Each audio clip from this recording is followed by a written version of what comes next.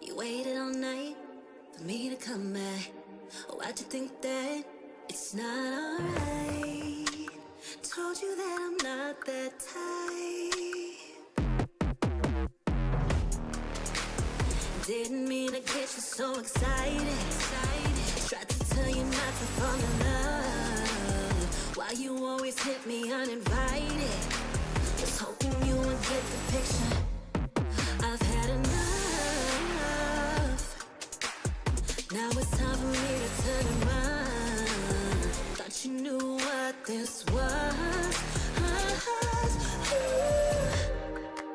Yeah, I am superstar. You were never the one for me.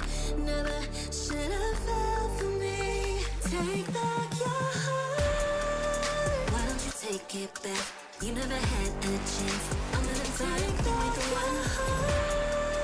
Call it a savage love, just till I had enough of us. I'm good, babe. I'm on my own. This ain't a phase. Just let me go.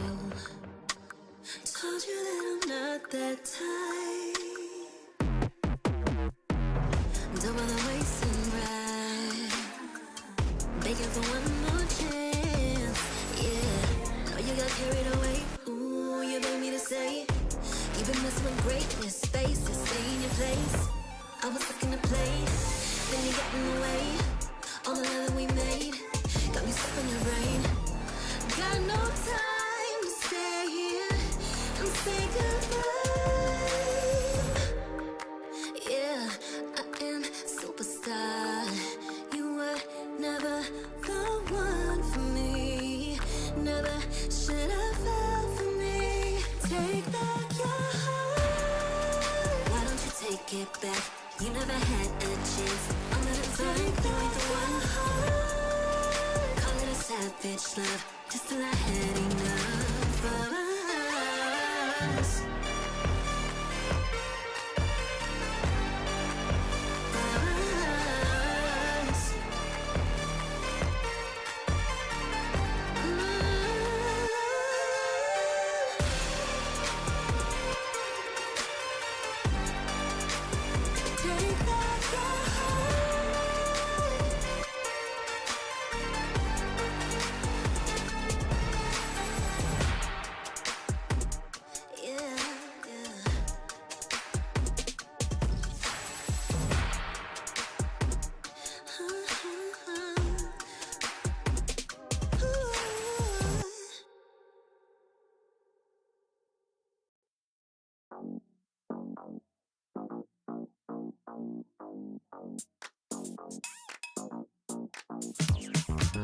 Cutie, dressed up and I'm glistening. I'm the gift, don't wrap me like it's Christmas. Want some yours, you'll know what you've been missing. Feeling like we should get into mischief. Listen, you've been looking like you're down on your luck. Need a girl like me to come through, lift you up. Hold me in your hand, I like when you touch me. Keep me around or you might get lucky. I'ma keep you with the good mood. Keep you up all night. Never, never around you. Baby, this is so vibe. Got me dancing like a soul train. Laughing the whole time. Got me singing in the shower. Baby, are you all mine? Baby, I'm your four-leaf clover. Your rabbit's foot, your charm bracelet, horseshoe. Baby, I'm your good, good omen. You wanna keep me with you. Keep me with you. Yeah, it's not hard to see. There's a pattern forming when you got me. 777 all wins, big money. The tramp over here never see me coming. I was in your back pocket the whole time. A quiet power, a silent gold mine. A big old confidence boost, you never delude. Just know that you'll be winning cause I'm with you in the building. I'ma keep you with the good mood. Keep you up all night. Never, never around you. Baby, this is so vibe. Got me dancing like a soul train. Laughing the whole time. Got me singing in the shower. Baby, are you all mine? Baby, I'm your four-leaf clover. Your rabbit's foot, your charm bracelet, horseshoe. Baby, I'm your good, good omen. You wanna keep me with you. Keep me with you.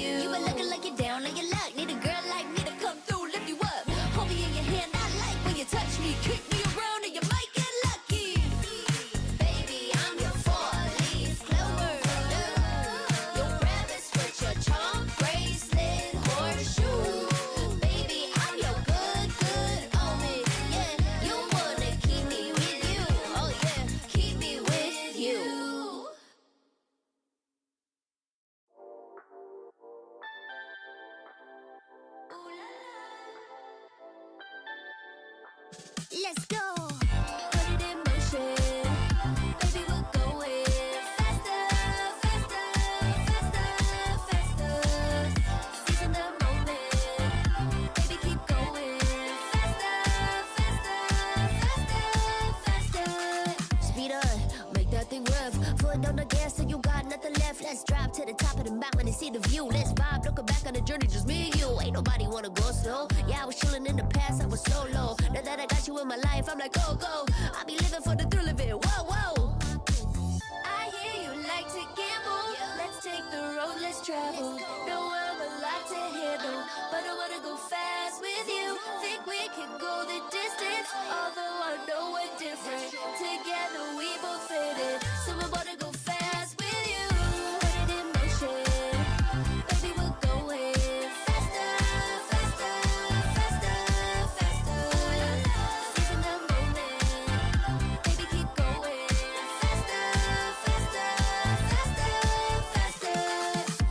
It's like they never even seen us, and nothing will ever get in between us. I'ma ride by your side every season, and if anyone try to stop us, we just speed up. Yeah, always keep it at 100. Top down, pretty face, so sun-kissed. Know it's scary, but I swear I really love this. Big shades on, summertime in London. I hear you like to gamble. Let's take the road, let's travel. Know I'm a lot to handle, but I wanna go fast with you. Think we could go the distance, although I know we're different. Together we both fit it, so I wanna go fast with you. Put it in motion, baby, we're going faster, faster, faster, faster. Seizing the moment, baby, keep going faster, faster, faster, faster. Put it in motion, baby, we're going faster, faster, faster, faster.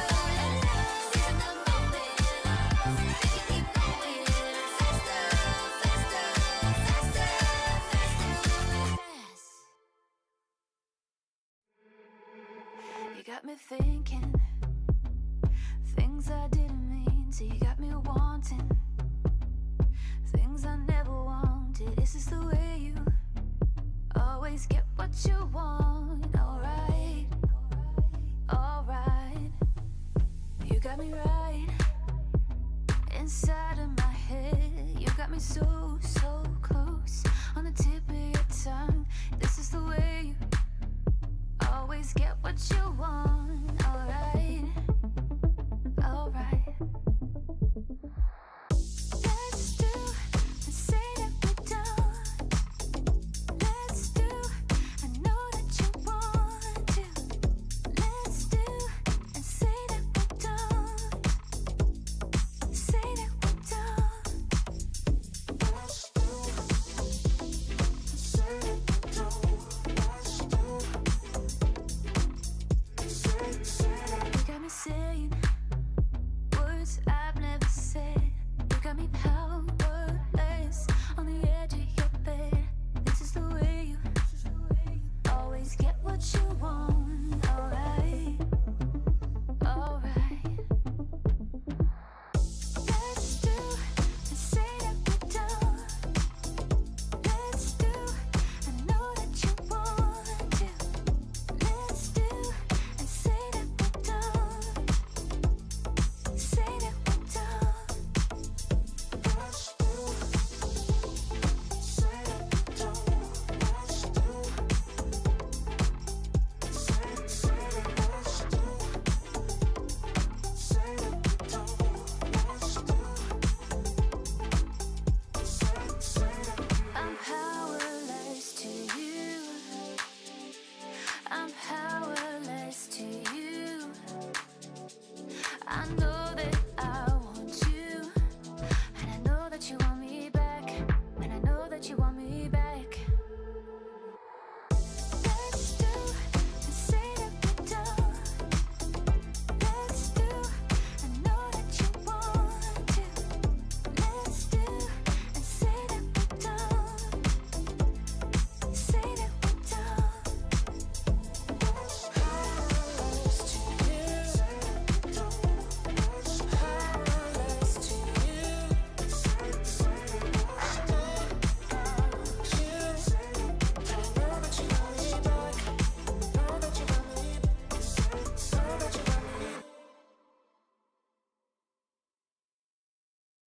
Ding ding.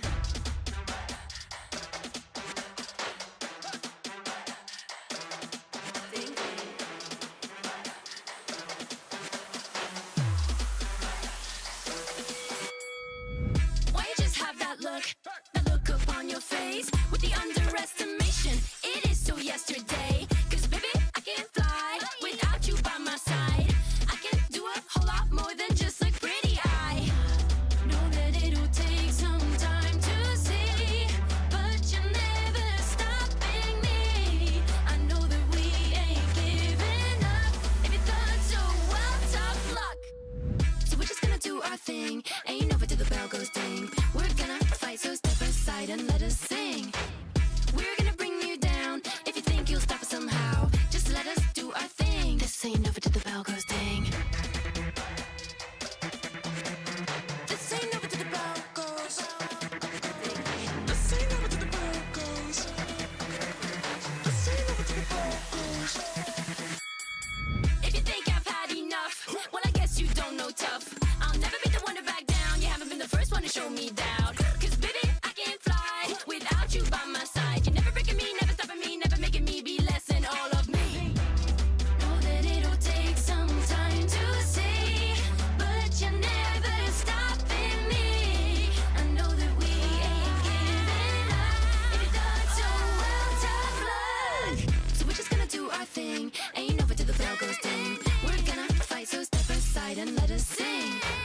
We're gonna bring you down. If you think you'll stop us somehow, just let us do our thing. This ain't over till the bell goes ding.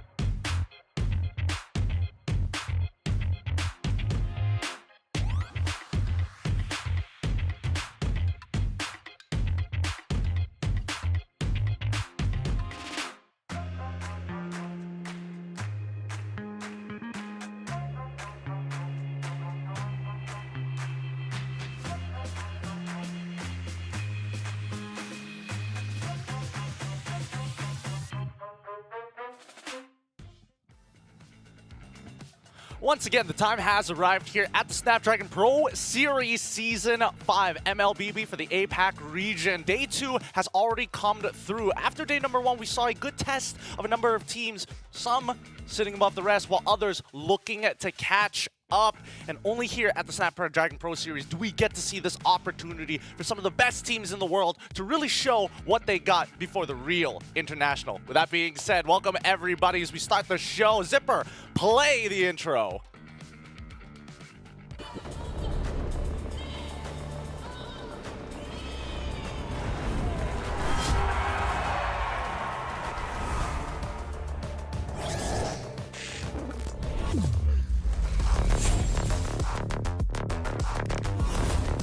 Looks like the players are ready. Here we go!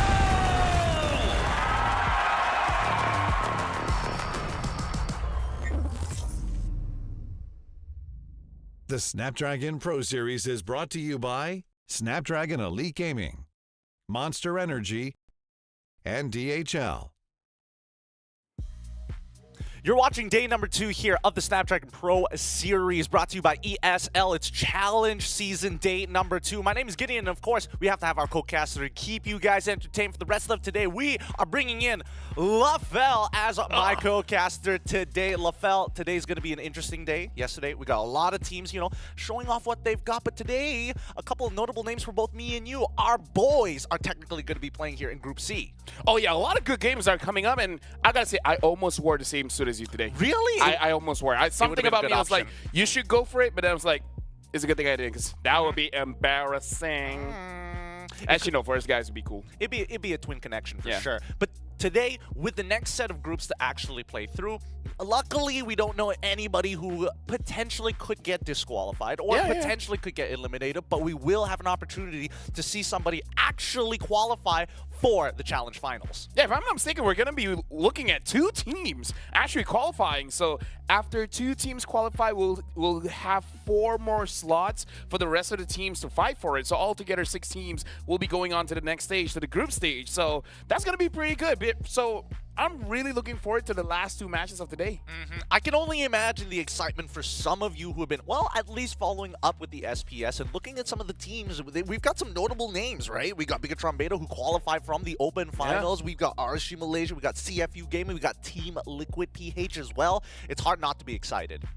A little bit off tangent, but do you know a lot of our local artists are actually watching the Snapdragon Pro Series? Oh, really? Well, I met with some of them yesterday, and then they're like, oh, this team is doing good, this team is doing bad. It's like, how do you know? I was like, oh, I watch it. I'm like, yo, what? hey, shout out to our restreamers out there and our local talents checking out the SPS. I'm talking about actors, by the way. Our actors, Actors, our datos, models. datins, you know, got to cover the entire, any of the royal family, any government. Rappers as well. Rappers. Those And and the one that sings fast, not the one to, you know, bunkos the thing. potential play-by-play casters. With that being said, hopefully you guys are going to keep up with the SPS because there's many more days to actually follow. Let's talk about the plays of the day. You weren't here to see it yesterday, but PX7 does it again. Clockwood as well as Don have done phenomenal jobs, don't get me wrong, but PX7, this guy, given Farmus and even a Phobius in the mid lane, he's able to perform. Look at this. I mean, TikTok clips. I don't know. I'm a roamer, but I really love watching mid laners perform. That's why Stormy is my boy. But I gotta talk about Clockwood, man. He's been showing up. Like, He really has. because of Clockwood, I kind of feel like Evos Holy has the potential of being A tier to all the way S tier, man. I'm thinking the same Right? line. Yeah, no, honestly, I was questioning EVOS Holy for a long time after the regular season, whether EVOS was, as an organization, would be able to stabilize. And after the MPL ID playoffs, getting second place is not that bad. And as well as a qualification spot, this team has a lot of potential. A lot of potential. I mean, getting 2 games off of Onyx, I kind of feel like SPS will just make them stronger. It could be even better. It could be even better. Hopefully, this team continues to grow, but it's going to be tough, right? We've got a lot of tough competition later down the line, even for the Challenge Finals. But today, we got to look at the GSL bracket. Currently, for Group A, EVOS Holy has already taken down KGE, and RSGPH has taken down Evil to send them both to the lower brackets. Whoever wins that match will have to face off the loser of EVOS Holy versus RSGPH. Yeah, and now, honestly, yesterday was amazing. So we got to look back at what happened yesterday. We're going to look at a bit of the highlights. And again, like I said, Clockwood, I really feel like Clockwood and NFL. I have to shout out NFL as well because I kind of feel like we haven't talked about them enough. Have we not? I mean, these guys, Annabelle in particular, is kind of interesting, right? I thought it was just going to be Clockwood who's able to, you know, kind of support that team to create that space. But even for Annabelle, he's been winning out these really important retry battles with the help of his team. I've watched the stream from the owners of KGE, and even they have said, for some reason, our team around the Lord, either we just missed the retry or we'll get wiped out. And then, as they say that, they get wiped out. So KGE, they have to work things out whenever they're fighting against Evil to make sure that their Lord takes are much cleaner. Because even when they win the fight, sometimes they still lose the Lord. It's definitely a weakness that they have to look into. I mean, it's even bigger weakness when they're playing like this in particular. This highlight clip already shows that once they lose their battle lines, the team just starts scrambling. It gets really, really messy for them. It feels like they have no direction as soon as that front line is penetrated. But you know what? That's KGE. EVOS Holy again from A tier, possibly even S tier. During this SPS, we gotta look at the groupings to really see where everyone is situated at. And again, I'm worried and excited that today 2 Malaysian teams will be playing. I hope they will do well. I mean, hope is well, you know what? Let's look at the Group B of the GSL groupings just to give you a rough idea of what they're going to have to deal with, right? Because YRG have already taken down one of the bigger competitors, RRQ Hoshi, in a tight series 2-1, sending them to the lower bracket where they will have to face off RSG SG, who has taken a loss from Falcon. So now YRG and Falcons for the qualification to the challenge challenge finals have to play a best of 3. This will be very interesting because on paper, Falcon won 2-0 and Udara Giants won 2-1. So this is going to be a situation where on paper, it looks like Falcon is doing a little bit better in the Snapdragon Pro Series, but I would say not historically, I would say in terms of people's opinions, YRG is the favorite for this match. I mean, I think that YRG has definitely turned the heads of a couple of people, but then again, when we see the Falcon versus RSG matchup, like, man, RSG really took a beating in that match. That's why it was the quick 2-0. Yeah, the second one especially. Don't even get into it. There was no mercy for that one. It really was no mercy. I even saw. I think it was Benny changing forms and then flicker backwards just to be like, I just can't do it. I can't just do that. Yeah, I can do that. And he even bought a Winter Truncheon just to kind of freeze underneath the crystal and the last moments. Like, that's how ahead they were in that game. So it just goes to show it's anybody's game, but the GSL format really prioritizes those who, well, continue to perform consistently. Yeah, winning is pretty good. If you guys haven't tried it, you should try it for yourself. Ideally 2 in a row as we look at Group C to introduce you some of these teams that you may have missed out, because yesterday it was Group A and as well as Group B, but now we have Bigatron Beta up against RSGMY, CFU versus TLPH. You know what, RSGMY, they're my boys. But Bigatron Beta, I gotta say, man, is a very difficult team to go up against, and Team Liquid PH, now they're my boys too. Love them to bits. Love them to bits. Love them to bits. TLPH definitely the favorites to walk out of these groups and qualify to the challenge season. Honestly, not too bad for them if they can make it. But the real question is whether BTR Beta has what it takes. It's another open finals team that is qualified to the challenge season, and technically this would be their first series. I would say don't discount them just because they're quote-unquote MDL team. I really feel like they're MPL level. It's just that between the 8th and the 1st, which part of the MPL are they really standing? I personally believe, watching the way that they play, they are at least number 4 of MPL power rankings, I would say. I mean, if we're talking about power rankings here, we got to start bringing up the tier lists, of course. We got to see where everybody has generally put their ideas on where these teams are going to be. We got S tier at the very top, D tier at the very bottom, and everything in between. My problem is that I can't differentiate which one is RSG Malaysia and RSG Singapore. Oh yeah, you're colorblind. I'm colorblind. All right, here I will differentiate the RSGs for you. All right, just from RSGs. Yeah, starting from D tier, that is RSG SG. B tier, RSG Malaysia because it's orange, and A tier, RSG PH Philippines. Got it. C tier is going to be pretty interesting for me because MV has actually defeated quite a lot of big names during their open finals run. So watching how they're going to play here is going to be definitely interesting, especially because I believe if any team from the C tier is definitely Bigatron Beta as well as MV that can really move up in the ranks, at least go to B tier. Ooh, we're not even including CFU or maybe even KGE in that list as well? KGE, like I said, they have a weakness when it comes to the Lord fights.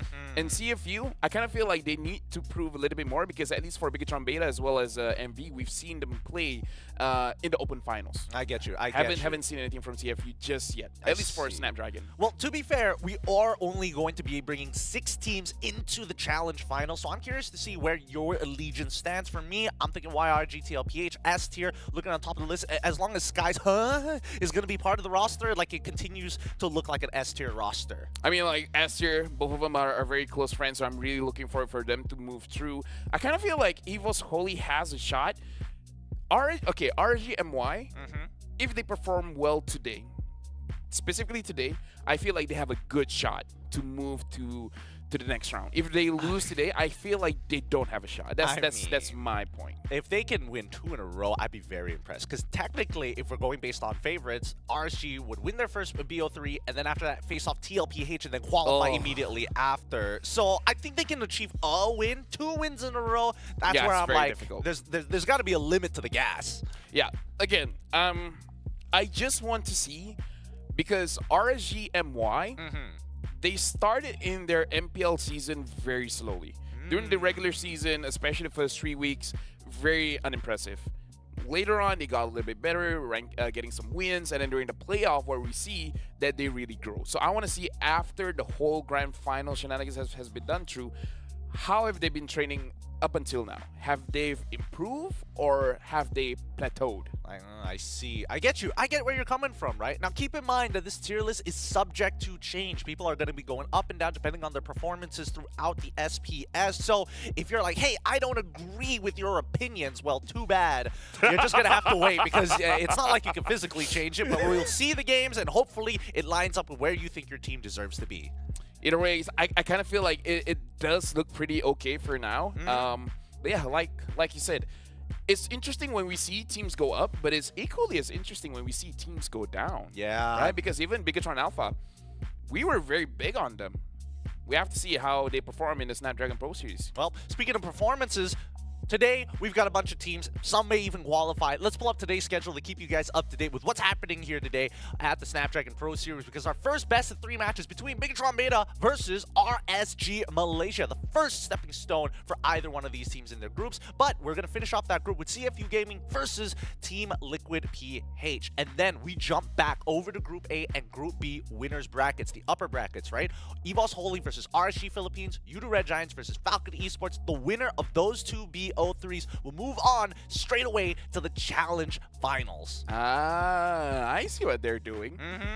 Opening with a Malaysian team, closing with a Malaysian team. Hey, whoa. This is scripted. I see what's going on. I see what's going on. It's a coinky dink. It's a coinky dink? It's a coinky dink. Just wait till tomorrow, and then who knows? Maybe we're going to start with a Singaporean team and end with a Singaporean team. It's, you know, it could change per day. It could change per day based on how they feel. I mean, I don't know.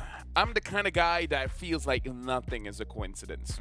Everything's planned. Maybe you should talk to Zipper about it. Maybe Zipper might be able to kind of give you a rough idea of what exactly is going to be happening for tomorrow. But let's focus on today's games because Bigatron Beta have a high mountain to climb here. And I'm concerned generally about any of these teams. But if you guys are a fan and you want to have an opportunity to check out the Challenge Finals, well, don't we worry. It's happening live in Jakarta. You can dive into the action right now and get those tickets early because they only cost 10,000 IDR. For those of you who aren't in Jakarta and don't use IDR as a currency, that sounds like a lot, but translated over to ringgit, it's only $3. That's like paying parking. That's like paying for a snack or a drink. So go over to esl.gg/MLBBTix-N so you know you're from the English stream and purchase your tickets now, or scan the QR code if you want to save the time typing in the URL. Have you seen 10,000 IDR? I have one. I have a 10,000 IDR bill in my... Oh, you even have it? Yep, I never changed it. Oh, honestly, neither do I. Something about going to other countries makes you feel like, yes, you could change it back to your currency to make it usable, but is this like usable isn't good enough? Yeah. Memories, man, memories. Memories. Isn't it great just leaving it in your wallet and the edges start to frail up so you can never use it ever again? Exactly. I have termites eating mine. I don't think that's how it works. I don't think termites go that way.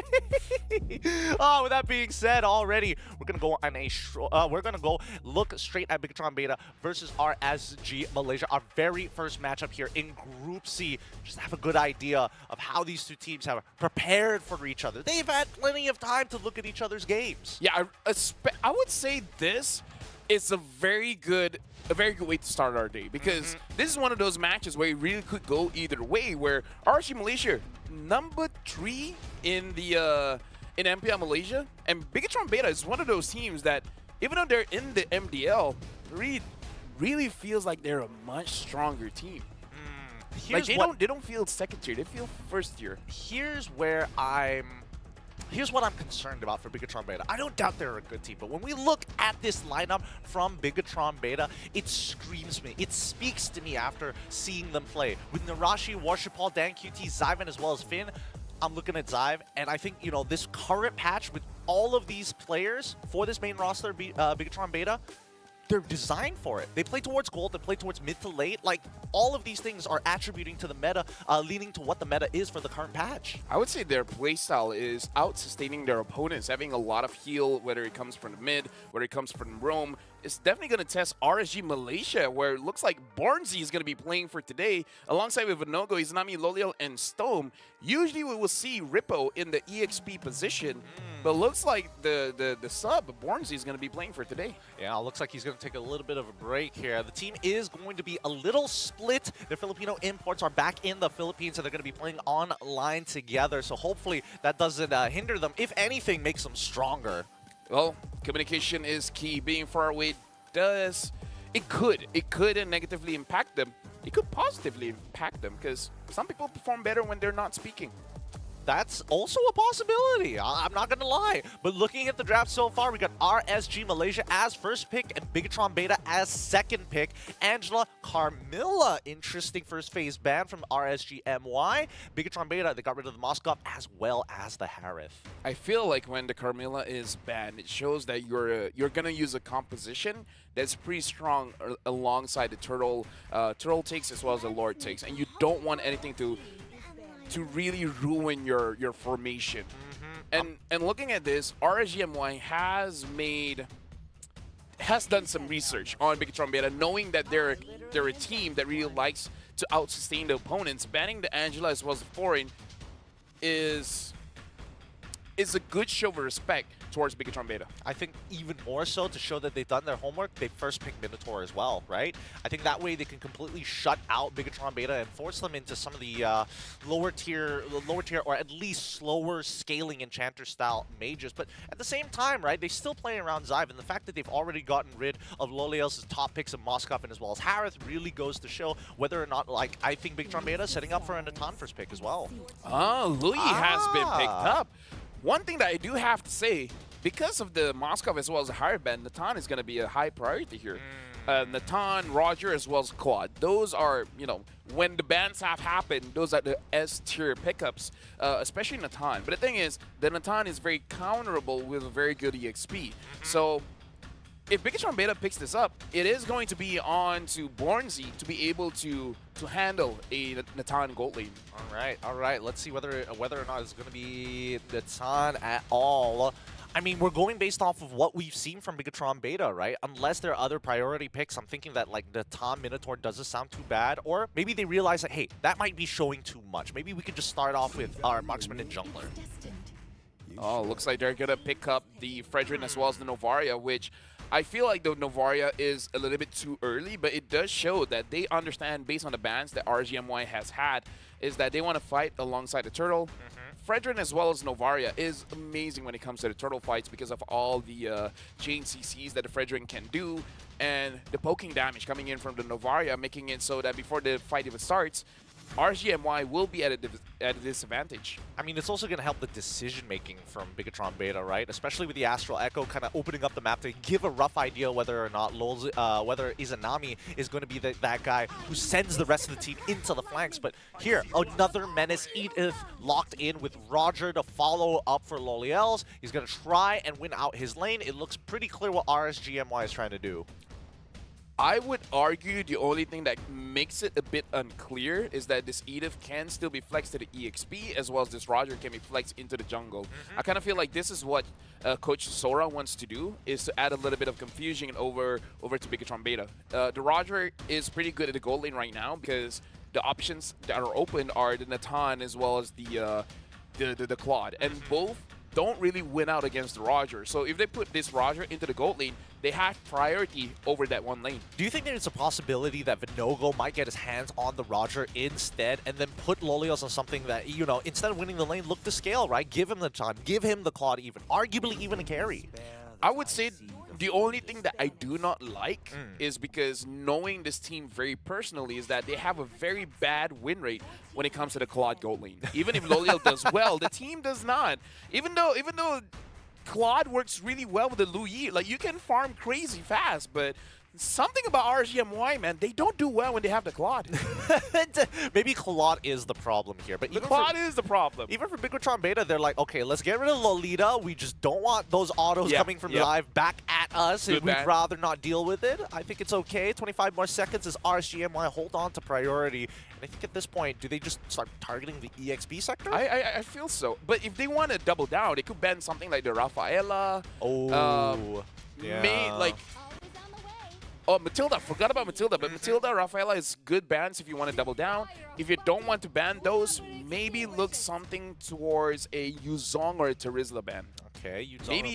Maybe even a Lapu Lapu ban. But the only thing is Terizla is good against the Lu Yi because if you use your penalty zone, you can cancel the diversion. So I feel like it's either those two, the Rafaela or the Terizla, maybe even the Yuzong. Maybe even the Yuzong. I think the Yuzong isn't too bad of a shout. It seems like it's within Bornzi's hero pool. Maybe I would say even the Lapu Lapu doesn't sound like a bad idea, but we'll see where the ideas, or at least where the investments are going to be done for the ban section. Minotaur might be a good ban as well. That's the thing, right? Yeah. They could go multiple different ways with this. At the end of it, I think that RGMY is content saying, hey, if we get rid of all these supports, we're going to see either a support or an EXP. Either way, we can adjust accordingly. Oh, Arlet, great ban.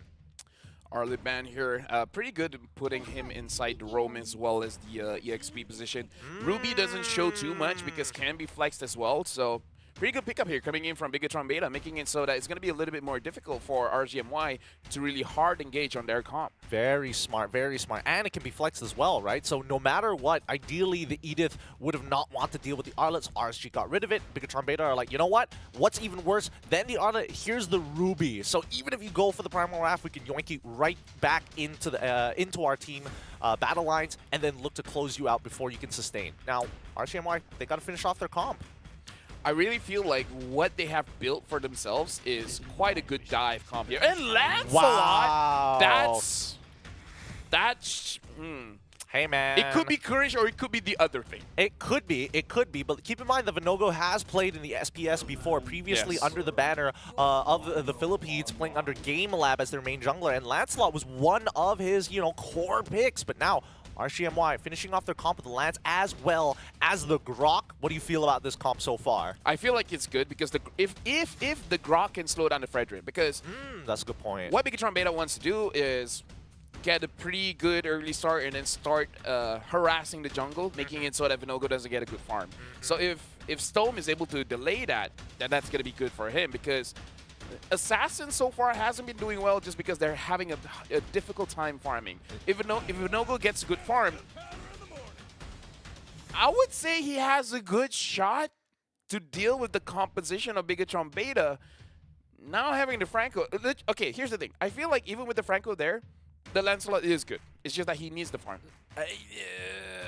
Just avoid the Lancelot. Just avoid the Franco. It's kind of tough, right? Because Bigatron Beta, they like to kind of play together as a full squadron once they kind of get out of the laning phase. And I think that's the biggest problem that I see here, that this Lancelot during the team fights is going to have a bit of a rough time having to dodge Ruby, having to dodge Fredrin, CC, especially Franco, which would be the most obnoxious. This is going to be a good test for RSGMY because Vinogo hasn't been performing well so far on those utility junglers, especially the fighter junglers. So if he performs well with the Assassin, with the Lancelot here, then I think this is going to show a much different RSGMY that other teams have to respect. Okay, well, if this is the new face, the other side of RSG Malaysia, the Bigatron Beta has something to worry about unless they keep to their style, play to what they are the best at, which is towards Xive. We'll see how this plays out with RCMY on the blue side up against their opponents. Bigatron Beta on the red side. Both purple buff starts. Yeah, it looks like... I think this is more on Bigatron Beta not wanting to start on the same side as RSG. So I'm really looking at this Fredrin, and he probably wants to start getting inside the jungle of Vinogo. So I think he himself wants to get a level 5 very quick. And Lolio, quite a lot of HP chunked down, but so far looking pretty good. Yep, really, really good. Bigatron Beta do this all the time, right? They have these early engagements in the laning phase at level 1, usually around Xive as well as the Roamer, just to kind of create a huge life lead, right? Especially when they're up against like high priority hero lane bullies like Roger. Once you chunk him out hard enough, then it's like, man, the amount of pressure in the lane relieves itself. Looking at the visual here, it looks like Lolio's having a bit of a problem with his device because I think he was logged out, so he's gonna log back in. So not a good trade for Lolio. Not sure if something happened that caused him to have that bad trade, but I would say it's not the end of the world if he can still stay in his lane. So I'm really looking at RSGMY.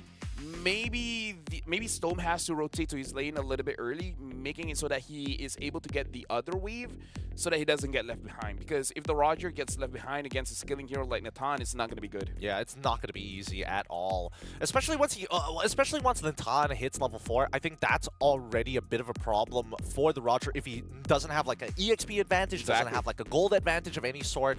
I mean, it's all about power spikes here. And I think, you know, looking at like the first items from both sides, I'm not seeing boots. They are just rushing first items here, right? Or yeah, the thing is as well, Zyve is level 2, Lolio is level 1. So I really do feel that Natan was able to clear up his lane, and I think Lolio just body blocked a lot of the basic attack damage. I think Finn, I mean, technically Finn did show up, so I'm assuming he landed a hook, or I'm assuming he forced Lolio's like out of position towards like the brush side so that Zyve can really limit down on the angles. Other than that, looking at everything else, everything looks pretty standard. So looking at the players, they look pretty okay. It doesn't look like there's any problem on their side. So I feel like we're going to be resuming now. Maybe we should talk to Zipper about getting the what do they call it? When the marshals are just like type 2, type 1 issues and then starting up. There's a term for it. I'll get back to it later. But for now, let's see the emblems.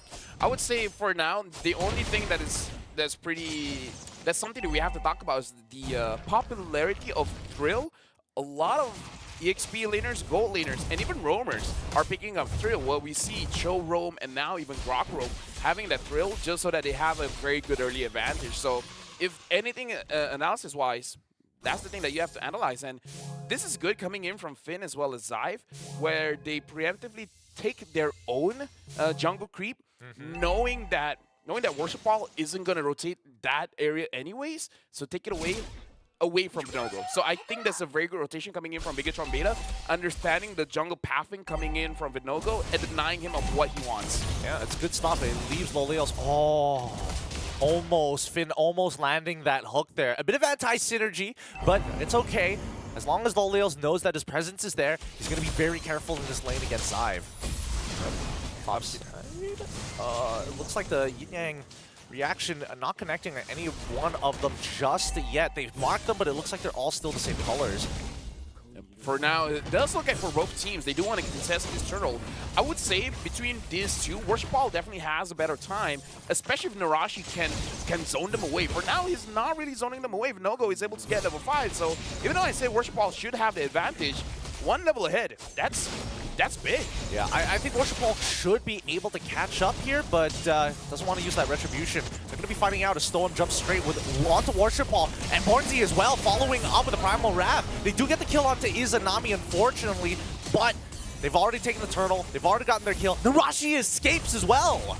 I would say RSG Malaysia had two different ideas where I kind of feel like they were a little bit greedy. I feel like the idea is good. It's just that they have to be a little bit more careful on the execution because Izanami dropping down, at least he got an assist, so it's not the end of the world, but you want to be able to let your mid laner scale up pretty well. And Storm taking quite a bit of damage, but still able to be well just because he's close to the wall, so he has extra magic resist. Yeah, these iron hooks are getting closer and closer as Finn refuses to leave the bottom side of the map, allowing at least allowing Zyve to have as much pressure as he wants to, because in Lolo's position, I'm scared of getting flickered bloody hunted by Finn. Right now, looking at the itemization here, Lolio already has his Wind Talker, and Zyve having his Feather of Heaven. So this is a very good start coming in from both gold laners. Looking like Lolio doesn't really get punished that much in the lane, which is pretty good. The not so good thing is that the Natan, his own farm, hasn't really been delayed all that much. And funny enough, Vinogo, 0 damage. He hasn't really participated in any damage numbers so far, but I think it makes sense because he wants to farm up first. I believe after one item, then he can start to look for fights. If it's not comfortable, going for that second item first does make sense.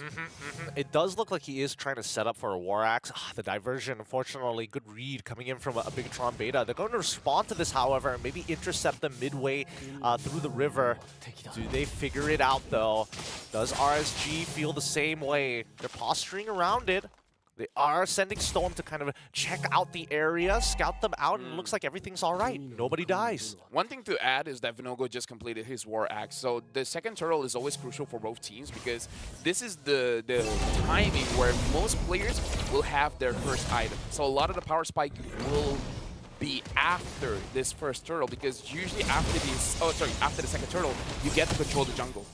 Oh, Iron Hook lands onto Storm so far. Entropy is already being sent out as Izanami forced to flicker away. Like and Pounce doesn't do as much work as he wants to, but at least he gets the Rashi as Bornzy is the next to fall to Finn. Bloody Hunt still on a line, despite 3 battle spells being broken. Finn holding on strong with the Bloody Hunt. Vinogo has the level advantage here, but it looks like they're going to reset this, not going to take the chance. Oh, never mind. They want to continue. Finn is going straight on to Vinogo, and Vinogo has the turtle, goes over to Bigatron Beta. I feel like that is a very good choice, because that would have been bad if Vinogo dies, especially when his purple buff is just about to spawn. Yeah, no, I totally agree there. But Finn really holding on to that trigger finger, just making sure that he, as long as he has the threat of his ultimate still looming, RSG Malaysia are just trying to play around it. And it's a little frustrating, but an Iron Hook connects, and that's the Bloody Hunt. Zyme should be able to find this kill, KOing Lolios instantly.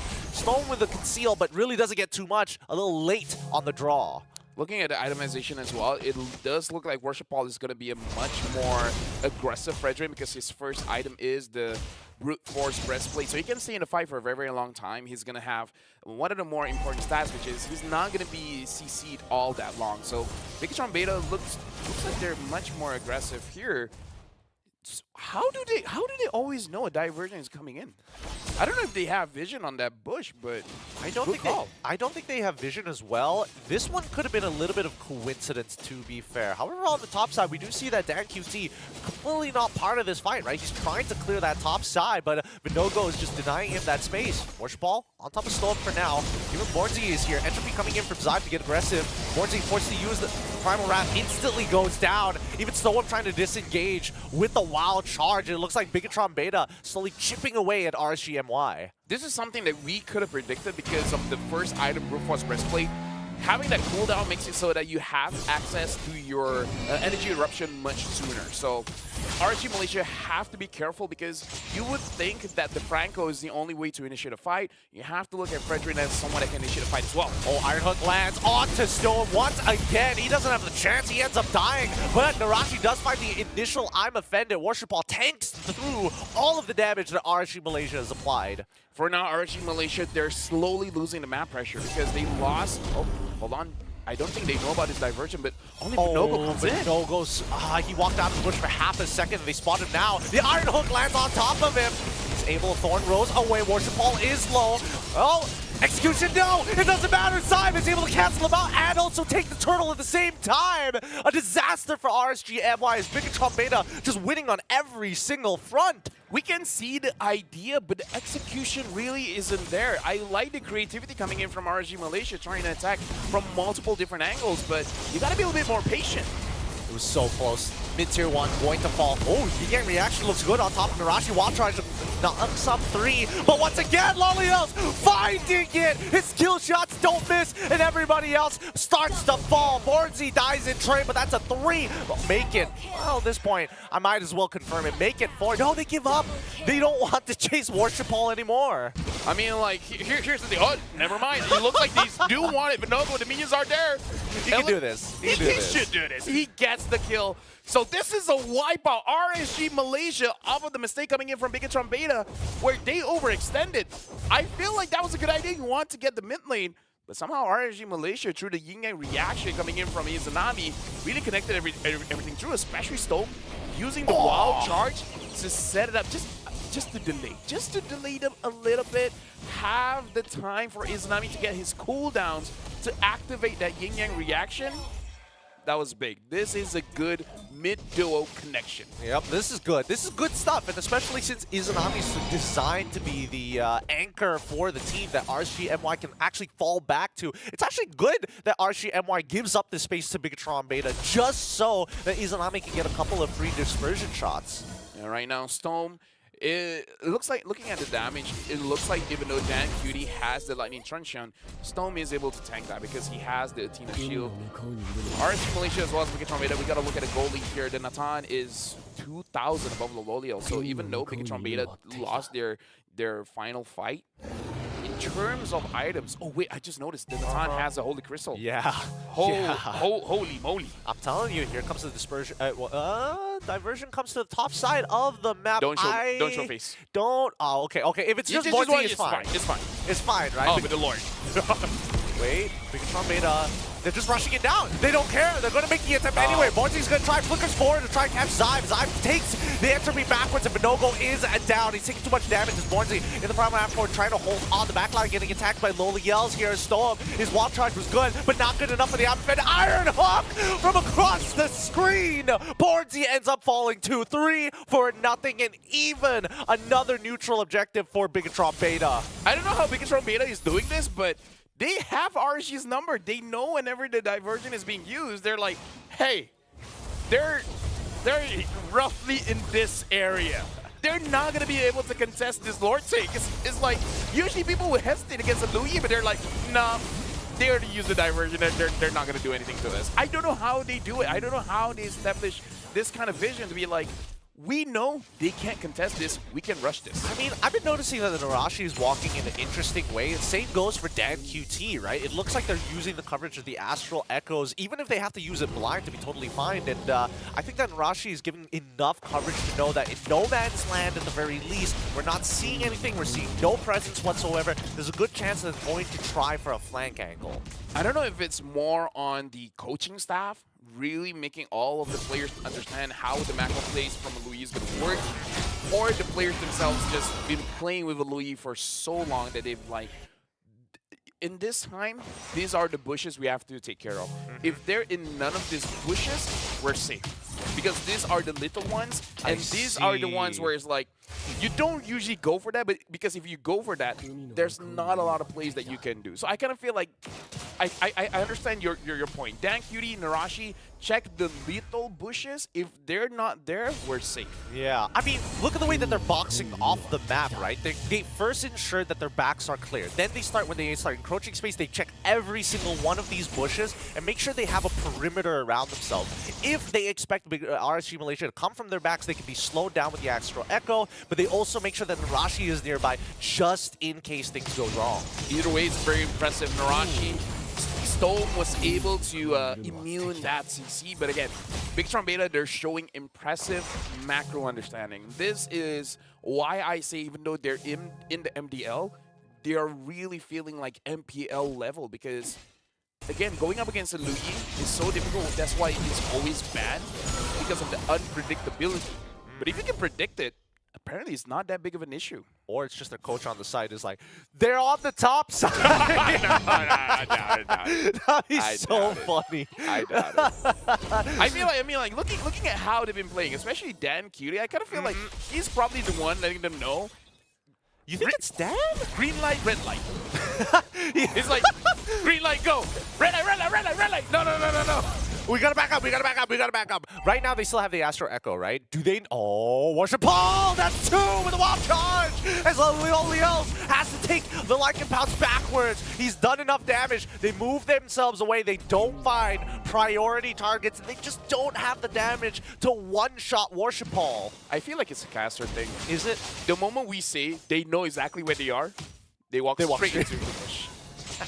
It's like they've been doing it perfectly this entire match. The one time we bring it up, they get caught. Look, it happens all the time, and they do. Wait, they brought boards in. He gets hit by the Iron Hook, flickers out of there, forced to use a primal. Wrap, they sent in a suicide bomber, and he's still alive. He committed to that.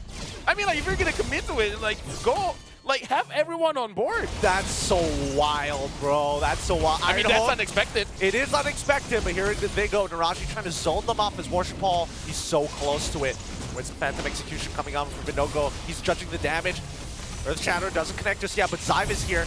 Entropy is already chucked down Borzi. He's low. Binogo is still looking towards that Lord side, but no, they get into the middle of that fight. Thorn Rose is good, but Zyve takes out Storm already. Gets Binogo in one fell swoop. Give him the Lord as well. A double for Zyve. He Iron Hook Binogo mid-dash. That's wild, right? Mid-puncture. Like, okay, what? It's one thing. Oh, hold on. Dan Cutie gets sniped by Dan Cutie. The one bush you didn't check. One bush. Lolio's trying hard. He's trying to carry C, but it's not gonna work out. Oh, he's still survived. He's so low, dude. Survives. Oh, okay, Wow. okay. This Zyve is a problem. I think it's clear to He's a say problem. He's a that problem. he is such a big problem for RSG Malaysia. They have, Bigatron Beta have invested everything into Zyve. He is 14,000 gold ahead. Let me just say, if I'm playing a ton and the enemy doesn't have like Yuzong or Lapu or generally any kind of EXP laner that can basically ignore the front line and go straight for me, I'm not worried, man. I mean, like Edith is gonna have a difficult time trying to penetrate Bigatron Beta's front line. Like, I mean, Borzi better hope to have at least this flicker to survive, but these inhibitor turns are taking quite the beating with the mid already gone here. At this point, Bigatron Beta, they've set themselves up for success. 8-13 is the kill score in favor of Bigatron Beta, but they're not letting RSG Malaysia walk out of their base, but they're consistently checking bushes. Oh, look at that. Izanami is... Oh, no! They know! They know! They always know! The poor guy! No, the Iron Hook lands as well. How can I not say it's Dan Cutie? He astral echoes backwards. He's So like, smart. someone will be here. Someone's going to be here. He used his ult to check it. Oh, that's unfortunate for Izanami, but at the very least, dying at this time is okay. Because for Izanami, 18 seconds is something that RNG MY can actually build. Unless Bigatron Beta says otherwise. If they get another inhibitor turret, I don't know how worth it is. Stola taking so much damage, he's instantly dead. Despite the wild charge, does not matter. That's another 36 seconds of being staggered. I think all these inhibitors are about to fall with Bigatron Beta knocking at their door, knocking at the crystal, looking to end this as soon as possible, forcing Bornzy to use that Primal Wrath. Zyve, he decides to take the entropy forward, almost destroying Bornzy's HP, but at the very least, he doesn't go down. I mean, like, we gotta be frank. Bigatron Beta, they hit their power spike a long time ago because now the Natan is full build. Oh, the good throw runs the dodge, but Narashi only finds one. Bornzy ends up dying regardless with the Astral Sphere coming in from Dan QT. Phantom Execution canceled once again, but no go, getting locked down. It's not even close here. The CC from Bigatron Beta. They did not let RSG MY move.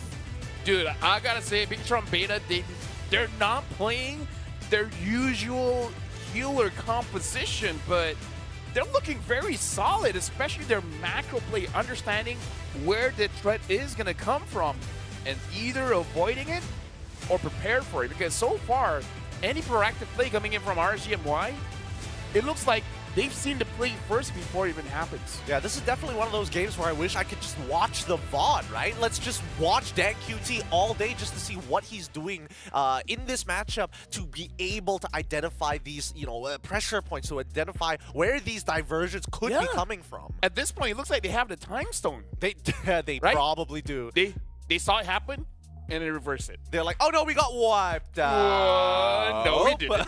Every single time, they managed to get these good reads onto RSG MY, and I think, Vinogo was non-factor in these fights. It didn't feel like he was able to access that backline to get on top of Zyve in particular, because Finn, he's holding that bloody hunt specifically for him, whether it be for Lord takes or whether it be for attack in the backline. I don't know, maybe it's just the Franco. The Franco is the factor where he made it so that he doesn't know how to engage into the fights, because I believe Lancelot, after he completed his 100 strike, he could try to go in for the trees, right? Try to use the bodies of Bigatron Beta to dash through with the puncture and go straight onto Zyve, but having the Franco there probably makes him second guess things. So having the Ruby as the fourth pick, letting it be flexible to go into the roam or the EXP, was brilliant. It was genius. It was genius. Really, really good stuff, because it made like every melee hero, quote unquote, a melee hero's life difficult. Lolios couldn't get in properly. Even Bornzy as well was taking a good amount of damage of like, hey, should we use the Iron Hook? I don't see Vinogo, and Bornzy's already here. Might as well yoink him back in. The thing is, there's quite a few other assassins that were open as well, namely the Ling. Ling was in use, but this is one of those things you can't fault the draft because you didn't see the Franco. But if you saw the Franco, another pickup that would be potentially pretty good is the Julian, where the Julian is going to be pretty good going up against the Natan, arguably the Fredrin, as well as the Franco, where you can choose either to use your enhanced Scythe or enhanced Chain. I see where you're coming from there. I don't know how behind the idea I am. I like Julian as a hero, but for competitive play, I feel like there's just so many ways of actually hurting the Julian. Like, once your abilities are done, people are going to flicker on you just for fun, honestly. You don't have a lot of ways to get out of here. And I think, especially for Vinogo in these matches, I mean, I would already be nervous to go and engage somebody when I get hit by an Iron Hook mid-dash. Yeah. That's where I draw the line where it's like, okay, this guy, he's too much. Yeah. I don't know. Perhaps when you see the Ruby, maybe you exit the idea of going for an assassin. Probably, jungler, right? Yeah. Like maybe go for something like, I don't know, a Boxia or something, because I will say after this patch, we've seen less Barats and more of Boxia. But to be fair, talking to people, the reason why the Boxia is a higher priority is because of the quad. So I kind of feel like if Zai picked up the quad and not the Natan, perhaps he would have gone for the Boxia, because looking at all the numbers, looking at all the games Boxia has against the quad, it makes a lot of sense. The quad doesn't hurt him as much, especially when it comes to the Lord fights. Yeah, it's all about how they apply the on-hit damage of Boxia's passive. I kind of feel like try to ban out the Natan, let Zai have some kind of attack speed kind of hero, and then just pick up a Boxia. That's the way I would go. I mean, that Loliel still has to play lane dominating marksman. I feel like it plays to his strength. Okay. I really do feel like Loliel has been showing up inside the lane and in the team fights. Tell you what then, I'm thinking whether they start changing the overall style, because so far Vinogo on this assassin just doesn't seem to be doing it for me right now. I I think mean, we go back. it's just one game, but still. Yeah, true. It is one game, but still, I think they should completely change the style of the way they approach these fights, right? I think it needs to be a little bit more cool, calm, collected, a little bit more controlled, because so far we don't see Bigatron Beta splitting off too far from Zyve. So if they're going to be playing around Zyve, all right, let's double down on the team fight. We're going to be look to lock in anything along the lines of like Minotaur with maybe even, I would say, combo-oriented marksman. Yeah. Beatrix doesn't sound like a bad idea. I also think that maybe even the name of the hero is slipping my mind, but let's look at the golden EXP graph first. It does look like RSG Malaysia actually had a pretty good start, but they're just not able to convert a wipeout into map control. I feel like that's one of the problems, where when you're having a tank jungler, you don't really care too much about the farm. You're very satisfied by having your opponent's side of the farm. When you're an assassin, you want your opponent's side of the farm as well as your own farm. So you kinda use your own time to get the levels, to get the items, instead of establishing map pressure. And I kind of feel like that's where they start to lose it. Because when you see Bigatron Beta do it with a GPM of 992, he's literally getting all the resources on the map, right? They're purposefully giving it to him so he can scale quicker than everybody else. But the only time we've seen RSG MY actually get the full wipeout against Bigatron Beta is when Zyve went down, when they got access to the backline. So after getting this wipeout, everyone is actually in prime position to get as much turrets as they can, as well as try to take as much jungle resources. Even though they did do it, we see the RSG Malaysia go back into their own side of the map and then using the diversion to get to a flanking position. However, like I said, it does seem like Bigatron Beta is reading all of these plays with a time stone, where they're just like, I feel like they can't contest because you rarely see people rushing the Lord that fast. Yeah. Most people don't do it, especially against a Loyi. You're always a little cautious with the way you approach it, right? But I think, Dan QT, as you mentioned before, is a big proponent of that, being able to kind of check these bushes and really limit down the potential options that RSG MY has. Again, Bigatron Beta, I do feel like they got a good draft. I feel like RSG Malaysia's draft is serviceable. It's just that they need to be able to prioritize what they need to do to actually start winning the games. Because I kind of feel like once 2 items on the Lancelot, try to behave like a tank jungler and try to establish pressure first, farm later. Okay. But again, that's my take. Could be wrong because I'm not a top tier jungler. Pressure first. Okay, I'm sorry. That means that but then they would stray away from the gold lane. And do you think that Lolios would be able to manage on his own? Considering that has to. Megatron Beta, like, they send people down there continuously. They send the Franco down. They also send, sometimes even Novari as well as the jungle to make it happen. I would say they have to, because if you let your gold laner be alone, absorb all of the minions, and then solo a turret, that's where you get maximum gold. So everyone else just has to make sure that they keep everyone else in check. Like Lolios, they're in this position. You're good to go. Lolios, we have no idea where they are.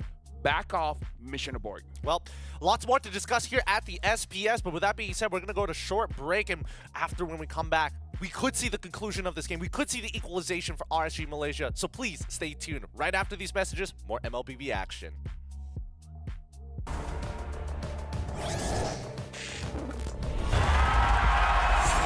Here we go!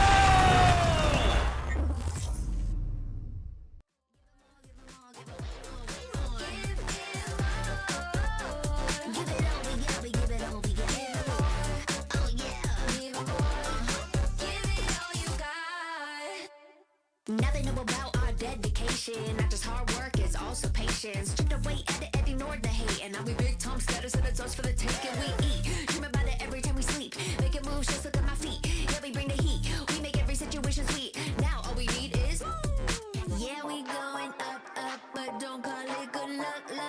Earning what we got, cause all we do is give it. Yeah, we going up, but don't call it good luck.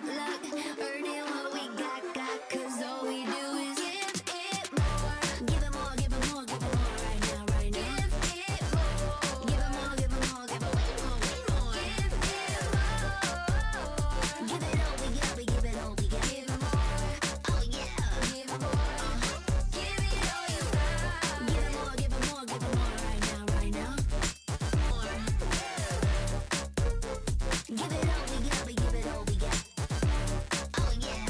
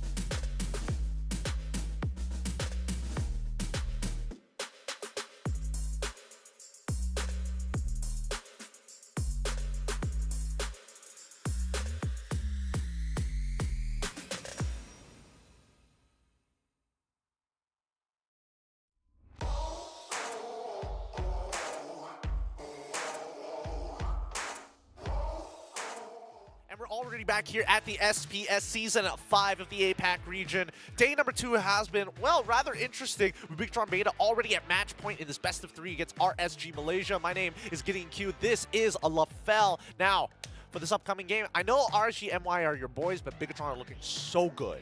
We got to talk about how RSGMY, they're trying to show a different face of RSGMY, right? Having a damage dealer inside of the jungle, as well as Born Z into the EXP instead of Rippo. We got to see if they're keeping Bornz there, I feel like it's still serviceable. It's just that do they play this new style or go back to what has been working for RSGMY by having a utility jungler? Oh, it's tough to say. Honestly, it's really, really tough to say. I don't mind this style so much, but there needs to be a certain level of aggression, a certain level of greed. Now the thing is, RSGMY, the question is, they ban out the Florin. Is Florin a good ban here, or maybe it's better to ban out than Natan? Oh, that one's tough. That one's tough to say because Right, they because- kind of work in tandem with each other, right? Because Bigatron Beta is good with the Florin, but at this point, like you said, Zyve is a problem. He is, he is. I mean, so far, Bigatron Beta have been just bundling Zyve with everything. Lord kills, even Turtle kills, like, give him everything. Every single buff does not matter as long as he scales. Yeah, it's like, hey, have my girlfriend as well. Yeah, you know what? Take my investments, take my 401, my retirement plan, all yours, buddy. All you. Same exact bans so You know what? far. I don't need this holiday. You can have it. This trip to Riyadh? You can have it, you buddy. can have it, buddy. It's all right. It's all good. It's like I'm starving, but you want some ramen, man?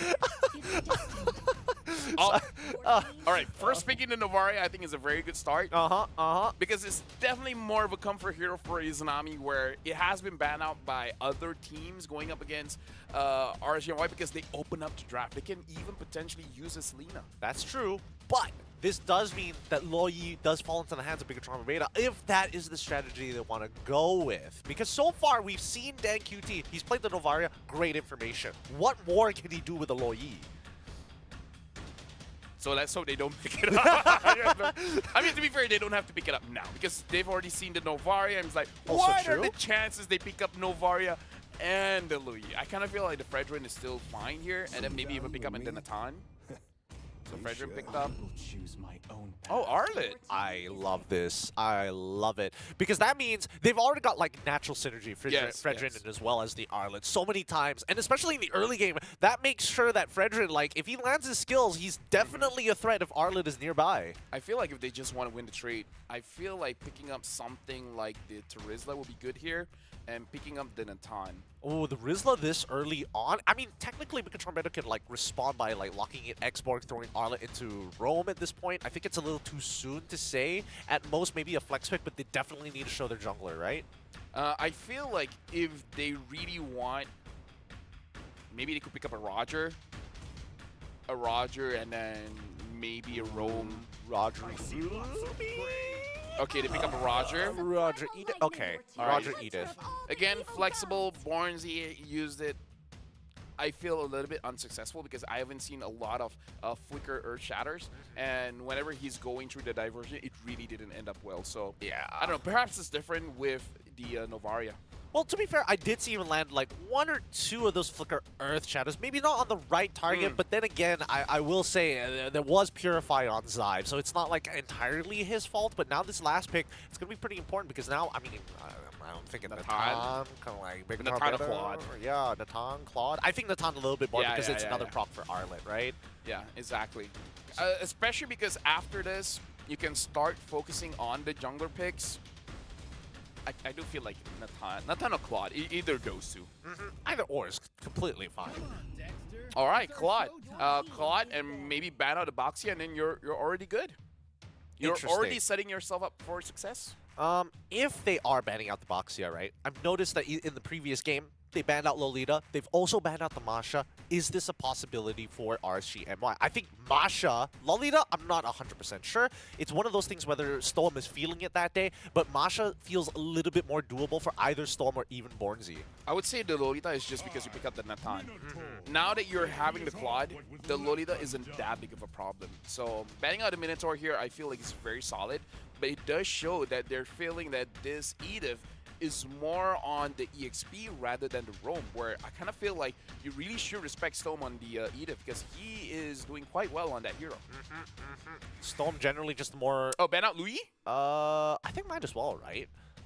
Is there anything Because else Louis there? Claude is pretty hard to deal with. Yeah, Louis Claude is already tough to deal with unless RSGMY is thinking like there's another mid lane mage they're worried about. Oh, they ban out the Matilda because I'm thinking banning out like Louis Faramis. Louis Farmis. Oh, Farmis is also pretty good. If Yeah, not the you're Faramis, right. Valentina. But Yeah. I feel like those 3 picks should be banned out here because this composition coming in from RGMY is pretty bursty, having the Roger as well as the Novaria. So if everyone's last hit and then you just pop the Nether Realm, really, like, you know, they can get away from it, right? Yeah, no, I see the angle. I definitely see the vision here. 45 more seconds as RSG MY are the ones holding on to priority. The real question is whether or not they're going to follow their bans. Now that the Arlet is already banned out, what else? Get rid of the Roy, get rid of the Valentina, or get rid of this Farmus. I'm thinking Farmus. I feel like if I had to deal with a team composition that is forced to make proactive plays with a diversion compared to pressing one button and saving an entire team, I think I would go with the one that has more likely to make a mistake than the other. Unfortunately, you're just put in a position, pick your poison, right?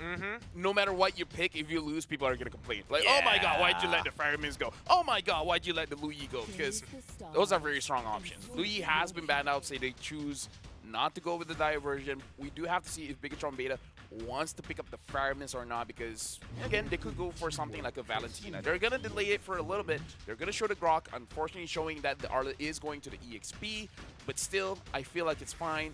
Let your mid laner be the counter towards the draft coming in from RGMY. Yeah, I think so far the Bigatron Beta draft is looking great. I love the natural synergies between the heroes so far. The real question is whether or not they're going to be able to kind of execute their game plan like they want to from the side of RSGMY, considering that a lot of the information is going to be given over with the help of this Grok, and there's no real way of stopping him. Personally, for me, Baxia and Terizla. Terizla. If not Baxia, something.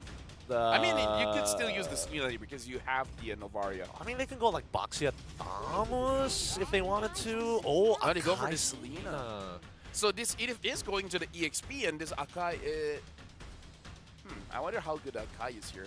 I think it's fine, because at the very least you have like an inbuilt Purify with a heavy spin. Valentina gets locked in for the side of Bigatron Beta. I like this a lot, because now we can see, at least for Dan QT, oh no, you're going to be locking down our jungler. Don't worry, it's going to be a Beyblade battle. Yeah, that's what I worry about a little bit.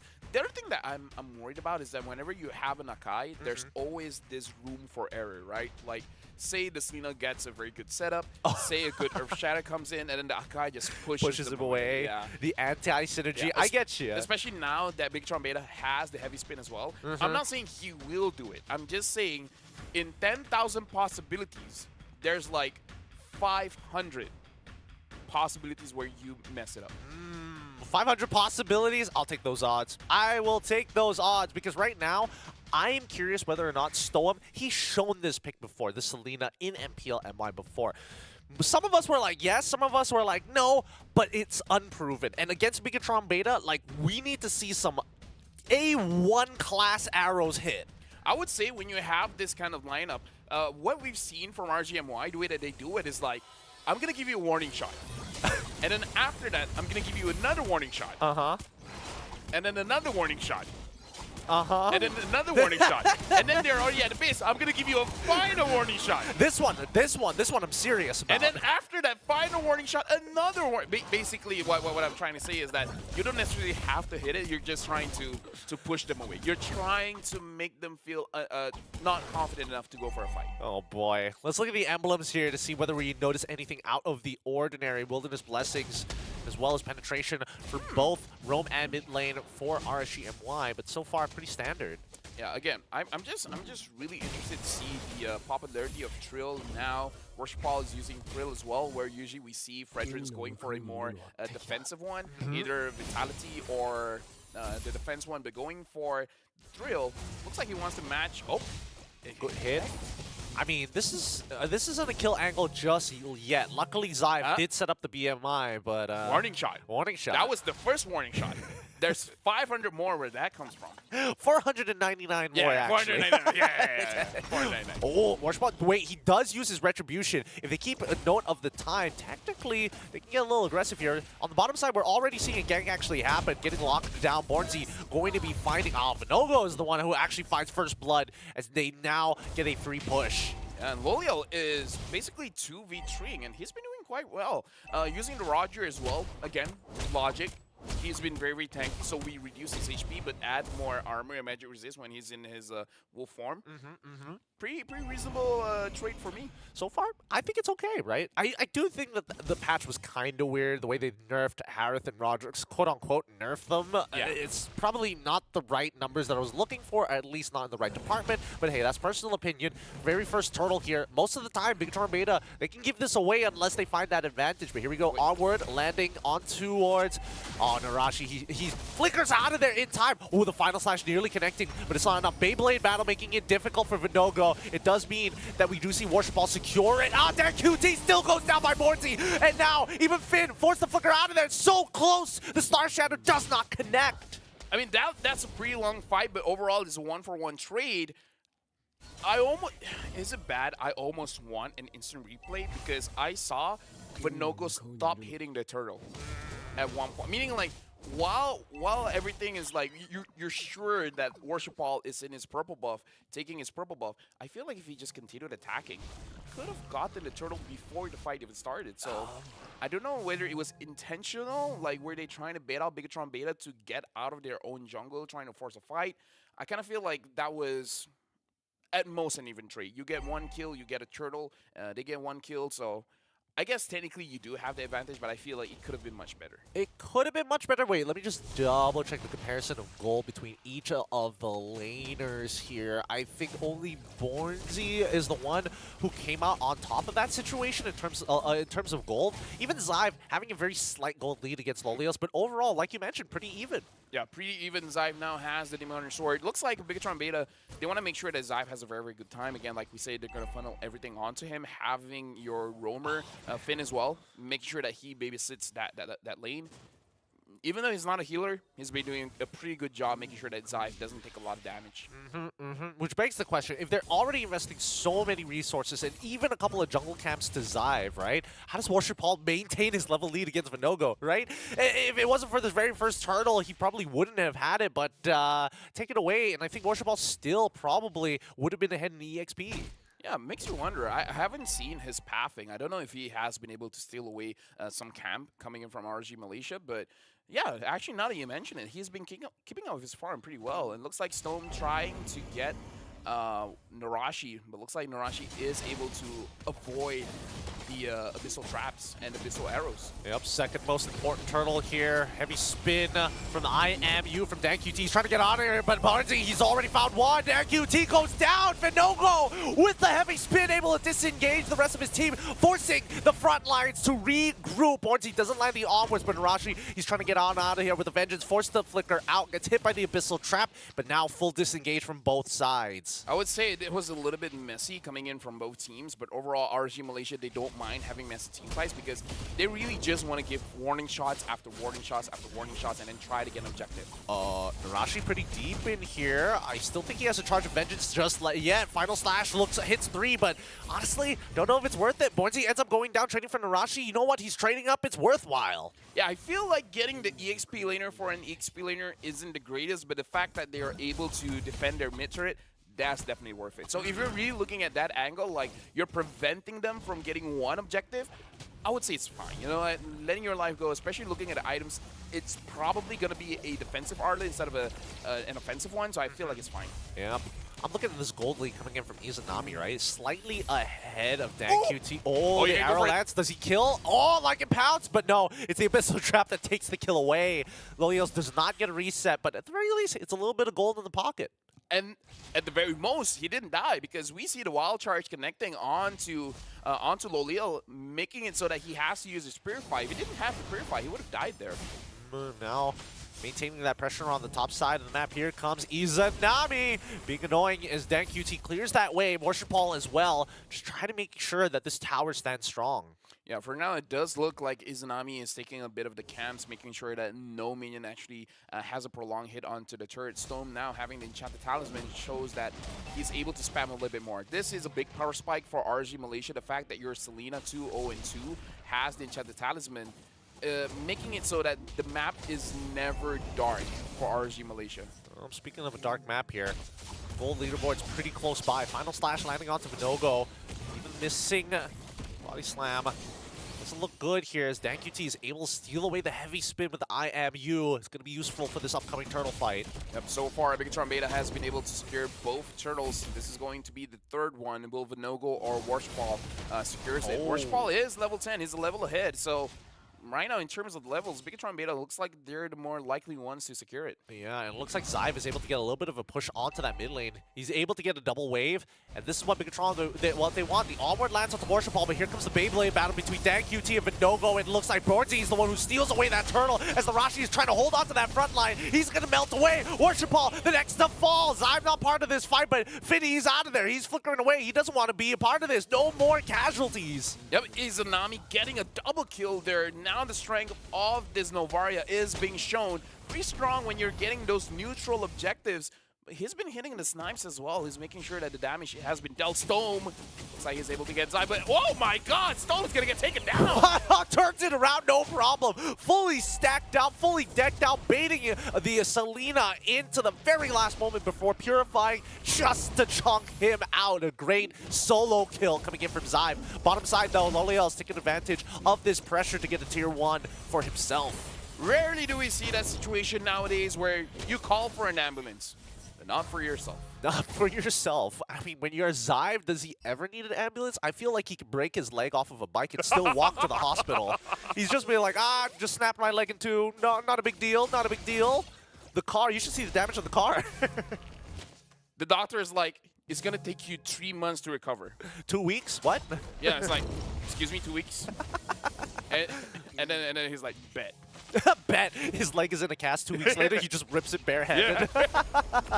Don't worry, I'm rich, guys. Now, BTR, they're holding on strong, trying to make sure that this tier 1 is up. Bornzy, once again, good onward so far. Forced to use the Primal Raft. Flicker it in, it doesn't matter. The final slash has locked them into place. Vinogo tries, but he's still down. Worship Ball goes in trade, but Narashi and as well as Fit in those back lines, allowing Xive to have free hit after free hit. That's a 3-for-1 trade in favor of Bigatron Beta. I couldn't see who was the one zoning away RG Malaysia. It was a good engage coming in from RG Malaysia where we see Vinogo able to actually pin down multiple targets of Bigatron Beta, and Storm is going to get taken down here by Xive. As I was explaining, someone from Bigatron Beta was actually pushing away the damage dealers, making it so that it's irrelevant. You could catch people, but you're going to die anyways because your damage dealer is nowhere close to the fight. I'm pretty sure it was Worship Ball who was trying to zone the array because Narashi and as well as Finn was able to make that like sick. Oh, sorry, DanQT was making the sick play. Final Slash into heavy spin. Once again, they're going to try Final Slash lying onto 2. Izanami's in some trouble. Vinogo forced to use his ult. It's solo! Worship Ball takes the Lord! And now Borzi and Loliel's find a kill of their own individually. A 3-for-0 trade in favor of RSGMY. And now they're on the hunt. They're chasing them down. Oh, Loliel, he really wants it. He finds Worship Ball. He finds Xive. He is very low, but he's able to take it on Worship Ball. And now Xive, very, very low. Bornzy is there. He goes back and looks like the kill goes over to Loliel. Nicely done by RSGMY. The fact that they were, even despite the neutral objective falling into the hands of Bigatron Beta, they take a huge swing back in that fight. We gotta look back into the fight here. Worship Ball was able to secure the Lord, but Izanami has been chucking down the members of Bigatron Beta, and Lola, being the Roger, able to finish up quite well. Where, looking at the draft coming in from RG Malaysia, you don't have a lot of catch mechanics, so stopping this Claude is gonna be a big problem. But Loliel having the added movement speed, making it so that no matter where he is, he's able to catch up. Yeah, and Xive is opting for a really weird build here. Instead of going 3rd item Golden Staff, he went for Wind Talker, and I think now he's only building into Golden Staff. That's very weird. Usually you would opt for a Wind Talker. That's what I thought. Well, what? Yeah, I haven't finished talking. You usually go for a Wind Talker for an end position where you can clear the minions faster, or when you're selling your boots. He still has his boots, so the only thing is more movement speed. Oh, Vinogo now using the heavy spin just in time, gets out of there, locks down to Narashi, but forced to give up position. Backline getting attacked. Real warm in it. Oh, sorry. Fortunately, it doesn't even matter. Even with the Purifies, I thought DanQT and Xive would have gone down. They managed to survive despite all of that. 1 for nothing. Right now, it does seem like RG Malaysia is just out-damaging Bigatron Beta, having all positions, except for Vinogo, able to actually dish out quite a lot of damage, because usually you see your Rome being in a setup where Storm does set things up, but he can dish out quite a significant amount of damage as well. Looking at the items here, he has the Stardom Scythe, so he can survive the initial engage quite well. So RG Malaysia right now, 2,000, almost 2,400 gold lead going up against Bigatron Beta. And again, we gotta iterate. This is a weird build coming in from Zyve. The only thing that makes sense is that he wants extra movement speed so that he can survive whenever he's using the Blazing Duet. That's the only real thing, but I would argue if you want more survivability, perhaps go for a Rose Gold Meteor. That's what I was thinking as well, right? Maybe it's beyond us at this point. Right? Maybe this is the 500 IQ coming in from Zyve, right? This is him talking to the doctor? No, 2 weeks. 2 weeks. Not 3 months, 2 weeks. Get this cast off of me right now. I have a PhD, right? It was funneled towards me. Listen, I play Mobile Legends. Okay, I know what I'm talking about. I am one of the best gold laners in the country. Please, doctor, you need to understand. For the most part, it's really going to boil 1v1 me, down. bro. 1v1 me, bro. CW is the doctor. I too have a PhD. Oh man. Yeah, you want Oh, to man. 1v1 and then see it's Kyrie is like, oh, well, it's Oh okay. shucks. You know what? Never mind. 3 months it is, 3 months it is. I'll listen to you, good sir. Now, this neutral is so important for both sides. This is going to be a huge swing of gold, and ideally, if RSG MY is able to get a wipeout against Bigatron Beta, that would be the most ideal situation, even if they don't get the Lord. Right now, it does look like RNG Malaysia, they just want to stall enough time so that Storm or Izanami gets their hits in, and then perhaps start the fight there. Oh, they've got an angle. Oh, but they're all in a funnel choke point. They just don't land any of the skill shots so far. The question is, who are they going to target for? I kind of feel like Izanami, you don't mind hitting anyone. I'm thinking of Stone. Are you looking for Worship Ball? Well, you got Dan Beauty, but again, it's all about who do you want to target. It's a good thing that RG Malaysia. The timing. Oh, the timing. Borzi, he's all ready for this. He instantly gets hit by the wall charge and goes down. What a read by Bigatron Beta. They noticed that Izanami wasn't there and the bot side was pushing, so they respond. Yeah, that was good. I was about to say it's good for RSG Malaysia that they respond to the bot wave first because they could get this turret for free. But they gotta delay this. Like I feel someone should go to the bottom. I kind of feel like Izanami is able to take two minions perhaps, and that's why the slow push is established. Actually, never mind. Looking at the minion wave right now, just leave it alone. Just make sure that Bigatron Beta stay where they are. Yeah, does Zyve want to respond to it? Is anybody going to respond to it? Down on the bottom side, they're going to lose a tier 2 the longer this goes, right? Astral Echo already out. Izanami looking for a Star Shadow onto Dan QT, lands it, even Stoa, but unfortunately his Abyssal Arrow misses. They're going to drag this out, and it looks like that tier 2 bottom side is going to go as Bornzy is about to make it back into this Lord Dance. Yeah, for now, the Lord Dance is being won by RSG Malaysia. Oh, Worship Ball gets caught. All right, he gets hit, but no, there's no commitment. There's no commitment. They didn't spot out where Zyve was, so they don't take the bait. Or what they thought was a bait. They now have full control over the position with the tier 2 missing on the bottom side. Bigatron Beta now looking to reclaim space. Astro Echo finds 2, and that's killing spree for Izanami. Lands the Star Shatter. Bornzy trying to peel away. Narachi, who gets onto Lolios, forced the flicker out of there. Get him away. Purified down. Buys the Winds of Nature. Can he get it? Vinoco finally hits the Retribution. Narachi forced the flicker. Says no. Abyssal Arrow hits on the Worship Ball, but allows Zyve to get into the middle of the fight. Lolios with that Winds of Nature wins the 1v1. Vinoco and Bornzy chase down Narachi. Final slash out. Lycan Pounce knocks him away. Double kill going over to Loliels. Yo, Loliel is hitting his prime, man. Woo. This is season 7. Loliel 7-1-4. That was a good fight, even though we see RSG Malaysia making some mistakes. Unsure who to target first because Vinogo got Worship Ball, but Storm got Zyve, and then they're like, okay, who? Yeah. Who do we go for? Who do we commit to? You know what? Let's just take everybody. Let's just kill them all at this point. RSG Malaysia, they're in a prime position to actually close out this game. But Bigatron Beta, I'm seeing a lot of immortality purchases all across the board. Narashi has one. Finn has one as well. Main frontline tanks, they're looking to make a play.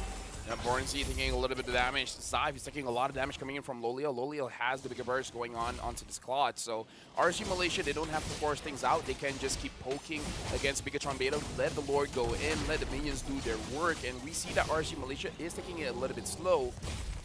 But still, while they're taking it slow, a lot of damage is being put through. I think they're just waiting for the Winds of Nature to come back online for Loliels, because that's the only way he beats Zyve in this 1v1, right? Oh, prime grab.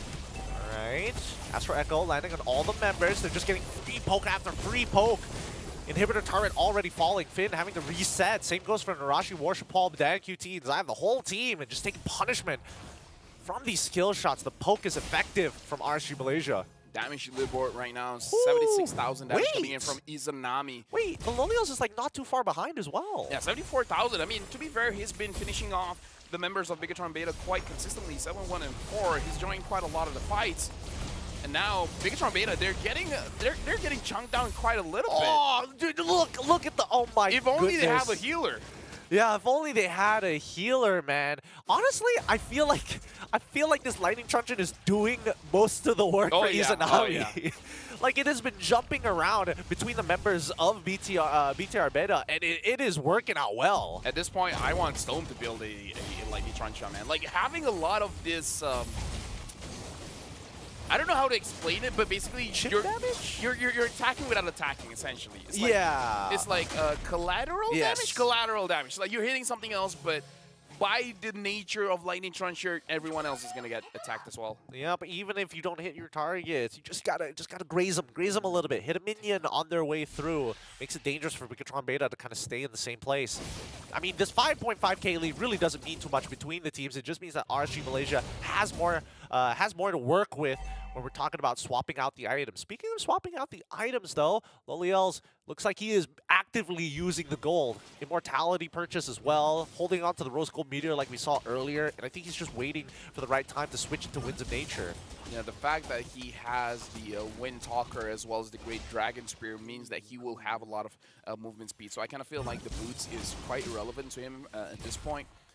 And I feel like RSG Malaysia, they can just do this Lord Dance forever because they can force the minions to go in, because the fact that having 2 inhibitors from Bigatron Beta means that the top side of the map as well as the bottom side of the map, they're gonna keep spawning super minions, and it's gonna take quite a lot of resources from Bigatron Beta to actually deal with it. Oh, thank QT, he's chonked out. He can't do anything. Forcing the wild charge out of him, flickering as well. He doesn't want to lose his immortality. Bandage just to save it, but here comes the final slash off the board. So he's locked off with the help of the Nature's Barrier, but here comes Dan QT, zoning off the rest. Don't want them in. Nobody gets hit by the Abyssal Arrow, and they reset as RSG Malaysia rushing down this Lord. Lolios and Vinogo hand in hand. Warshapal trying to take the space. Walks up, gets hit. Oh my god. Nicely done. And now Vinogo, he takes out Warshapal with a one-hand fell swoop. Narashi as well, losing out his immortality. That's 2 for nothing. And Bigatron Beta, this is the last drive as Loliels runs down Dan QT, Lycan pounce, double tap side for Vinogo to have the kill. Honestly, might as well run them underneath their fountain. Why not? Right now, I don't know about you, man, but I think Loliel's taking this personally. We've been talking a lot about Zai. He's like, yo, let me show up. He showed up big time. He showed up big time, and it helps when he's got artillery fire coming up from Izanami as well as Stoam. This was a pretty rough game coming up for Bigatron Beta, but they pushed it almost 2 seconds away from 20 minutes. Though I do have to say, this is probably RSG Malaysia's best ref, right? Yep. This, like, whenever they have the Novaria and Selena combo, it's like one of the top tier drafts that's personalized to RSG Malaysia. Like, not every team can pull this off, but they can pull it off very, very well. And again, perhaps Lolio has been watching the stream, man. She's like, oh, you keep talking about that guy? You keep talking about that guy? Well, let me show you what this Roger can do. But, I mean, he showed up big time, right? At a certain point, he was just manhandling the backline, especially if it's in a 1v1 situation. Most of the, honestly, 90% of the time, he was coming out on top past the 15-minute mark. And I think at least now they've got somewhat of a game plan, right? But it all kind of revolved around making sure that Dan QT didn't have a good time. He was just getting knocked out. Between you and me, I feel like just crumbling RSG Malaysia just ban out the Novaria, because without a Novaria, the Selena, I'm not so sure how effective the Selena can be. It probably won't be as effective, I'll be perfectly honest with you. I mean, the other combo that we've seen with Selena is Franco, right? It's Franco Selena, that's the atypical one, but I don't see it happening, right? There's not enough priority, not enough wave push to make sure that they stay competitive and keep up with the timings with the rotations across the map. So I kind of feel like even if the Novaria gets banned, Izanami can use the Valentina and it wouldn't be a problem. But the only thing is that the Novaria complements everyone else, right? It's true. Not as much as the Valentina.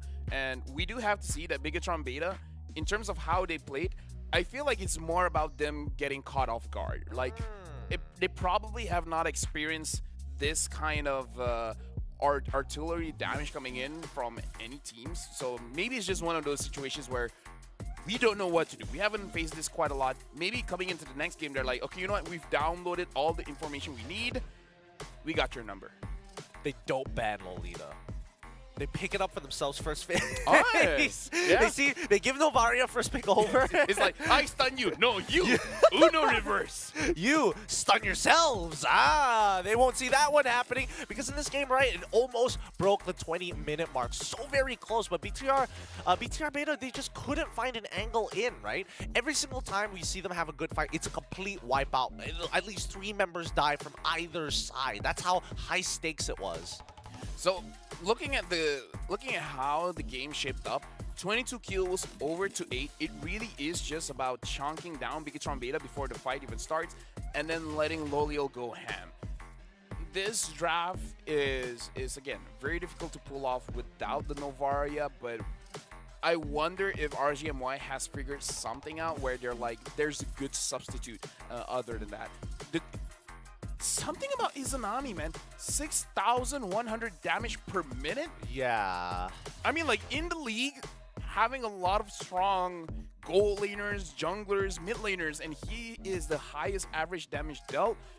As good of a game that Loliel had, he only dealt 100,000 damage. Izanami dealt 121,000 damage. I mean, to be fair, this is a Novaria that scales very, very well, but still, that is very impressive. I mean, let's not also forget like the build that he opted to go with. No Holy Crystal in his build. He decided to go, purely to make sure that his poke actually sticks, right? The glowing wand especially gives you a rough idea. Doesn't matter who I hit, as long as I just touch them ever so slightly, it is worthwhile. And that's what Izanami likes to do. He likes to touch you ever so slightly. Gets very uncomfortable, but you know what? It gets the job done. Yes. He's just like, let me just tap your shoulder. How does that make you feel? Feel my pain. Hey, look, Izanami. Feel the glowing of wands. Before he was a pro player, he was a Catholic priest. I know. I'm messing with you. He's too young for that. He's a matured man playing a children's video game here. Gold and EXP Graph tells us a completely different story, though, because Bigatron Beta, it looks like they were at least maintaining somewhat a competitive state in the early phases of the game. But past 8 minutes and going towards 10, we see big fluctuations. I mean, this is where the draft for RG Malaysia really goes online. It's the mid phase of the game. It's when you get your first item, especially an Enchanted Talisman on the Selena. After that, the map control is yours. Because one of the things that a roamer has to do is to provide information for all of your teams, right? So he just has to put his abyssal traps not in the bushes, but inside of the rocks, right, where no one can go through, so that you have permanent vision there. Even though you can only put 3 at a time, but still, it's a good way to understand where your opponent is going towards, so that you can get an opposite trade everywhere else. I mean, it makes a lot of sense why Izanami is going to be the MVP, right? With Storm's vision, and especially like putting it as close to the rock as possible so that people don't walk over it, just having the hero portrait blip on your minimap for half a second is more than enough for Izanami to take advantage, or at least predict the trajectory of where these enemy players are going to be walking from. Either way, the showing for both teams is incredible. We're starting the day with a full series. We are now at 1-1 from a best of 3 now going into a best of 1. Bigatron Beta, I feel like in these 2 games they've learned a lot from RG Malaysia. It's just that they have to consider which threat is the one that they have to respect. RG Malaysia as well, I kind of feel like after first game, they roughly understand how Bigatron Beta works. And they probably understand that perhaps this is one of those teams we can't use a damaged jungler against because they're grouped up most of the time.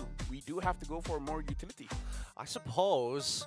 I don't know whether Bigatron Beta is going to double down on the plan, right? Because previously it was all about like making sure that they have the added sustain, but we're not seeing that level of sustain anymore. Mainly due to the draft of the amount of bans that RG Malaysia is committing to it, but at the same time, like, when do you start like first picking it? I feel like the question is why the Claude over the Natan? Ooh, right? That's also a good point. Right, they did a good job with the Natan in game number 1. the logical reasoning that I can understand is that perhaps the Claude was supposed to be an answer towards the Novaria, right? BMI on the Novaria, use your Blazing Duet, execute her as fast as you can, and perhaps they don't want to ban out the Lolita, but when you have the Natan, you have to ban out the Lolita. So maybe that's the angle. But maybe after this, they're like, you know what? Never mind. Just pick up the Natan. It's tough to say. You know what? Let's cook on it for a little bit here at the caster's desk. But for you guys, don't worry. We're going to go on a short break. And when we come back, it's going to be more MLBB action right after these messages.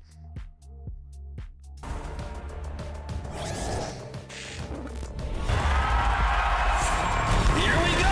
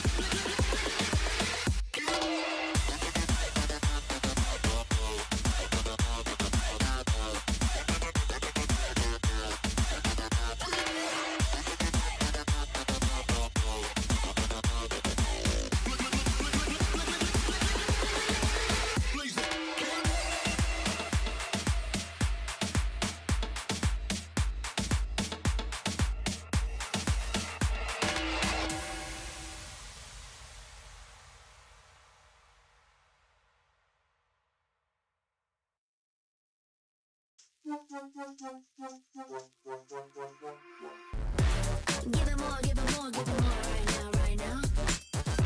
Give it more, give it more, give it way more. Yeah, we give it all that we got. Measuring what's in our pockets, then we give it a lot. Cause we've been hustling for years, now we up at the top. And no, it's still not enough, so we ain't gonna stop. Cause that's full throttle, zoom, zoom, hop, skip, jump. About to eat it up, but the goal is lunch. I'm the big goose, so I never duck, duck. Just keep my head up and yeah, we going up, up, but don't call it good luck, luck. Earning what we got, cause all we do is give it more. Yeah, we going up, up, but don't call it good luck, luck.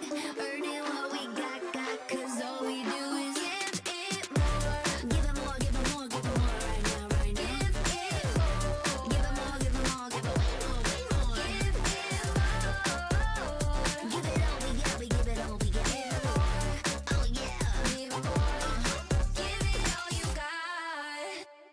Now they know about our dedication. Not just hard work, it's also patience. Chipped away at it and ignored the hate. And now we big Tom status and it's us for the taking. We eat, dream about it every time we sleep. Making moves, just look at my feet. Yeah, we bring the heat. We make every situation sweet. Now all we need is yeah, we going up, up, but don't call it good luck, luck. Earning what we got, cause all we do is give it more. Yeah, we going up, up, but don't call it good luck, luck. Earning what we got, cause all we do is give it more. Give it more, give it more, give it more right now, right now. Give it more. Give it more, give it more, give it way more, way more. Give it more.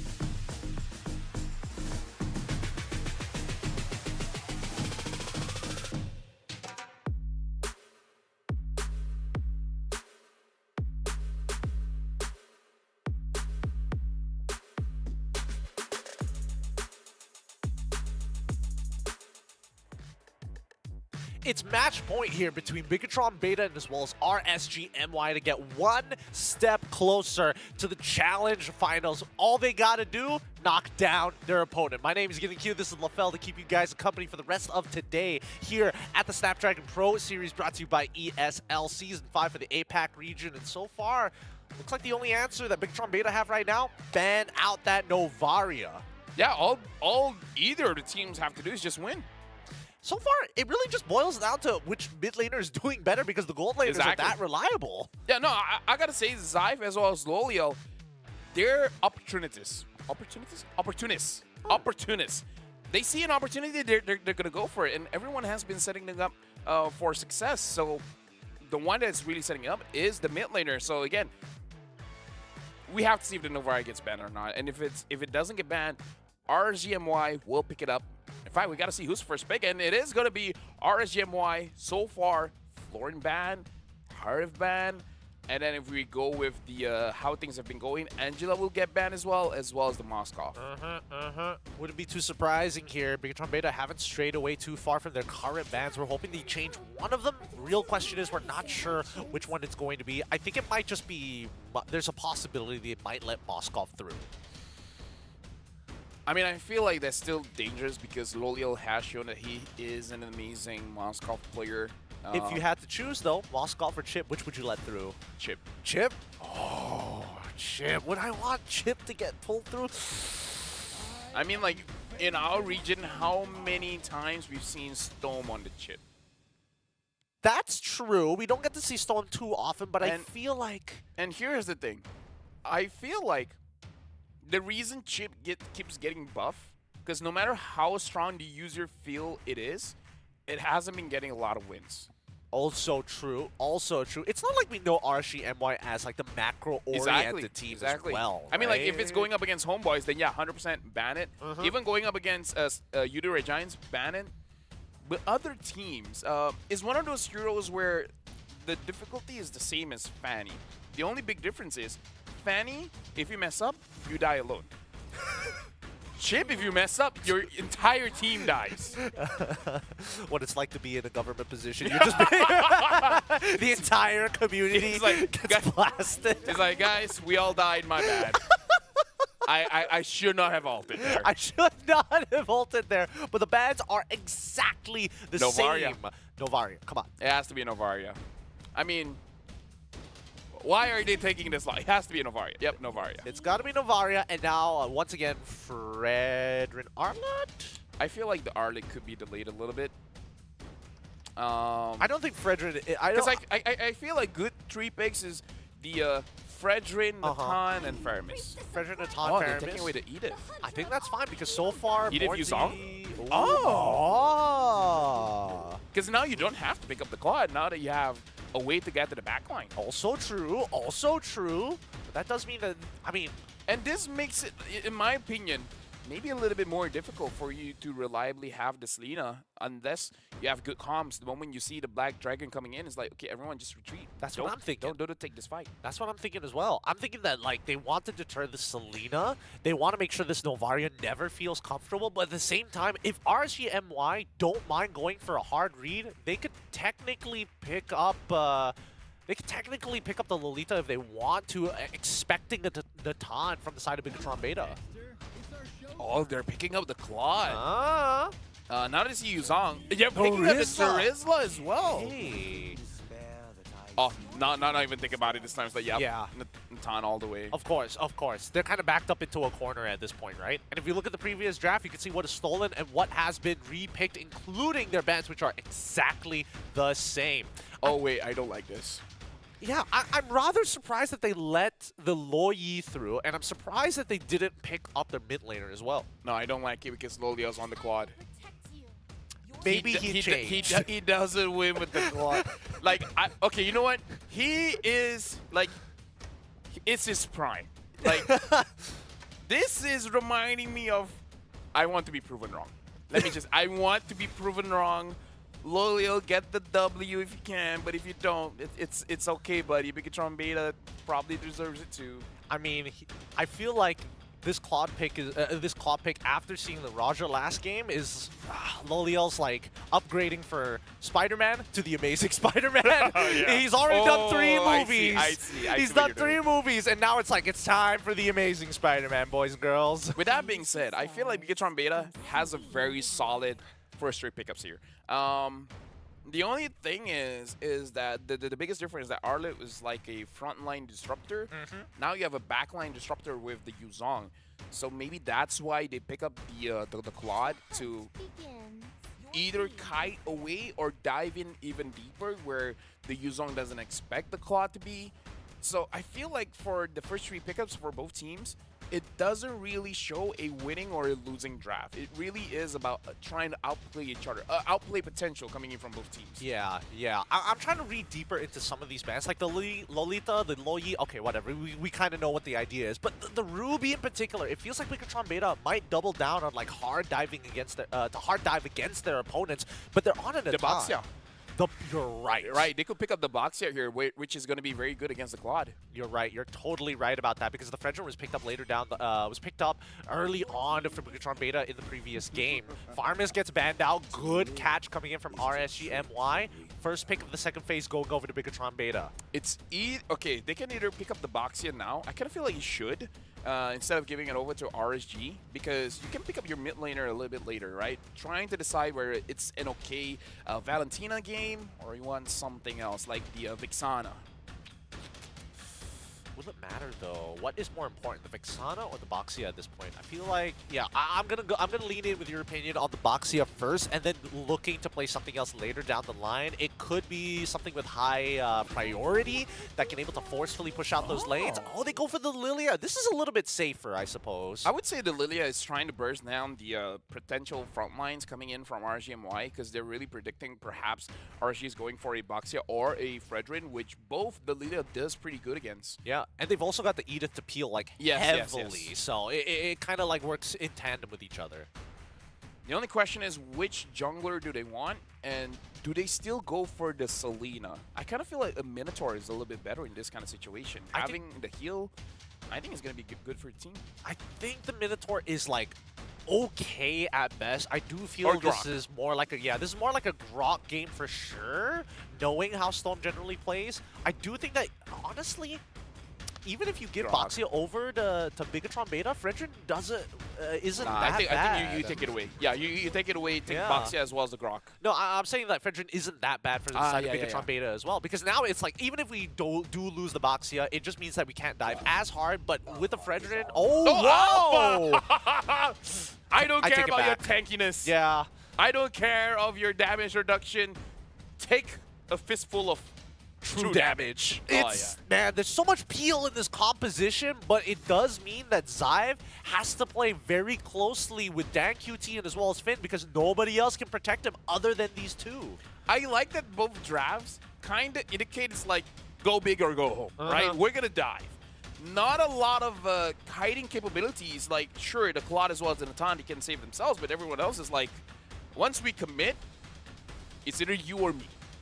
One of us will go down is either you or me. Oh, man, this is Who Wants to Be a Millionaire. This is the 9th question. Yeah, this is the 9th question before the $1 million question, and you're already, it's high stakes. It's really high stakes, but it's only if they can perform. If they win this best of 3, they just need to win one more to qualify for the challenge finals. It's Bigatron Beta from Indonesia versus RSG Malaysia. RSG on the blue side, Bigatron Beta on the red. Well, this is going to be pretty high. We got to see how the junglers perform. Worship Ball, looking at his rotation here, he uses the Retribution early, indicating that he wants to go inside the jungle of RSG a little bit earlier, or he's just prepping. Because going up against Baxia, you would have to assume that he wants to take away some of your farm. So you want to get, you want to farm as fast as possible. Yeah, I think that Worship Ball, he's just trying to keep up with Vinogo on this Baxia, right? Committing an early retribution. I think for Worship Ball, if you are alpha in this position, you just want to hit 2 as fast as possible. Something that we do have to consider as well. Stone is not being aggressive going inside the jungler. I mean, to be fair, it is going up against a Lilia. The Lilia can deal a lot of damage early game additional 20% of that extra damage onto you is pretty scary. Perhaps that's the reason why Worshipball is just like, I'm not going to get punished by using my Retribution early because there's no way that this Grok is going to slow me down and get away with it scot-free. Yeah, I'm surprised that Stoem didn't actually opt to go for the Concussive Blast. It just means that he's not going to show up in the mid lane as often to quick clear it and then bring Izanami along for a gank on the opposite side of the map. Whether top or bottom really does matter. I like that call out because, yeah, I actually do agree. Having more sustain here, I feel like more damage is the key. Bornzy has to commit to the flicker very, very early on, and Bigatron Beta, this is a small lead, but any kind of lead is very good when you're at match point. Honestly, this is worth it because this rotation is like one wave earlier than what Izanami was expecting, right? With Dan QT showing up. Bornzy stay, I feel like he should have stayed, get level 4, and then get some HP off of that level 4 because now you have to let Izanami stall for you. Yeah, I think at this point you just give it up, right? There's a full man advantage. You're not hitting your level 4 yet. Storm is nowhere near level 4 as well. Black Dragon form committed onto 2. Even with the Petrify, they're trying to kill anybody here. Getting on top of Storm, Furious dive! Does get the initial knock up onto Vinogo. Spirit of Alpha doesn't connect, but really doesn't matter. They found first blood. I feel like that was a crucial mistake coming in from Bornzy, man. I mean, like props to Bigatron Beta. They chunked him down so low, he had no choice. He had to go back. With that being said, I think he had a choice. He could have just stayed. Let the minion come in. Even if you lose the turtle, get level 4 at the same time as Izanami so that Izanami doesn't have to wait on you. Yeah, honestly, I think it's kind of annoying. As an EXP later myself, like, I would have expected Dan QT one wave later on. The fact that he showed up slightly earlier really just ruined his tempo. This off-tempo play making the difference here. In terms of the difference when it comes to gold, about 1,000 gold advantage coming in from Bigatron Beta. 3 minutes in, 1,000 is a lot. It doesn't translate to an item difference, but still, it works towards that. RG Malaysia now, they have a better shot at the second turtle because having the Terizla is going to be good going up against an Alpha if the Alpha already committed his Spear of Alpha. So it really is about timing, but it all depends on Bornzy. If he gets a good engage, they're going to be good. Oh, Spirit of Alpha doesn't connect, but the true damage is so relevant. Vinogo and Storm, they feel it. They're forced to back away, seeing the numbers advantage that Bigatron Beta have down on this bottom side. And, you know, speaking of that Spear of Alpha, Worshipball hasn't landed any just yet, but I'm more concerned that Bigatron Beta are just going to stall out this second neutral objective just so that Xive can free farm. Oh yeah, and he has been free farming. He's been getting double waves all the time. Gold mid, gold mid, gold mid, where we see Wolio is staying in the gold. Yep, the Spear of Alpha finally actually hits, but with the penalty zone, it doesn't disengage. And Bornzy might be the next to fall, but here comes Stoem with the save! Izanami picks up a double in the meantime, and Dan QT, all by himself, doesn't have the health to survive. This is why I say the Terizla is going to be big, man. Just hit one good ult. That's all you got to do, and then you set it up for your team. That was a beautiful engage coming in from RSG Malaysia. Bigatron Beta, I feel like they had the right call. Go for an engage onto their EXP because their EXP is going to be a non-factor. But Bornzy really turned that around. So Bigatron Beta, right idea. RSG Malaysia saw it coming. I mean, how long can they keep on doing this, right? Xive, 1v1, 1v1, Force 1v1. No. forces Loliels to use the Purify to get the extra movement speed. That's the scary part. Once the entropy is online, it's really difficult to take these types of auto attacks. But here comes the Turtle Dance. As expected, Bigatron Beta, they're going to take their time with this. Right now, again, in terms of the goal lead, not really that big of a difference. I believe that Bigatron Beta, it's not a bad idea to just go with the original game plan. Chunk down the EXP, maybe bait out that penalty zone first, and then you really commit for a fight. Dan QT, as long as he has... Oh, hold on. Finn engages on to Vinogo. Oh, wait, here comes the Primal Wrath. Finally looking to sustain here. Oh, Stoem doesn't actually land his ult, and now Finn flickering out of the way. Bornzy does actually land onto Worship Hall with the penalty zone, but there's no follow-up. Everybody's too far away. Narashi getting involved in this situation, gets on top of Bornzy, procs the shot residue, and even commits the Black Dragon form to try and take him down. He doesn't go down. Star Shadow connects, petrifies out, and Vinogo says, I'll take the one. But this turtle will fall into the hands of Worship Hall. Not even close RSG, MY back away, but honestly, who won this trade?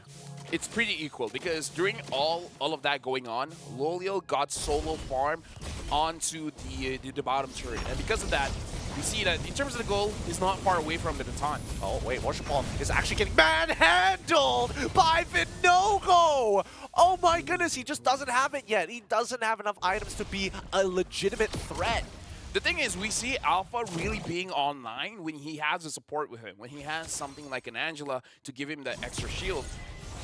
Alpha all by himself, he is a monster when it comes to the damage. But in terms of sustain, this is the core, I would say core weakness of every single fighter, crowd control. And even though there's not a lot of crowd control there, apparently going 1v2 against Izanami and Vinogo is not enough. Yeah, it really isn't enough. He doesn't have the burst for it. More so, he's using War Axe. The Wild Charge does connect onto 2 so far, but honestly, not going to get too much. Yeah, it's a bit premature. No way to kind of follow up on it. No way to lock him down. Here we go, Lolios once again being aggressive in front of Sife's face just to get the info. He just wants him to know, I'm here, don't forget about me. At that moment, they locked eyes. They locked eyes. They're just like, I see you, man. I can imagine the memes. I can see the memes already. I can see the Korean like credit scene coming up from the bottom right of the screen while they lock eyes. 안녕하세요.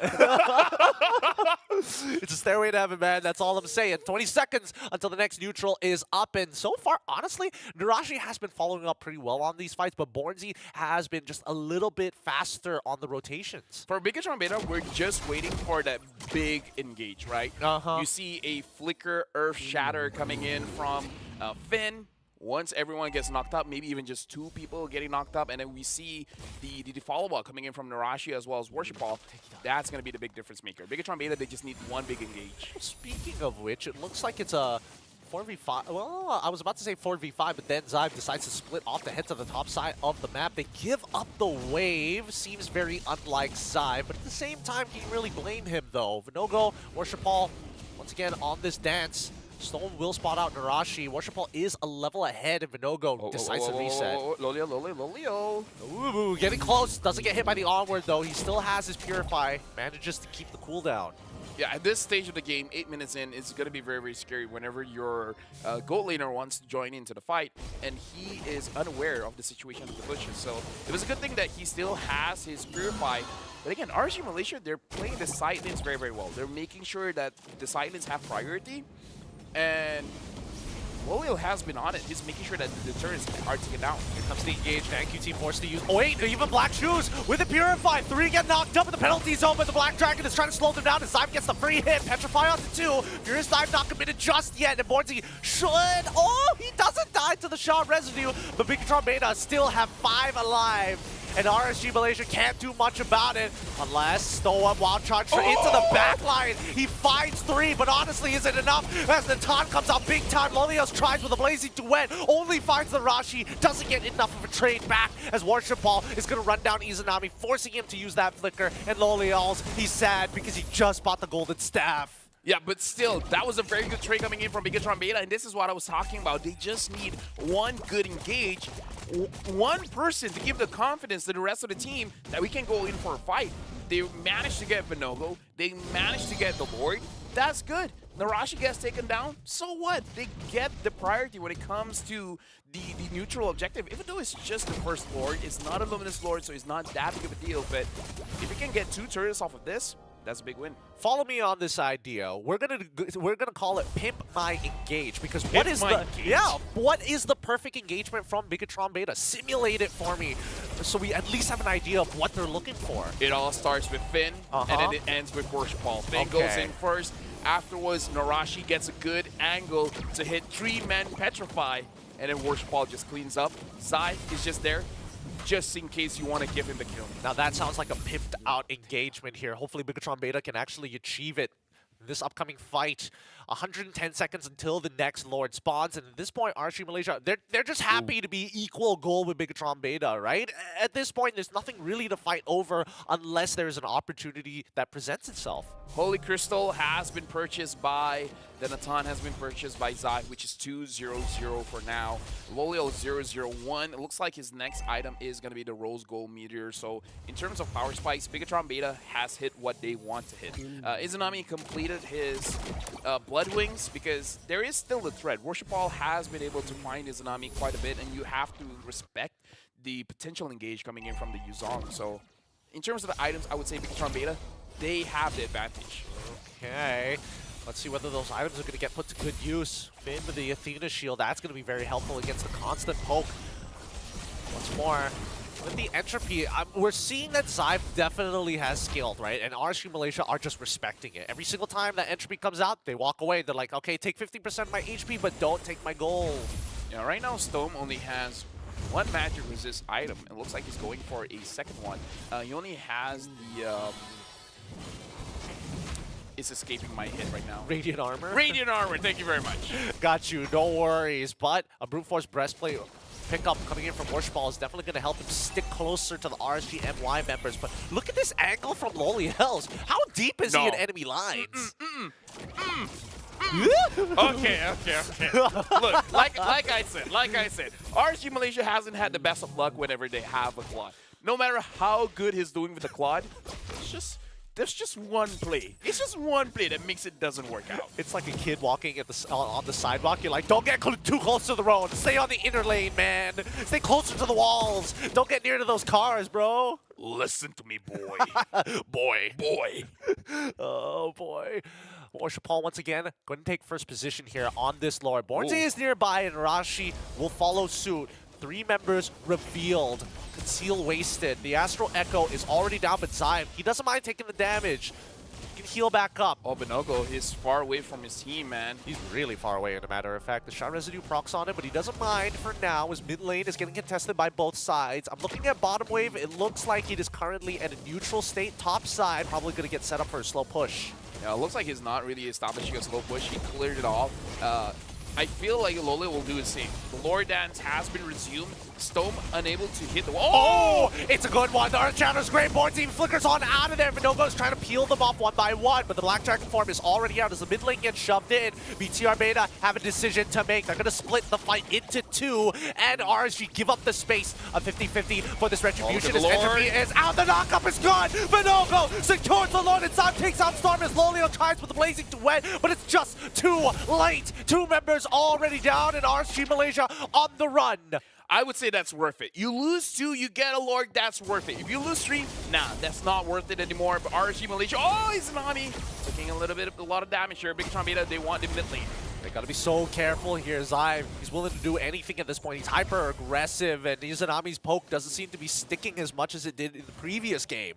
And looking at this, RSG Malaysia, they're gonna split the map. Togo is gonna be all alone at top, trying to get this turret.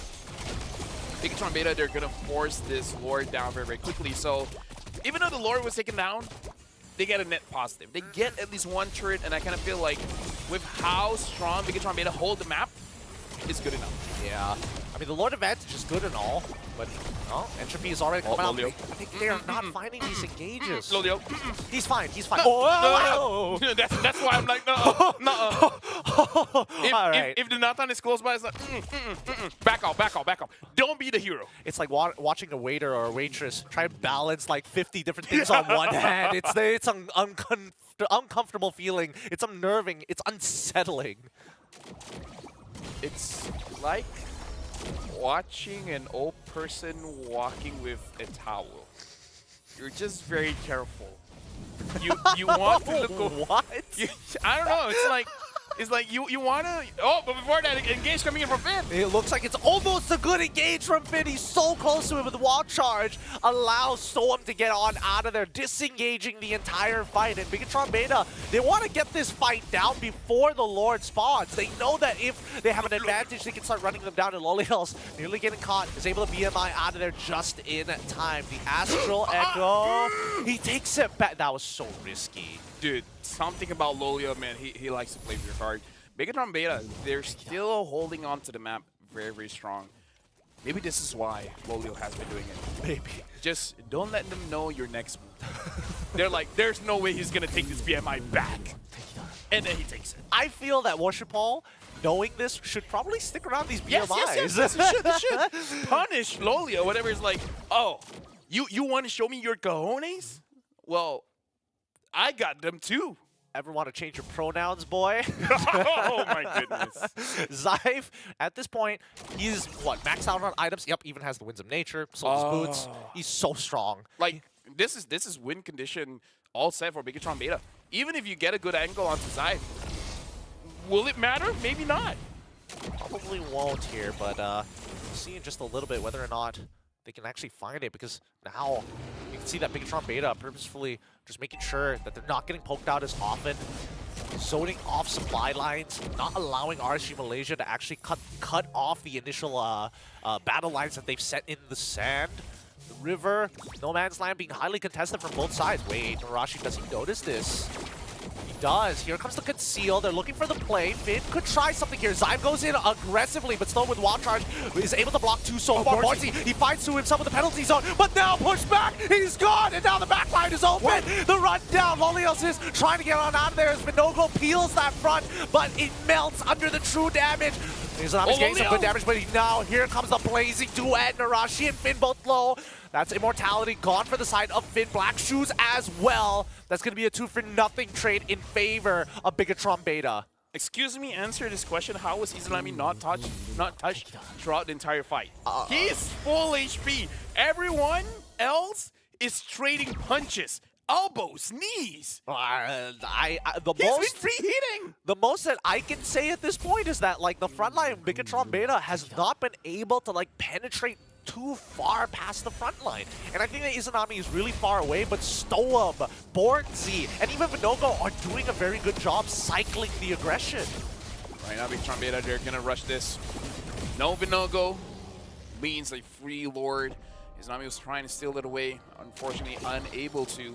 And this is why we say Bigatron Beta has a more clear lead here, where Lolio essentially can't deal free damage onto Bigatron Beta just because I see how Dan Cutie has been setting up his shockwaves as well, to the point where he's predicting where Lolio is gonna position himself whenever he's using the Blazing Duet, so that even if he doesn't get maximum damage, it's still good enough to make sure that he is deterred away from it.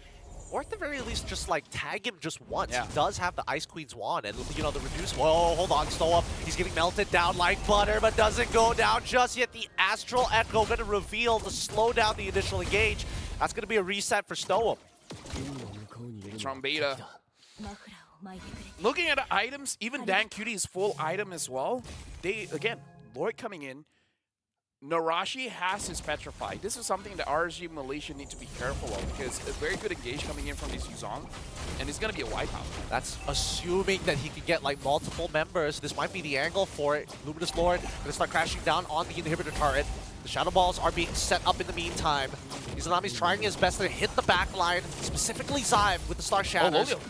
Now here comes Lolials getting aggressive, chunks out Finn. Finn needs to respect the damage.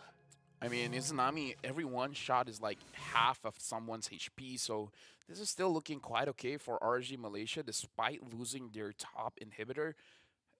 I feel like RSG Malaysia, even though they have a lot of ways to engage, they have the Grok, they have the Terizla, not a lot of openings from Bigatron Beta for the engages really to do anything. Because every single time a fight happens that favors RSG Malaysia, it's Bigatron Beta that engages, and then a counter engage coming in from RSG Malaysia. So I kind of feel like RSG needs to find an angle where they can start a fight and give as much room as possible for Lolio to pop off. But I don't know. Bigatron Beta, the way that they've been moving around, makes it so that you don't see a hole in their defense. Yeah, it's difficult, right? Because I think even for the hard engagers, the setters for RSG Malaysia, it's difficult to find both Zyme and Dan QT together. They're always kind of slightly split apart, and even so, they also both run Purify. So there's a lot of resources that they have to burn through. The Lord advantage, not too much. The gold difference only 2,175, but they didn't get much EXP off of it. That being said, they still net profit at least a top inhibitor. They're fighting for the purple buff here, but honestly, there's no reason to. And I think that Bigatron Beta, they just want to establish that they have control over the top side of the map. Lord is up. 4 seconds in. Stone, it looks like Zyve doesn't want to commit. And that's a very good choice because Stone was close to the wall. If he Entropy's in, we can see a world where Stone just commits his wild charge. Okay, Loliel sees it. Yeah. Because I was holding on to it. It's like, are they gonna punish this guy? Is this guy gonna be 0, 1, and 2? Are they going to do it? But now, here comes the slow push setup. DanQT is going to get melted. Oh, wait. Oh, the Spirit of Alpha does connect. And that means that Lolios had to use his Purify to take the BMI away. Bigatron Beta, they might have just found the angle to actually contest for this Lord. A slow push on top side, and now it's time to Lord dance. I mean, Loliel lost his Purify there, man. I mean, if Bigatron wants to force this out, this is the time. You want to go for a fight? It's when the Claw doesn't have his Purify. It's his moment here. The rushdown has begun. Rashi, soon we'll see the Black Dragon form. Black Shoes actually going out, but no go. Still Shield Unity. Conceal comes out. Finn looking for the engage. Doesn't find too much. Gets blocked. Hits on top of Stoa. Wow, charge into the back line. Blazing to it as well to hit the front. And it's going to be Worship Ball who finds the Lord. Morton comes back with the immortality, but Zyve has not fallen just yet. Worship Ball still strong, but now they've broken the front line. 2 down for nothing with so many members on Bigatron Beta with a sliver of HP. Bornzy and Stone 50 seconds away. This feels like a GG, man. This feels like a checkmate angle from Bigatron Beta. It's going to be very difficult for Izanami, Loliel, and no-go to defend this. But if they do, Izanami steals that away. I mean, like, small victories, right? But still, defend this as best as you can, because I feel like it's going to be very, very difficult when Bigatron Beta, every single member is healthy. But can they actually do it? Storm is only back up 22 seconds. Bornzy 26. They can take it. They can honestly muscle their way in if they really wanted to. DanQT looking to claim the space, but Blazing Duet even being used by Loliels. They're getting manhandled here. Stat checked, in a matter of fact, and Zyve stays into the back line. He doesn't mind, but the front line now melts away as the Lord is gone, and now the chase begins. Izanami needs to land this Star Shadow on anybody and finds DanQT. No immortality for him. I like when I doubt a team and they prove me wrong. You know what? Feels good to use the cast scars every once in a while. I think that hit him. I think it did. Yeah. I think it did. The Athena Shield probably saved his life there, but man, this is not an easy game. Both sides currently, current score is 7-11 max items, and the longest game we've seen so far. Yep, 23 minutes. Feels like this is going to be a 27, 28-minute game. Bigatron Beta, now DanQT has the Blood Wing, so it's going to be much, much more difficult to actually take it down. Worship Ball finds Izanami. Looks like Bigatron Beta, they're not going to be face-checking the bush. Worship Ball taking a lot of damage. Yep, he's taking way too much here. He loses his immortality, and RSG saying that is enough. We back up. That's a cooldown that we can work with. And Worship Ball switches out the item instantly with the Winter Truncheon. Okay, so now Bigatron Beta, how do they end this? Because again, they have a lot of ways to engage into the fight. It's just that it seems that Izanami is very difficult to actually put it down, and Loliel has been clearing the waves very, very fast.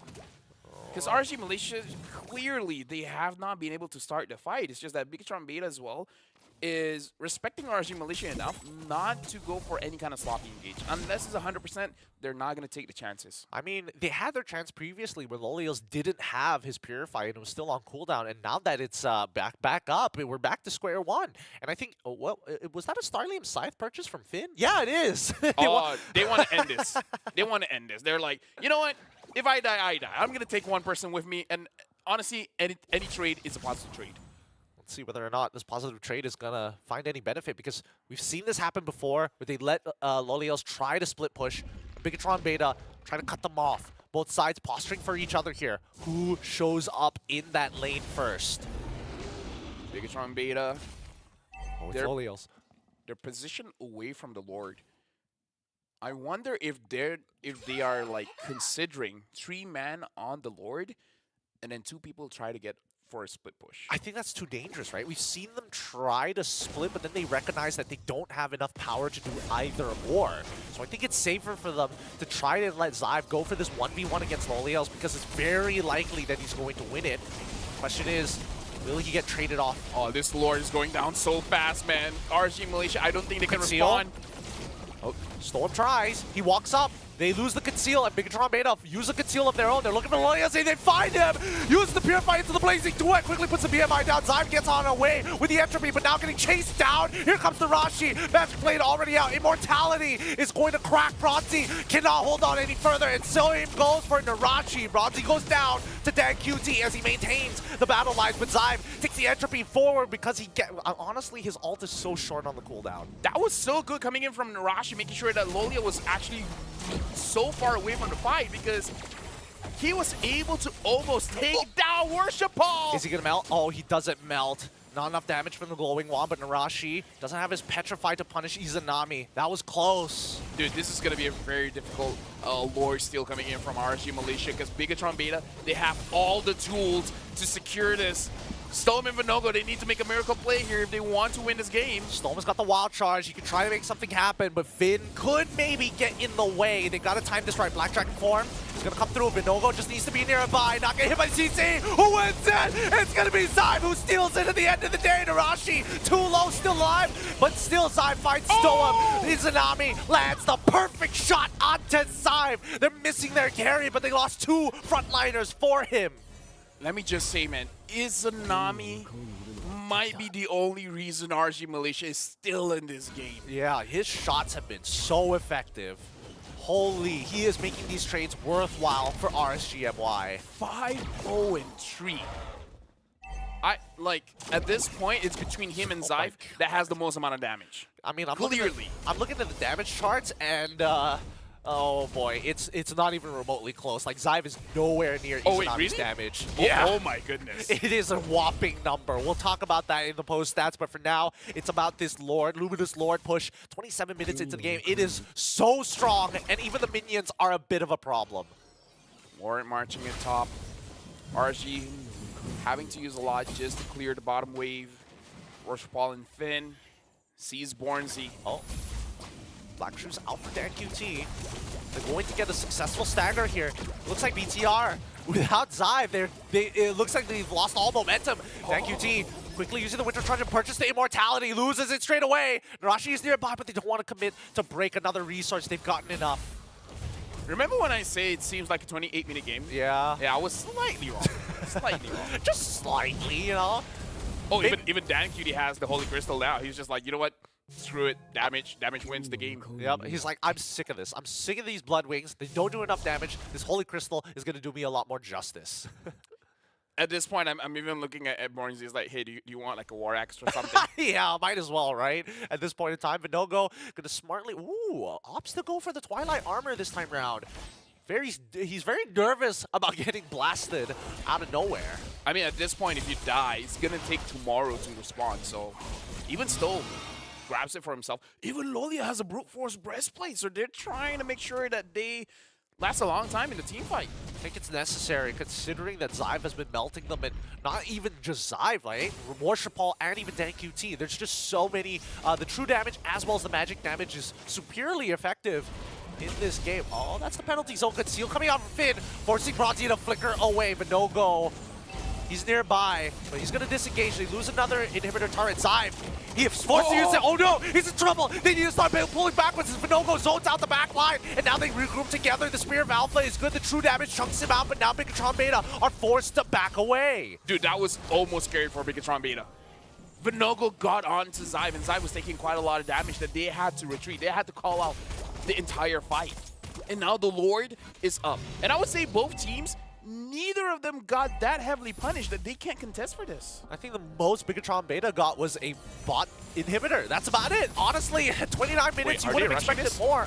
Are they rushing this? I think they are. Wait, hold on. Worship Ball's they should slow down, right, if Worship Ball's there? No. It's just that the Lord is just really, really tanky. Vinogo does need the help. Bronzy is getting chunked out. This Holy Crystal really showing its value here as Dan QT. It takes the space. Lolia's gonna forcefully take away his black shoes, threatening with his life.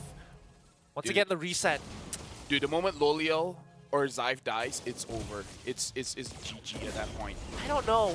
Actually, at this point, anyone dies is GG. I feel like Bigatron Beta have a significant advantage here, right? With 2 missing inhibitors, they can just drag this out for as long as they want, infinitely. Well, that means that RSG Malaysia, they need a good angle. Bornzy needs to make a penalty zone of his life. Finn misses his onward. Narashi go, no furious dive. There's an angle here. Black Dragon form is coming Loliel's down. not to fight. It's a 50-50. Lolios is not there, but they have to try. Spear of Alpha is already out. Minogo is tanking so much damage, and Izanami can only do so Lord is much. low. Zyve is going to rush this. He gets knocked up, but Worship Ball gets the retribution. Winter Truncheon already coming out from Minogo's side, but he's already down. And next one is Stow, a double kill from Dan QT. Blazing duet from Lolios tries his best, but doesn't find a trade in return. Oh boy. Worship Ball. Winter Truncheon's in time to not die to the glowing wand damage. Well played, Bigatron Beta. Well played. Izanami tried his best, He man. really did. There's not much that he can do once his skills are up. What, you want to buy a Feather of Heaven? Oh, there's no winning. There's no winning against this. RSGMY with no inhibitors, forcefully taking a 4v5. They bought as much time as they could, and even then, Loliels, he just needs more time. Flicker forward for coming out from feed, but onwards to Bronzy, a separate target. Loliels uses the Blazing Duet, and here comes Bronzy as well.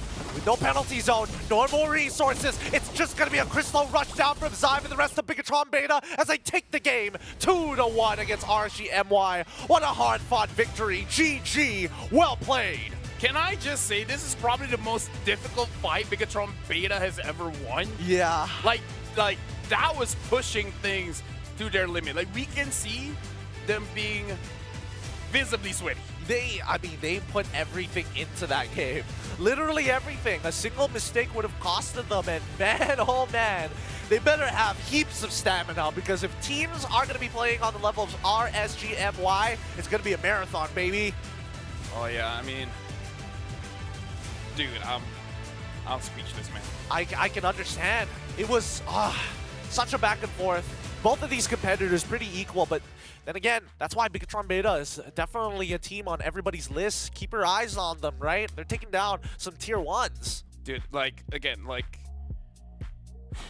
I still believe that Izanami did not die in that game.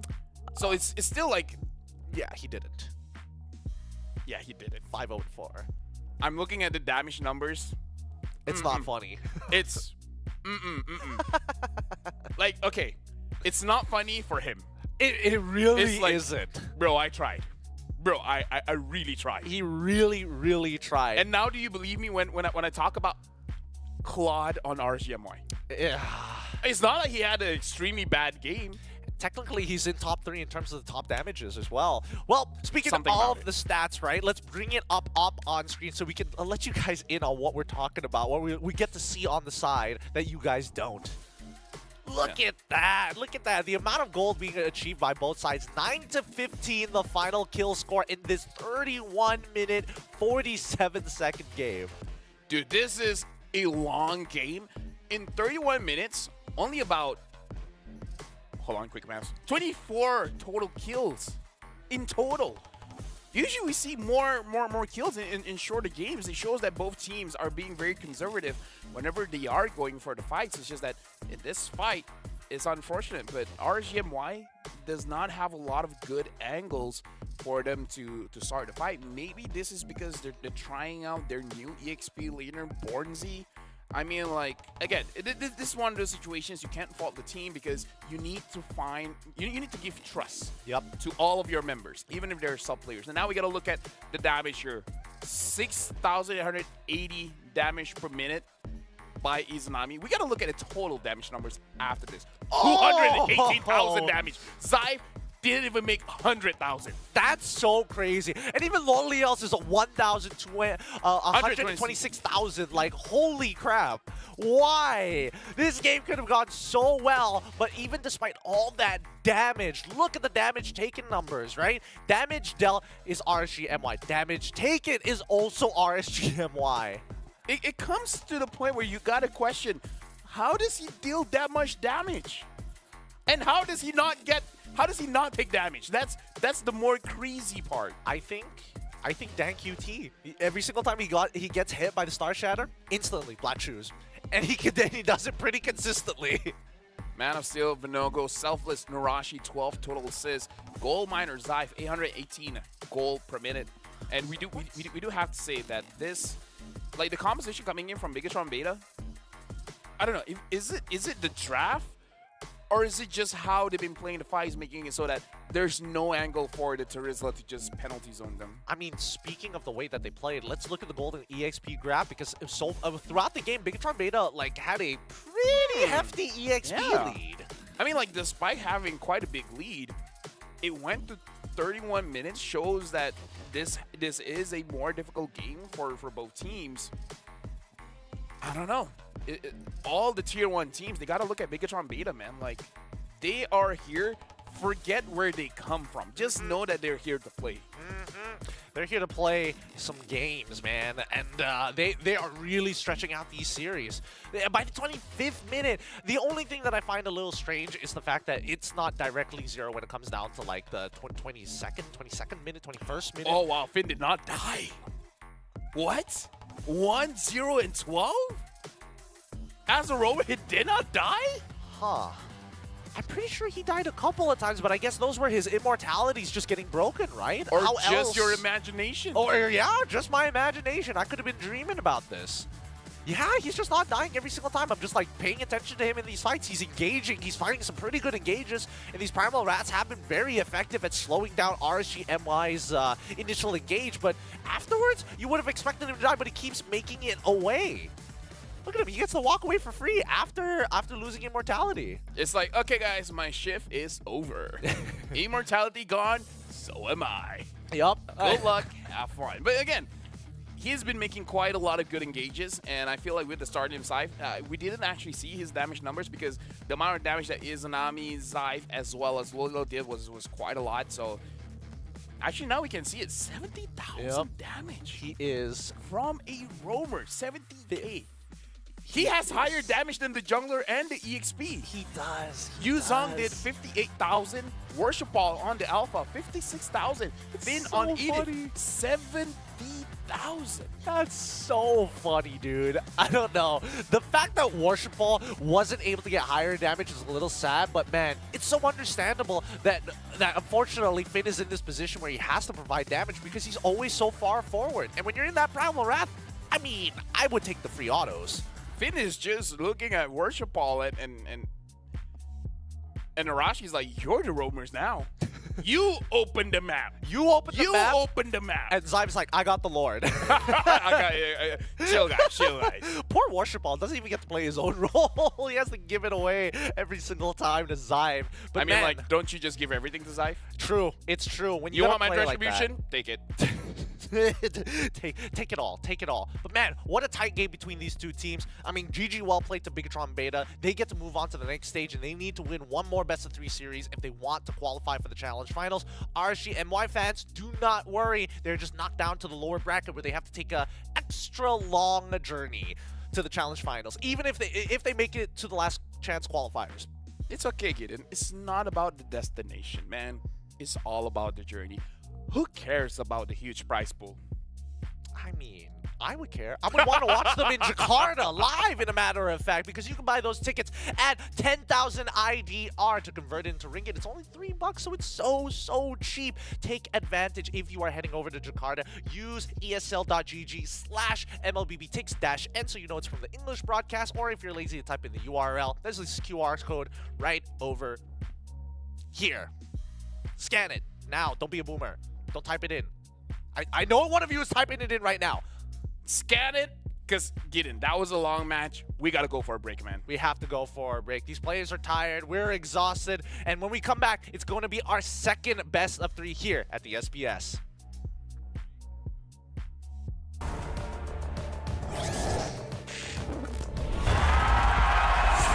Here we go! The Snapdragon Pro Series is brought to you by Snapdragon Elite Gaming, Monster Energy, and DHL. Steady jump design. Think I know your kind. Steady jump design. Think I know your kind.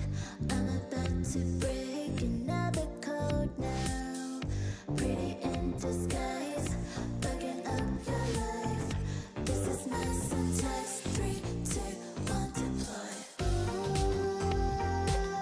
XOXO.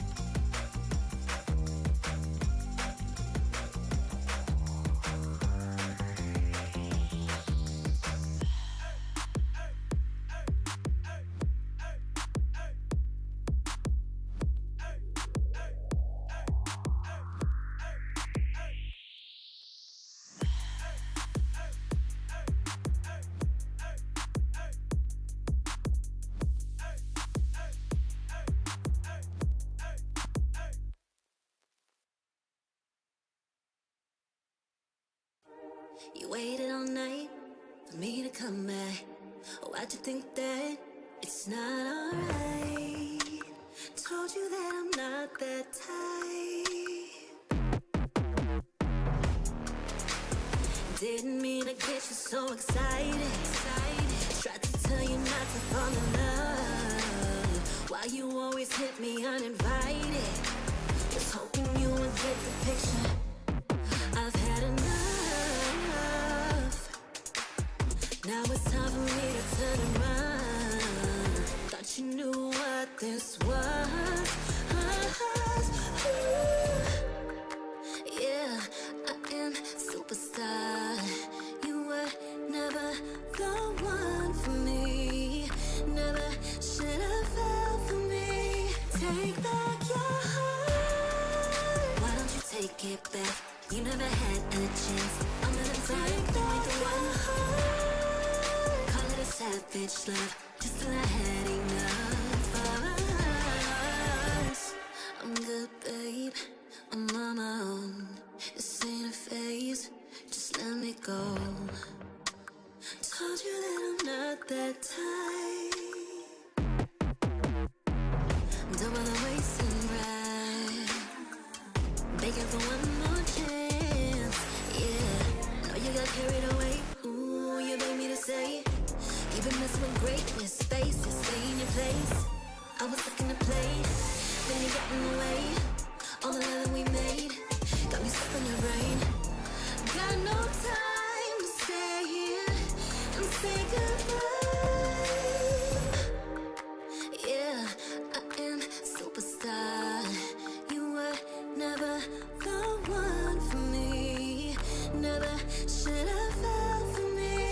Take back your heart. Why don't you take it back? You never had a chance. I'm gonna take back your heart. Call it a savage love, just till I had enough of us.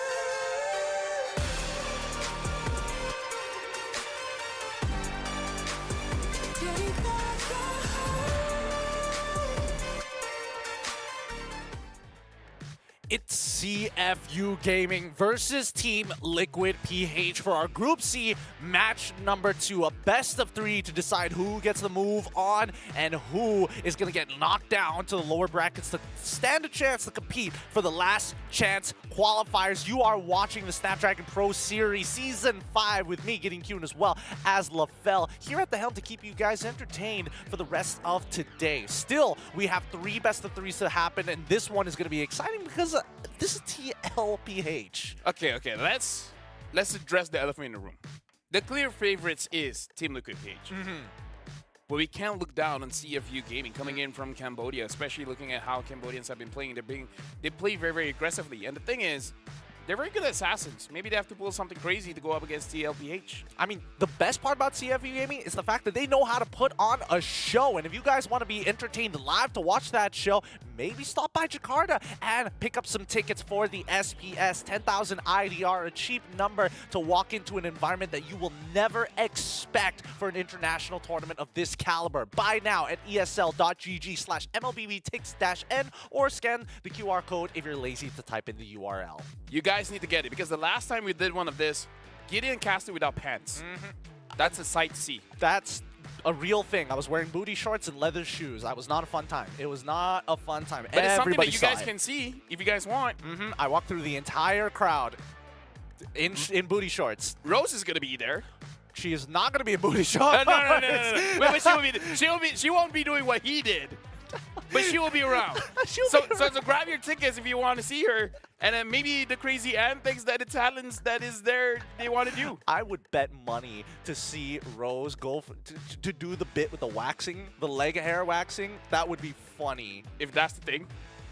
10,000 IDR is way too cheap. It's way, you need 100,000 IDR to see that kind of action. Hey man, take your votes, take your picks here on who is going to win this upcoming match, because before we get into the challenge finals, we need to see who qualify for them. And yeah, I agree, TLPH is going to be the favorites, but something about these Cambodians, man. Every single time we see a team or a bunch of players from this region, there's one thing that is known by everybody in Southeast Asia. When they play MLBB, it's aggression. It's getting in your face. It's oh, this looks bad. Doesn't matter as long as we win the trades. Yep, now we got to look at the lineup coming in from CFU Gaming. We got Wadu Detective Z Singh as well as Opie. It's good to see Opie back playing in the professional scene, but more importantly, it's great to see this particular lineup all have veterans from the previous SPS. Dude, if only Detective, like, is that the jungler role?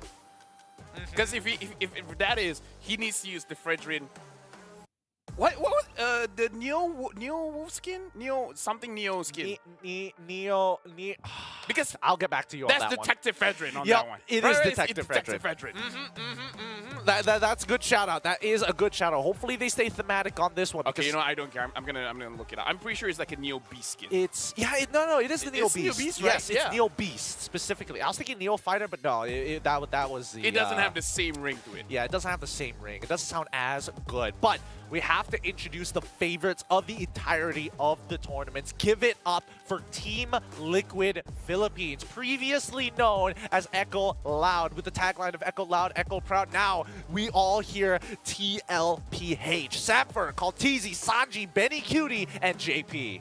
I can flex by saying the Sansan duo just recently commented on my post. You know what? I'm happy. I'm a happy boy. I know why. It's JP's fault, isn't it? It is always JP. Even if they win, Even it's if they somehow his fault. Can you imagine JP holding the trophy, looking at the San do it? It's like, you got to message LaFell. You got to comment on his post menacingly with the MPLPH trophy. You better do it. Better listen to me. But this team is exciting, right? Especially with Coach Tic Tac at the helm, guiding these boys to be honestly one of the most, I wouldn't even say flexible, but they have a signature identity. They are cool, calm, and collected, but their aggression is so cold and calculated. Don't you just love cold people? I do. I do. Some people like people that are warm. Other people like the other people being cold. I think there's a coincidence there. I think people who like cold people like to order their drinks cold too. Honestly, I don't even know if I like cold water or hot water. What about coffee? Always hot. Always hot? Actually, no. If I make it for myself, it's black and it's hot. It's black and it's hot. All right, all right. Bigger things in life. I respect it. I respect it. Hey, I think that Honestly, I'm just too lazy, man. yeah, Like, I get you. putting in milk, sugar, too much effort, man. You got to talk to Wolf about that one. He's got the whole setup for it. Yeah. That's the big difference between me and him. The setup. Nothing else. Everything else is the same. The only difference, we just take out coffees differently. Yeah. Same hair, same beard, Same height, wealth. same wealth. Yep. Same Forbes 30 same, under 30. Same like parents and stuff. Yeah, same same parents. Same parents. Yeah. It's a weird situation to be in, but TLPH going to be on the blue side. First pick up against CFU Gaming from Cambodia. Oz second pick red side, and instantly from the bans, Chip Harith on red side, Faramis, and as well as Angela on blue. I feel like Harif has been one of those picks where you don't really have a choice. You have to ban it out. He's too good. Chip is one of those very weird heroes where you know he's strong.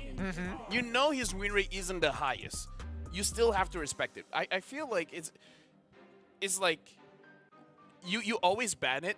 Things go well. The moment you don't ban it and then something goes wrong, you're like, you know what? Let's not take the risk. Let's just keep banning that Let's hero. just keep banning it, right? Save yourself the effort. It's tough to deal with, and very similarly to Natan, he scales incredibly well into the later stages of the game with a super short cooldown for his ult. The Matilda as a follow-up ban. Oh, Frederick. Wow, I'm surprised they didn't take the Loki first pick here. I mean, Sanji performed really well on it during the PH playoffs, but now this gives an opportunity for CFU Gaming to, I don't know, maybe diversify their comp.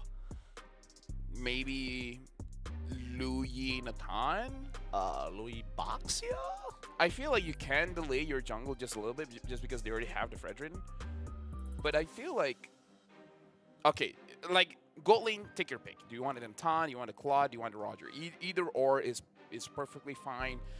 Maybe a team look at PH, they don't pick up the Louis because they're like, there's no way CFU is gonna pick up a Louis plus a gold laner like a Roger or something. I suppose that could be the hard read, but Okay, oh Louis wow. Roger. Well, looks like, I mean, they got to be prepared for these. These are two S tier picks from the side of CFU Gaming. Novaria, Lapu, Novaria, Yuzong, Novaria Arlet. Oh, Novaria Harlan's not bad. I like that one. Oh, Novaria Yuzong. Okay. Interesting. I still called it out. So. You called it right. You called it right. I'll give it to you on that one. But I'm surprised that TLPH are being so honest in the draft, right? I would have expected to see at least a flex pick in the first phase. I'm thinking either Arlet or just pick up the jungler here, like a box. Yeah, we haven't seen a lot of Barats, which is unfortunate. But honestly, you could pick some because if you don't, it's gonna get banned out. True.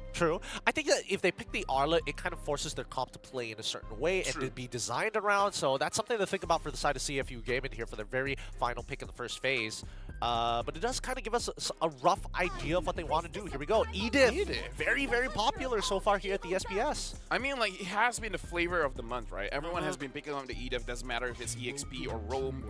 Looks like the Grok has been banned out, so they're really looking at TLPH to invade their own jungle. Betting on the Masha, very interesting. I don't know what's going on behind the scenes, but we haven't seen a lot of Masha, but the bans are still respected. I think, you know, the Masha bans are definitely for those like super gold laners who just hate having to deal with somebody who's just constantly going to stick to them, and you can't like 100-0 the Masha necessarily. You're technically like killing yourself to a certain degree.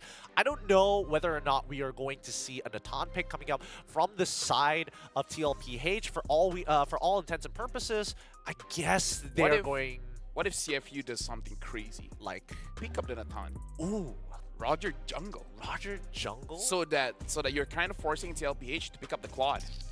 Unless they ban out the quad. I respect it though. I respect it if that's the play. They banned the Arlet, all right. I think the Arla ban is definitely going to be necessary, knowing that, you know, Fredrin is on the other side. Xborg, interesting, interesting. Taking away Swiss Army knives as well. I mean, they could technically play Benedetta if they wanted to, but it's still a pretty rough matchup. I mean, look at their comp. It's generally quite squishy already. Actually, that's a good shout. Like, against a world-class team, you kind of have to go crazy here. I'm still thinking like Nantan, like put the Roger inside the jungle. I think that's crazy enough to work. Yeah. Same idea, different hero. They're picking up the Claude. Wow. At least called out the Roger jungle. Minotaur carry without a thought. I was expecting the carry. I was a little worried whether CFU Game In was, yep, All right. Love for sure. I mean, this is not bad. Honestly, good calls on the draft here, LaFell. So far, TLPH, it's clear they want to be able to kind of team fight and have the tools to team fight effectively, but they still need to scale towards the later stages of the game. And Benny QT on his signature carry, this is going to be a fun time.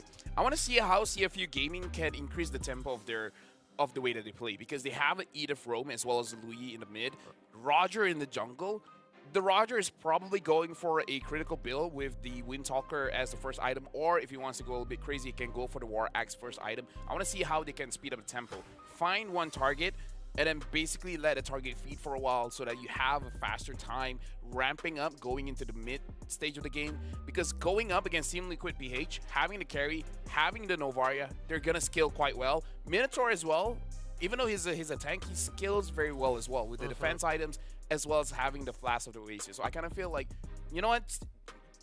Generally, Cambodia as a region is very aggressive. You got to use that against Team Liquid PH. Yeah, I think that's a very good idea here. And I think more importantly, so if Team Liquid TLPH decide to kind of commit to one side of the map, that's actually pretty good for Detective here, because that means he's able to rotate a lot faster. And when he picks up that, well, his first item, he can double his farm speed. Carl Cheesy using the Neo Beast skin as well. Detective Frederick going up against the Detective, which is now using the Roger, which you could role play as the Detective going up against the Criminal. I'm not trying to say werewolves are the bad guys, but have you heard about the Little Red Riding Hood? It's well, they call her Ruby. That's for one.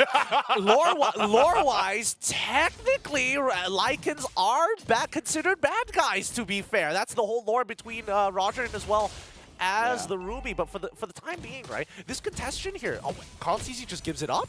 I mean, like I said, they have to increase the tempo. Detective didn't hit level 4. That's fine. He still has like plenty of camps because he skipped. He went just for his buffs and then insta invade. Oh, got it. Because I was thinking, did Sanji take that?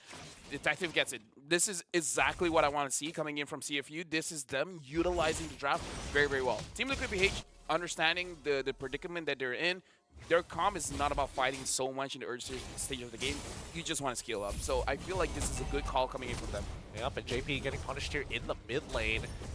They tried to go for an off-tempo play, a wave just before the Lord actually spawns. Actually, 2 waves before the Lord actually spawns. And Detective, wow, is going to be a part of the gold plating here. Very valuable gold. Like I said, they have to move as a trio. At this point, side lanes, you're on your own. You know what? We're friends conditionally. This is not a condition for us to be friends. All right, let's see. Kaltizi, he's a full level behind Detective as of right now. And Detective, he's more than happy to hit level 5 and drag this out even longer. He just wants his team to scale before they find that, good momentum to swing back at TLPH. Black Dragon form is going to come out, coming in from Sanford. Opie right on top of JP, who's getting locked down. Oh, JP flickers forward, and they find the first blood onto Detective straight away. Sanford gets his way out of there. A good Petrify setup from him. Almost makes it out of there. But Z finds the kill with the help of a rotation. Oh, diversion being sent over into the Tribe Rush. Not going to find anything, but man, oh man. 2-for-1 trade in favor of TLPH. It looks like CFU Gaming, they thought about the first 2 minutes, maybe even 2 minutes and 30 seconds going in. But they didn't really plan what would happen if Team Liquid PH, they don't care about the levels and then they just go for it. Because we see Sanford immediately going over to Detective, dealing a lot of damage and then just letting the team clean up. So this is very good coming in from Team Liquid PH, understanding that, yes, Roger is a level ahead, but he's still just a Roger. They just recently nerfed his HP. we can take him down. And that was a good call. Not trying to go for a 50-50 trade, try to make it into a 70-30. Well, and I think, a lot of it just comes down to the battle spells to make it happen, right? Without that Petrify, without the Flicker from JP, they wouldn't be able to actually find the net profit to begin with. That being said, though, Detective still does have a level lead against Carl Teasy in this early phase of the game with a very slight gold lead in hand. TLPH seem to be, honestly, quite passive. They're waiting for CFU Gaming to make that first move. Diversion to the bottom side of the map, and it looks like Samford somewhat aware. Yeah, I believe that Wadu is trying his best not to make it look obvious that his friends are here. And it looks like Detective is going for a War Axe first item and not the, well, it's JP's fault. But Zing is very low and Zing is going to get taken down. Yep, he's going to get dove underneath the turret. They forced the BMI out of him. They even committed to the Minoan Fury to make sure that Benny QT gets all the resources he needs for this upcoming fight. Diversion once again to the top side of the map. Benny, he doesn't know. He tries to get out of there, but he doesn't get locked down. Perfect timing as Benny escapes death once more. Imagine in his POV, he legit doesn't know, and he just dodges everything. Oh, OP actually getting the Earth Shatter. It looks good. Kaltizi takes away the Total Eternal, but Sanji is able to find a trade back. Gets two, but Z says, no, I'm done with this. Samford next to fall. Z still healthy. Doesn't mind that Benny QT is dealing damage, dishing out damage, but he's fine. Good peel coming up from Z3. Looking at both mid laners, they won a lot there. Z3 is now 3-0-2. Sanji is 4-0-0. 100% kill participation, 100% kill in general. He's been grabbing all of the kills. CFU Gaming, they are playing towards their strength, and Team Liquid PH, they have to respect it. It's just that CFU, they need a better or a cleaner way to start the fight because OP is willing to commit his Flicker. It's just that if he's able to hit multiple targets, that's great. If he's not able to hit multiple targets, then try to finish off one target at a time instead of trying to disperse the damage. Like Z is hitting one person while Detective is hitting someone else. I suppose, but right now with the lane swap that we do, that Zing actually commenced. Zing on the bottom side. While we see Benny QT on the top, diversion play once more, committed down to the bottom side of the map. They didn't know. They didn't know. They just wanted to make a hard read onto Samford, but he just isn't there. No Primal Wrath as well. This is going to be communicated to the rest of the team. Carl Teasy now looking to take some position here to maybe try and 2v2 this, but Z3, he's still nearby. Carl Teasy, he's going to get stunned up. Good shot coming in from Sanji, and a quick finish up on Carl Teasy. Minoan Fury flicker forward to catch the rest of them. Staggered, bruised, and battered CFU forced to give up this bottom tier 1. I like that they tried for it. I would prefer if they see if someone's there first before fully committing to it. Oh, Petrify as well! Kills Zing underneath the turret! Samford creates the play, and now Sanji disrespects Detective. I don't miss my shots. You better not waste my time, brother. Oh, and Medicute wants to go all in onto Wadu. Wadu's taking quite a lot of damage. As a fire, it doesn't feel good getting free-hitted against a carry. And now their version going in, sending to see a Detective. Zing gets it! He tried, but still Cartesi can't deal with two people bursting it down at the same time. ZZZ has done a phenomenal job this game to keep CFU competitive. OP flickering forward, he gets it onto Samford's side. He doesn't even manage to survive this. Wait, no, he's still alive. If Benny QT didn't opt to finish him off, Z3 moves backward as Cartesi tries his best to deal with 4 members. Dude, this is why you want to watch Cambodia, man. Like, we talk about how aggressive that they can be. Look at how they're playing, man. They're making Team Liquid play honestly. They're like, nah, if you don't expect for us to go in, you don't know us well enough, buddy. We're going in. We don't care if OP dies. It's true. It really is true. I mean, CFU is so good at trading right now. This tier 1 should fall, and Benny QT pops his ult to try and deter them away, but it still means the top tier 1 falls into the hands of CFU, while Detective now with an endless battle. I think this is where they can start ramping up the tempo. Oh, this is interesting. I'm looking at the items here, and it looks like Z3, he wants to go for his second item, Holy Crystal. Like, you want to talk about tempo. they're not going to expect the Holy Crystal second item coming in from a Lu Yi. It can't be, right? I'm pretty sure he's going to go for Blood Wings, right? I feel like it's crazy enough to work. It's true, he is quite significantly ahead. I mean, his current KDA is 4-1 and 4, and man, diversion off. Oh, they found one! They found Benny. Cutie! That is so unlucky. He dude. just walked in as well. The timing could not have been worse. Dude, like, this is entertaining, man. I mean, just keep your eyes on ZZZ right now, because he is, as soon as he gets his ultimate, he's probably going to set up a play. As they're looking for mid-tier one, Kaltizi is going to try his best. The rest of his team clears up that wave, and Wadu out of position. Appraiser's Wrath is down. They can't finish him off just yet. Even Sanji not able to connect the Star Shatter. At this point, it looks like the whole game plan coming in from CFU Gaming is just like, don't let them breathe. If people can't breathe, they can't play the game. So just... Wait, that doesn't sound right. Z3 completes his Holy Crystal. What I meant to say is put the pressure so much that they don't have room to do anything about it. Okay, that's the more PG way of describing it. Yeah, man, if this was like mixed martial arts, CFP Gaming, just Brazilian Jiu-Jitsu, get on top of your opponent, make it the diversion in the back line once again. JP tries his best with the Moen Fury, knock up onto 3. He should fall. Detective misses the skill shot thanks to the whip, but the back line now afraid as Sanford is able to get on top of Zing. Zing still survives, and Wadu has peeled perfectly. Manages to flicker out in time as Detective tries to finish off the last couple of targets in the back line, but doesn't find anything. Good peel, good rotations for Kaltizi. Dude, watching Detective run all across the map, trying to find whoever is low. Dude, that's a crazy Roger. I mean, let's not forget that CFU Gaming, they traded 1-for-1, 4v5, by the way. 4v5, and now Kaltizi taking a lot of punishment from Z3, who manages to survive with the help of his passive. Benny QD makes the play, finds a double. Can he get one more? He's down to Clown with Zing, but no, Zing backs up. He doesn't want to deal with it no more. Dude, like, 10 minutes in, and we already have 21 kills. Yeah. That's 2 kills per minute. That's like, oh man. I mean, we do have to see, like, this is a weakness. Oh, before that, Sanford goes on to Zing. Sanford wants to kill. Oh, 10 seconds until he actually has the Petrify, but he knows that he can manhandle Zing for now despite being a level down. We got to look at the gold leaderboard, and this is the weakness of what CFU Gaming is doing, is that in terms of gold, they're not a lot, because #1 gold is still on to Benny Cutie, even though they had a successful gank onto him. Zing, however, has completed his Trinity items at 10 minutes in, so still incredibly fast. I mean, they're catching up fast. They're catching up quick. The real question is, now that this power spike is here, and the gold lead honestly isn't too much for the side of CFU. Like, Team Liquid, so far, they've netted themselves both neutral objectives. Both turtles fell into their hands. If this next Lord falls into their hands as well, CFU Gaming's lead is all but wasted. We'll see. Topside getting hard shoved in.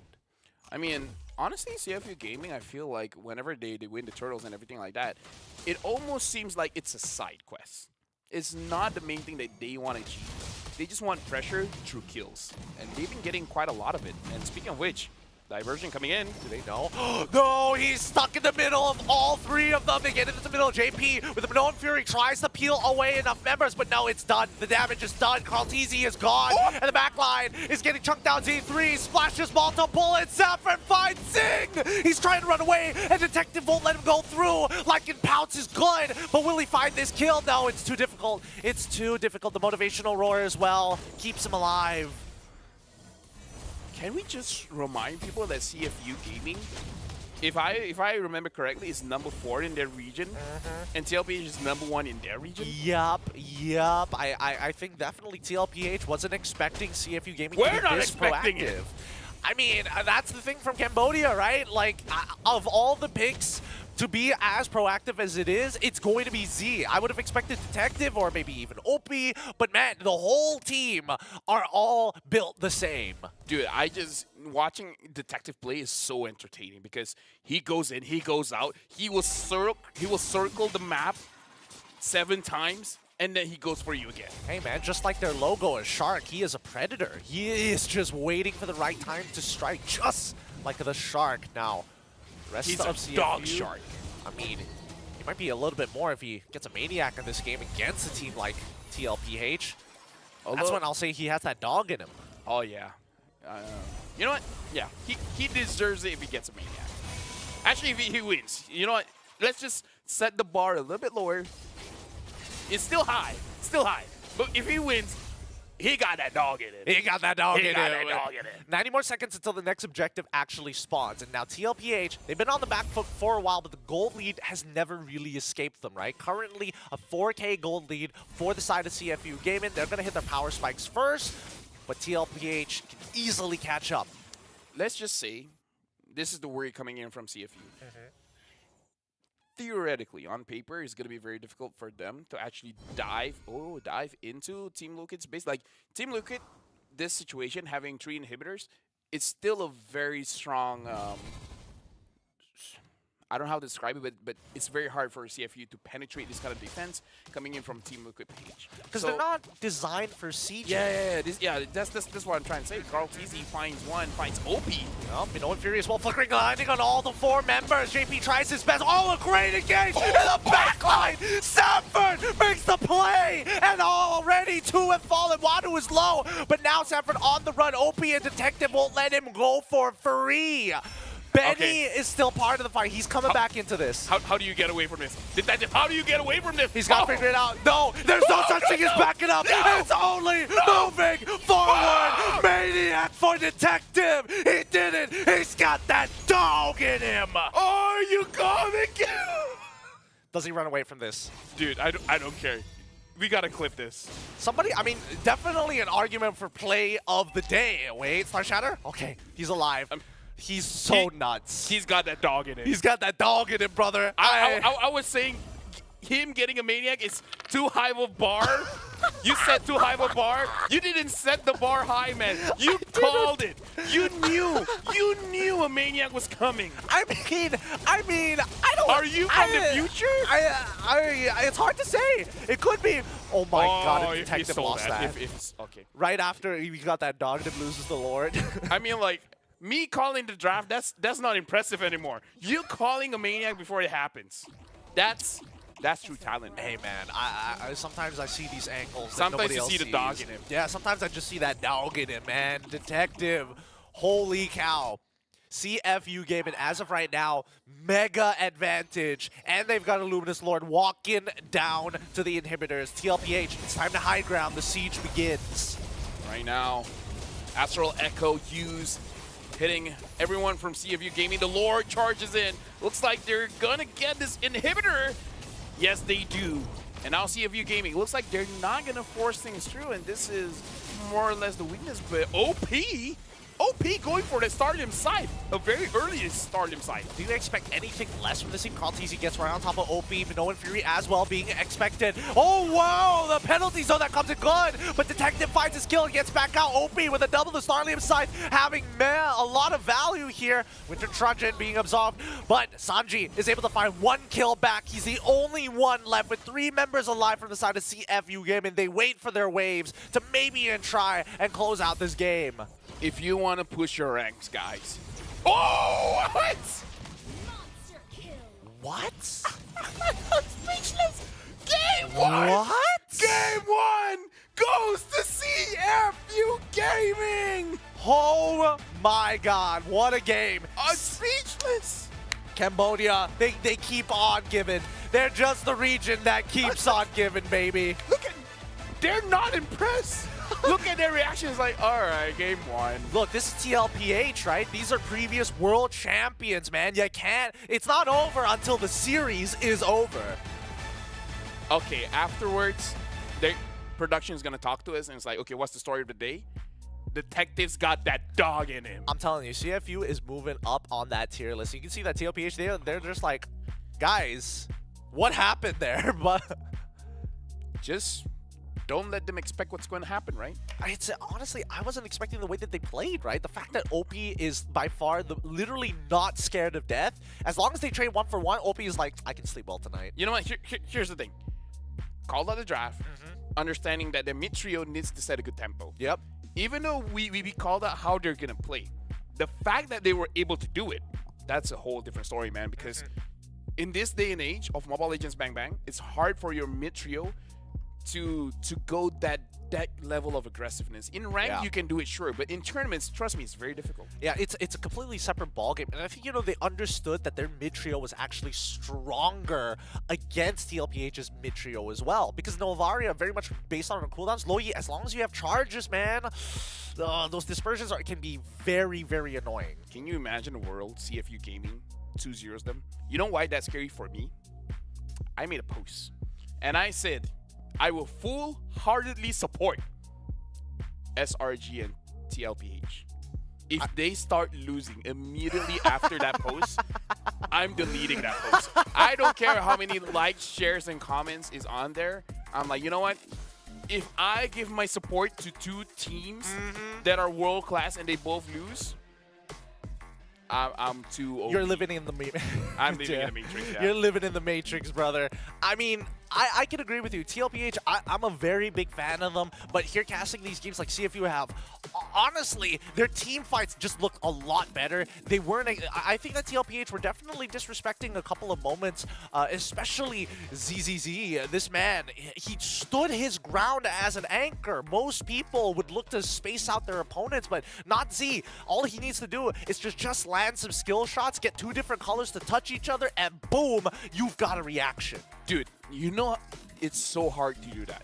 Connecting 2 colors together, I can't do that. I mean, that's why you play on colorblind mode. That's a completely separate ball game here. But more importantly, I think as of right now, second item, Holy Crystal, we got to talk about that. That's the thing. Second item, Holy Crystal, really kind of set the pace because there was a couple of moments that Z survives with a single sliver of HP because of his yin-yang reaction. Every single time he connects with an ability and the yin-yang reaction, he gets a small little bit of shield, and those shields eventually stack up to mitigate damage. I don't know what I'm looking at anymore, man. This is wild numbers, right? Damage dealt higher, damage taken almost there. Tower damage in favor of CFU, man. I'm getting text messages. Stop supporting Liquid Echo. Okay, we gotta talk. Like, before I was rudely cut off, what I wanted to say is, if you guys want to push rank, you gotta do it on the Novaria, man. I mean, like, Izanami did it, and now Sanji is doing it. 5,238 damage per minute. That is very, very high. Carl Tizia, unfortunately, in this game, first picking the Fredrin, it makes sense in the climate of Philippines, right? It's very, very, very, very contested, but it looks like CFU Gaming is just like, the way you deal with the Fredrin is just to overpower him with multiple angles of damage. Multiple sources, multiple angles as well. It's not like he gets stronger when more people are there. It's just he gets extra stats. And I think, man, look at that cold graph, dude. It's just a slight incline for TLPH, and then instantly we're down in the ravine. This is one of those games where you have to record every single thing and start playing it in slow-mo. In 0.5 speed. Exactly, because you gotta try to get into their heads. How do you make that decision that fast? Like, at one point, who was the one saying, TP here, get a kill, back off? Because we see RG Malaysia using the Louis, unsuccessful divergence, right? Here it looks like every single time they use it, they trade something for it. Either they get a kill, they get a turret, they get something. Every ult has a lot of positive.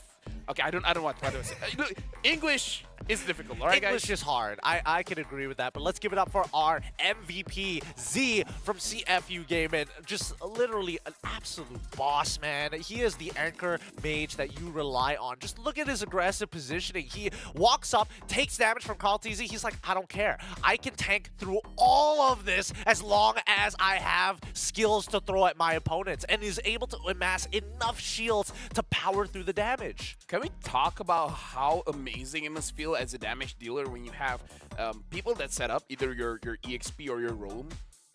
Kind of don't. Actually, now that I think about it, CFU's draft is not that different from RSGMY, but the execution is so different because they don't hesitate. If Wada wants to go in, everyone goes in. If OP wants to go in, everyone goes in. If Team Liquid PH goes in, everyone goes in. Dude, I mean, this fight here, this maniac moment coming out from Detective, all started when Sanford was comboing perfectly with JP and as well as Sanji to attack 3 of the members who got knocked up, Z, Wadu, and as well as Zing. But Zing had already provided just enough damage for Detective to actually get back into the fight. And the Starlium side from OP, like, it was the perfect concoction of things going right for CFU to get Detective this Maniac. He got that dog in him. Man. He's got it, brother. He's got that dog and multiple different animals as well. Shark, squid, sponge. It's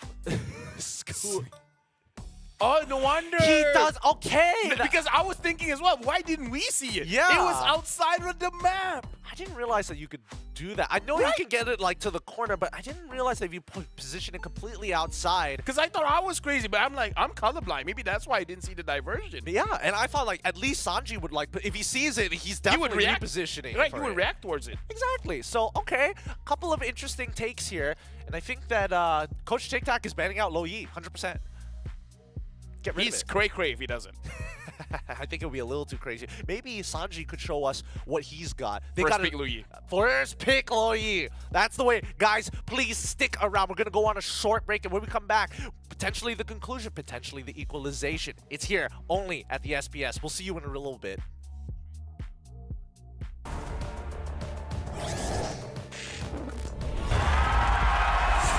Here we go!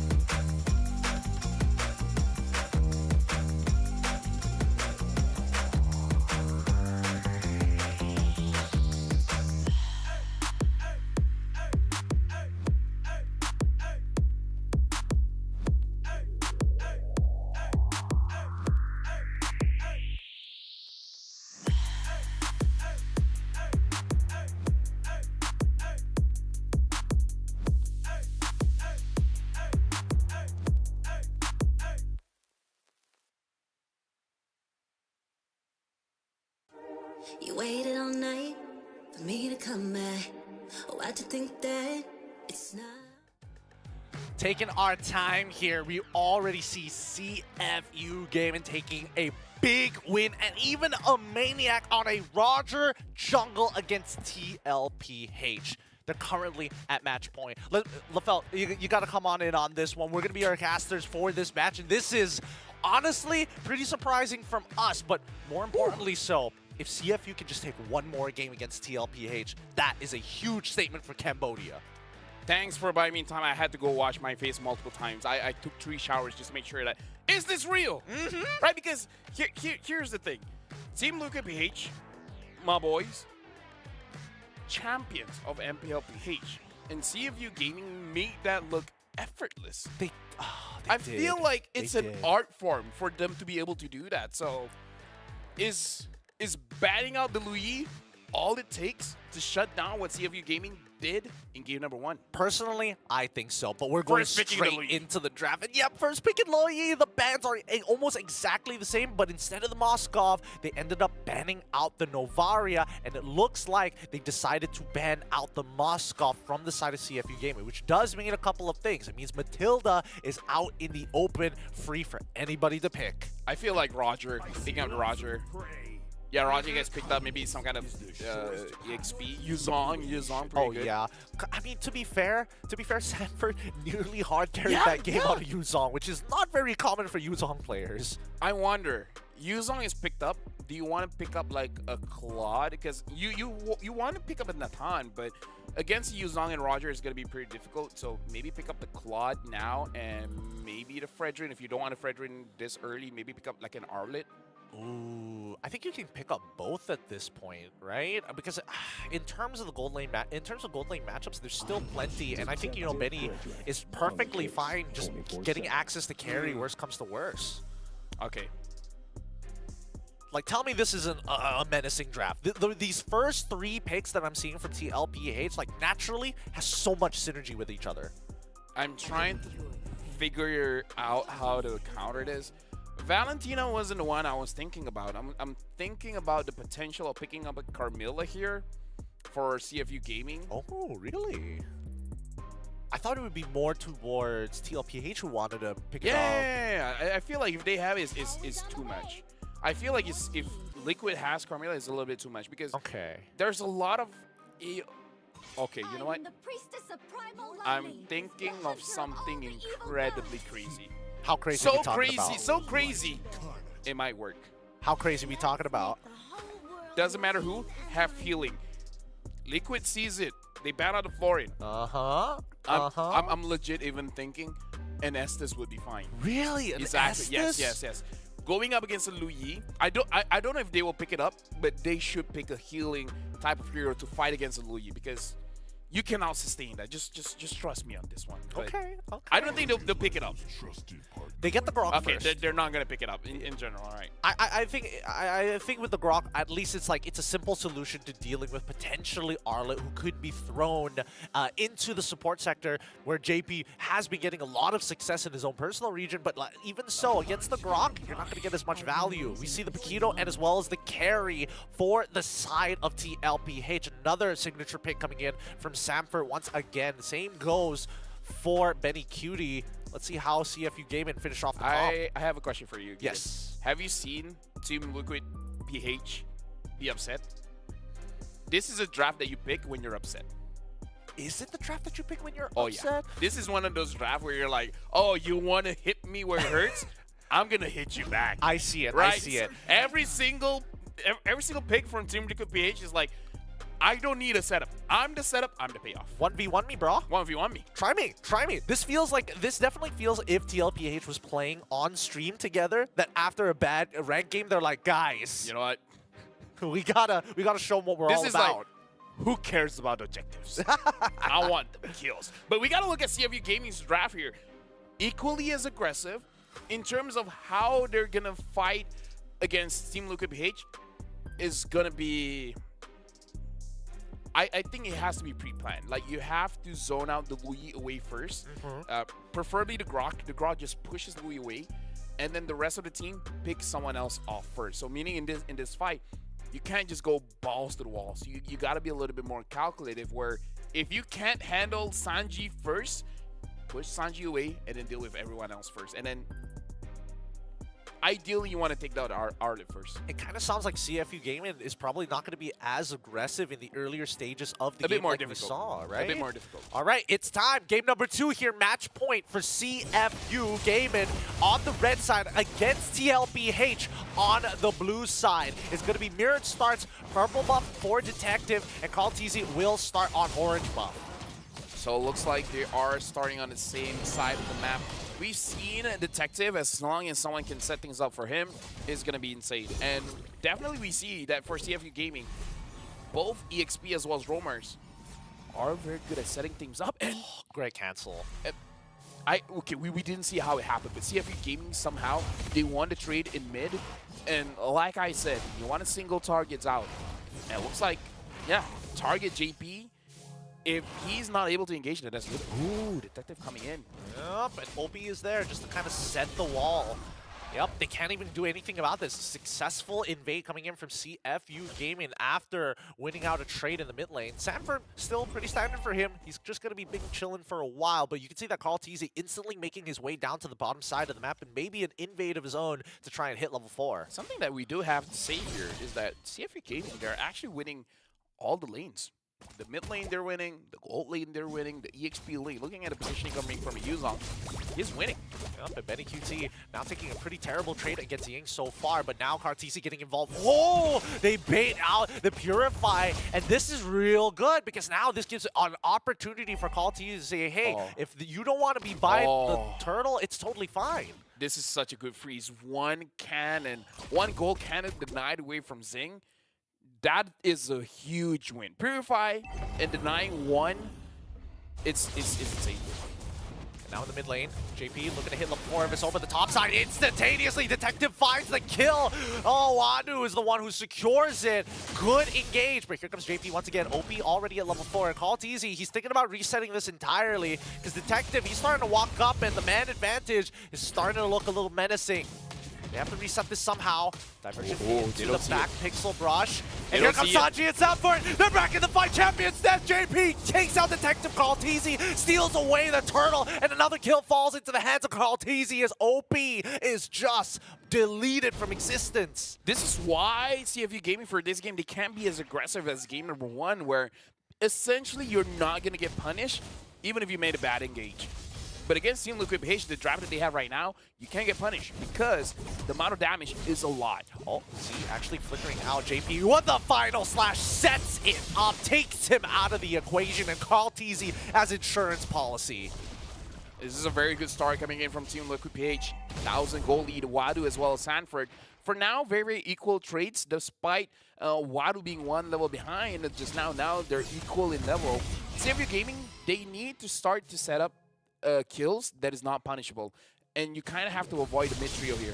Speaking of the mid trio, OP reveals the map, notices JP and Benny QT in that brush, which means that Benny QT will be able to get double the waves here, doubling up on the amount of gold he's achieving. CFU now making their way down to the bottom side. Oh, the diversion as well, JP. Benny QT wanted to punish Zing, but Zing on top of it. Great BMI. Yeah, this is just to make sure that Benny is able to hyper farm. Right now we're looking at the damage to the leaderboard, and the one on top is Sanji. Second one is JP. Oh, CFU Gaming, they're camping this. They're waiting. Carl. They're waiting for Carl from Carla. Carl, he's taking all the damage. Wall charge is well committed. Oh man! He survives. Like in pounds, he's trying. Can he get the in-air reaction? No! Sanji does not find it. He gets 1, unable to transfer it. Oh wait, diversion to get him out of there. JP is gonna walk in. Oh! He tried to make a read. It was a good call. Yeah, it was a good call. Yeah. But again, like, that's what they need to do. CFU Gaming needs to start taking trades that is unpunishable. To be fair, that was pretty punishable. Honestly, that was very punishable if JP was there. The fact that JP was not there made it so it looked free. But we still have to talk about how Sanji still did a lot of damage as well as crowd control. He did, but I think he needed to crowd control the right members here, because unfortunately, like Detective, the fact that he got that Lycan pounce off onto Carl TZ probably shouldn't have happened. They were all tagged. But here comes the diversion into the pixel brush. See, he doesn't realize when he's walking into the final side Slash is already up. The Wild Charge to slow them down. Black Dragon form hits all 3 members, and it's a complete washout of TLPH. 4 members down, 1 in trade. Talk about numbers. Yo, we need an instant replay. What happened? Because, okay, I know what happened. OP happened. He died. So what? Look at the members that he knocked up. What an amazing counter engage coming in from CFU. It was good. I mean, they were all stacked up in the perfect position. The knock-up landed onto 3 people. Wadu is able to jump on it. Like, check this out. Okay, Z finds them. OP goes on to 3. And then look at the Yuzong. Petrify. 3 again. Zing coming in as well. Multiple targets in sight. And he deals with... It's all, look, Z found them first. So that OP knew what to do next. But we gotta talk about the reaction speed of not just their reaction, but how they think. Yep, now Sanford getting punished on the top side of the map instantly as they quickly go for an off-tempo lane swap. Dude, we gotta reconfirm this. Is this really number 4 from Cambodia? I mean, they're playing kind of gross right now, unless their pre-preparation has done them like so much justice here. JP tries for the final slash, does not find Wadu just yet. But doesn't mean that TLPH is completely out of this game. We've been waiting for Benny QT specifically to get... Wait, hold on. Something doesn't seem right here. JP, I think he's gonna get... Yup, Retribution being committed as well. He can't seem to escape. Like it Bounce gets the kill. Detective runs him down. Now I'm holding the wall. I can't believe what I'm watching here. But I like the decisiveness coming in from CFU Gaming. I don't care. I'm going to use my retreat on you. You're going to get slowed out. I'm going to go in for the attack. And now they're using the diversion. Sanji finds them. If CFU went for a different bush, they could have gotten killed there. Maybe. KarlTzy on top of OP for now, but Z, he's so nearby. He's such a menace to deal with the Terrify. And now this... Once again, same diversion to the back brush with Sanford. He wants to get on top of Zing. Yes, Zing getting blasted. He should be going down to Sanford eventually, but the turtle falls into CFU Gaming's head. Black Dragon form as well, Sanford. He should be dead here. Zing survives the initial back flank. Sanford's probably regretting not taking the lethal ignition, isn't he? Dude, I mean, the reaction speed. It's unreal. It's pretty inhuman. Yeah, I mean, like, some people say that as a joke, but look at this game. It seems like, okay, one thing that we see CFU keeps on doing. They pre-use their spells, they pre-use their ults and everything in anticipation of something happening. It looks like it's working towards their advantage because as soon as Team Liquid targets one person, that person, no matter who, is ready. The reaction speed of everyone here, I feel like, is the maximum amount of stats that they could put when they were born. It looks like CFU Gaming all took the limitless pill. Yeah. They're using 100% of their brain all the time. They can't say, wait, the conceal's coming out. Who's going to get doved on? Is it Benny? I think they want to. OB is slowed down. Oh, Z finds it with a final slash stolen blazing to win. Karl is out of there. Sanford tries to peel. They only lose 2 members. The other 2 manage to tank through the damage. No resets for Detective, 3 for 2. And now the back flank from Sanji. He wants Detective. Not again. No more maniacs for you, brother man. See ya. Shut down for Sanford. Despite them losing the fight, can we acknowledge that that was a crazy engage? Like, everyone into the final slash.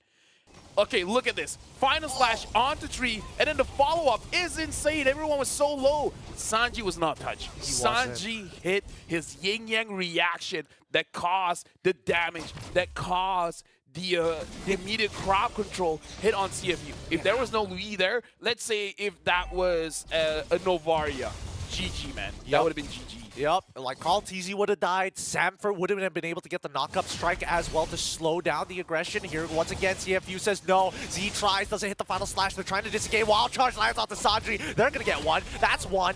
And now they chase the rest. No wave to actually push further than this, but this is perfect for CFU Gaming because now that they've run down 1, this Lord will come in for free. KarlTzy now having to peel 4 people away as the Black Dragon form comes out. Praisers Wrath onto OP, doesn't get much retribution as well. Furious Dive, engage, finds the Petrify into the back line, and Benny Cutie, he's on the run. He's trying to find something back, but he's getting stunned up and feared by Z. CFU do it again.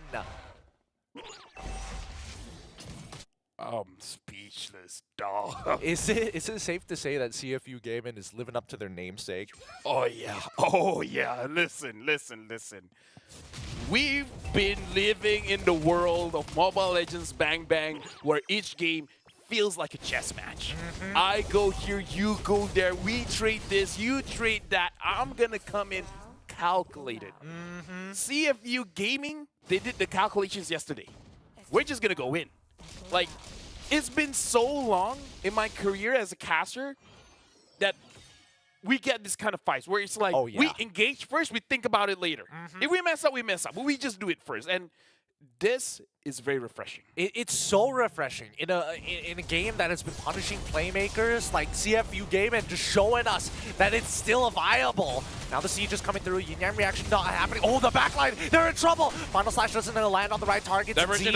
And Zing are running. Diversion coming through, and now the backline's in trouble. Backline is dead. Sanji finds Zing. Black Dragon form as well as JP finds Z. And Detective takes Betty Cutie out. Might have an opportunity as Wadu is able to get the Petrify in time to take out Loyi, but Carl TZ's still alive. Helping with JP. Sanford finally in the middle of the fight with the champion stance. He's looking for Detective, and he knocks him out, sends him to his grave. Carl's alive, and Sanford finds a double in return. 2 for 4 trade. I love this match, man. It's all about the kills. Who cares about the objectives?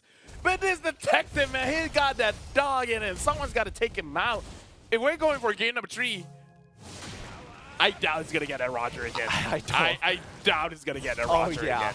Oh yeah, like I think Team Liquid has got to do some wild stuff right now because CFU, this is a squad to keep your eyes up for the internationals. Damage leaderboard, Sanji on top, Z close second, but even between Zing and as well as Detective, 3,000 damage difference. Team Liquid PH, let's hear. Looking at the items, Benny Cutie has 4 items now. He even has the Wind of Nature. So going up against CFU Gaming, what they have, here's the thing. If I'm Team Liquid PH, I'm almost at a situation where it's like, why bother engaging? We know they're going to start first. So let's set up a bait, let them come in, and then here it is, get in. Here it is. 5 men Winter Truncheon. They come in, everyone winters it, survives the initial burst, go back into the fight. That's how it's supposed to be done, man. 5-man Winter Truncheon. I feel like it's a good idea if they can guarantee both OP and as well as Wadu to commit to the engage. Because I think They Wadu... will. They will engage, but I think Wadu is very careful on the Petrify finger. That's the thing, right?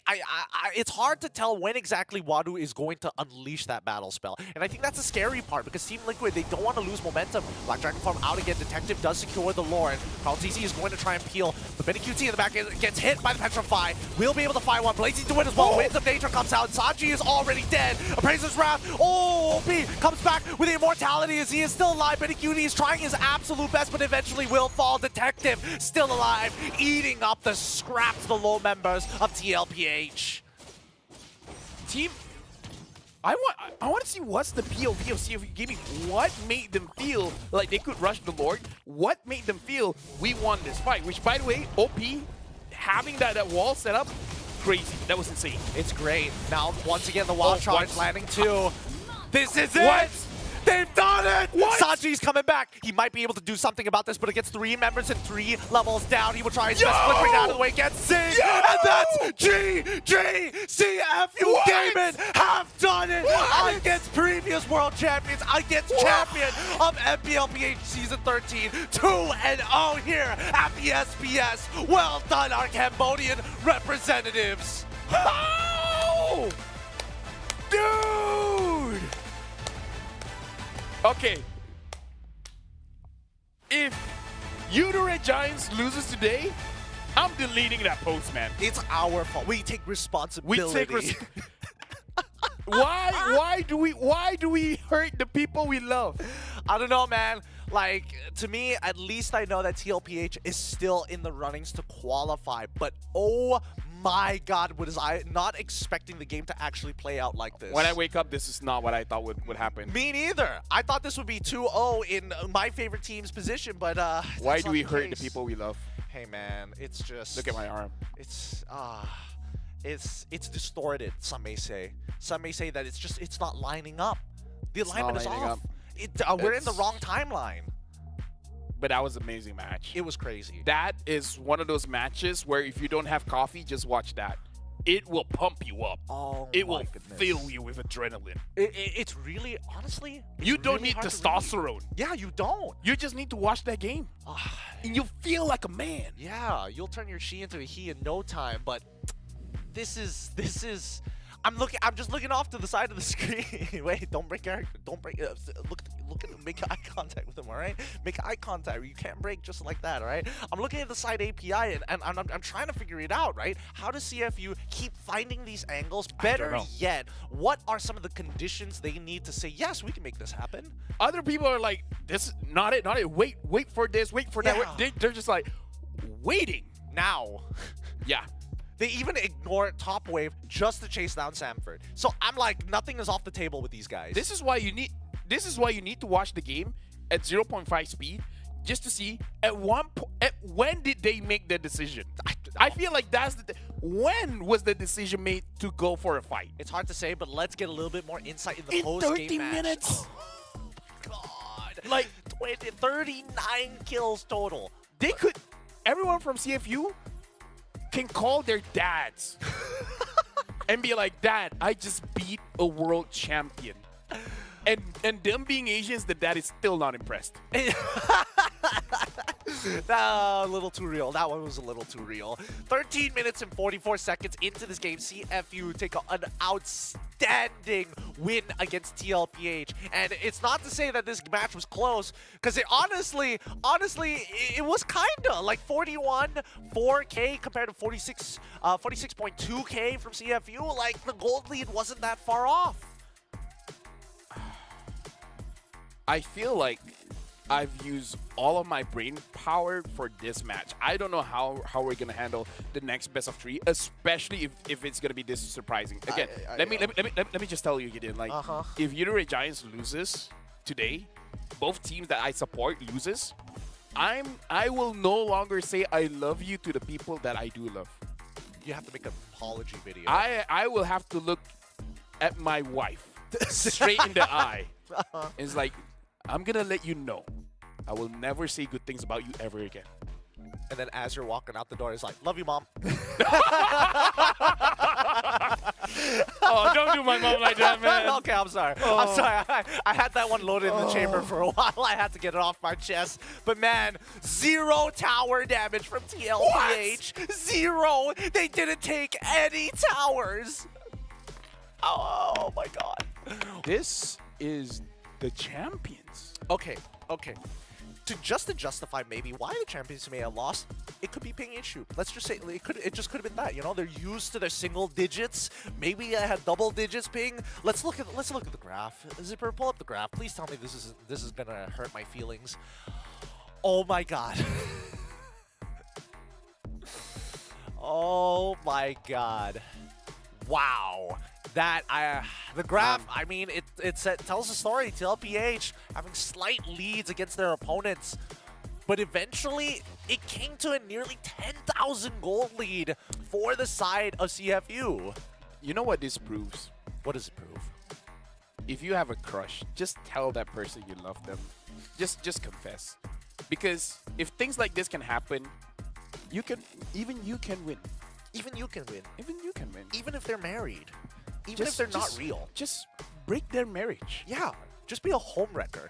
Just get the developers of your favorite waifu to draw them out for you personally. Like, this is wild. This is so wild. Give it up for our MVP of the game. I mean, it's hard to say. They all play well, but Zing somehow 8-2 and 11, surviving against one of the best gold laners in the world in this matchup. Let's look at the highlights one more time, because my God, was this a plethora, an absolute parfait full of exciting plays. Even Benny Q, he just can't get in on these fights every single time. Okay, Gideon. Very simple question. Do you think Liquid played bad, or CFU Gaming just played out of their minds? I think CFU Gaming played out of their minds. Like, just look at some of these angles that they are finding. And like, but some of this is just not planned. You can't expect things to always go your way. But at the same time, the target priority, the target acquisition from everybody in CFU Gaming just seems to be a little bit more aware compared to TLPH. Again, I just give me a Freaky Friday situation. Let me be in their bodies just for a little bit, just so that I could understand the way that they think. How do they find fights that doesn't exist, right? Like, imagine Team Liquid PH not really giving a lot of openings, opportunities for CFU Gaming to go for a fight. Like, how do you? I don't know, man. It just seems like CFU Gaming just sees things that the rest of us don't. I think they're very used to off-tempo plays, right? They do it in the early game. It's very evident in the early game that when they make these off-tempo plays, they're looking to catch somebody out slacking because most people are accustomed to the rules of engagement of, hey, what time does the turtle spawn? What wave do you need to be to hit level 4 on time? All of these little things are being taken advantage of. The base knowledge of all MLBB players, CFU Gaming, are saying, you know what? Let's break those rules. Let's catch you with your pants down. If Either Giants loses, I think I need to be a hermit. I need to push away all of my friends. Everyone just be like, you know what? It's good knowing y'all. You guys are great. I can't let you get engaged like that. That was because again, I don't think Liquid played bad. I don't think they played bad either. I don't think, like, what was the misplay? I think, okay, so they were just doing their own thing and then they get engaged on. Then they fought bad, but they still lost. I feel like they got the short end of the stick in the early game in a couple of the engagements. But then, like, once we got to the later half of the game, I don't think they did. Let me put it this way. Every single lane lost. We saw in the mid lane that they won the trade on the HP. Yeah. Right? Yuzong forced the Paquito back in his own turret. Same as the Claude. The Claude going up against the carry. The Claude won the HP trade. Even the Fredrin came and ganked the Claude, and they could not get the kill. Yep. So it's like, from the get-go, CFU Gaming out micro-mechanicked Team Liquid PH. That's why I don't think Liquid PH played bad. It's just CFU Gaming is just on the limitless peel. It's tough to say, right? It's something about this team. I mean, Cambodia as a region, keep your eyes on them because we got to move on from these unfortunate events. I need extra eyes on them. We need Two more ain't eyes. enough. Yeah, we need more information on this team because next up on the chopping block, it's EVOS Holy, another team from the Open Finals, challenging RSGPH in a best-of-3 match to, well, our very first qualified team to make it into challenge finals. Okay. It's one of these two teams. Good luck to both of them. If you want to see maybe one of these teams play live, consider hopping by to Jakarta and also buying the tickets for the SPS so you can dive into the action. Get those tickets for 10,000 IDR, $3 in Malaysian ringgit if you're Malaysian. You can buy now at esl.gg/MLBB/-tix. MLBB Tix-N, or just scan the QR code. I'm gonna try something. Don't get the tickets. Yeah, let someone else have it. Yeah. You know what? You guys don't deserve to be there. Let someone else have it. Yeah, don't buy it for yourself. Buy it for everybody else around you. Give it to them as Christmas presents, just for fun. Send it. Gender reveal, but it's SPS ticket. That's too far. I couldn't. I broke before I even got the joke out. But with that being said, we're gonna go on a short break to recuperate our sanity before our next qualifying match. We'll see you right after this break. Oh my God! Wow.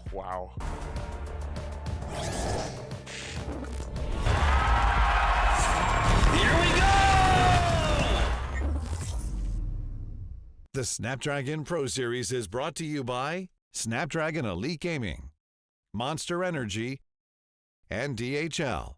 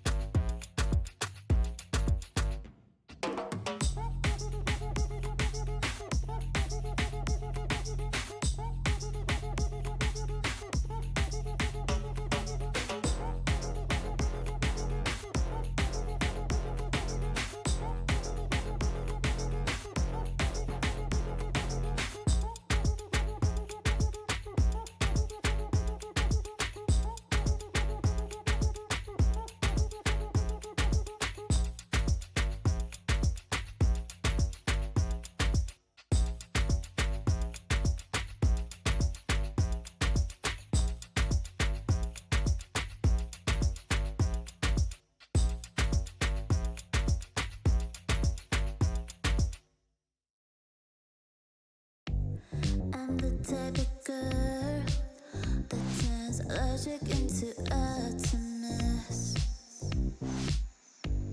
Think you know it all, but then you let me get inside your head. Yeah. Steady joke design, think I know your kind. I'm about to break another code now. Pretty in disguise, bugging up your life. This is my syntax. 3, 2, 1, deploy.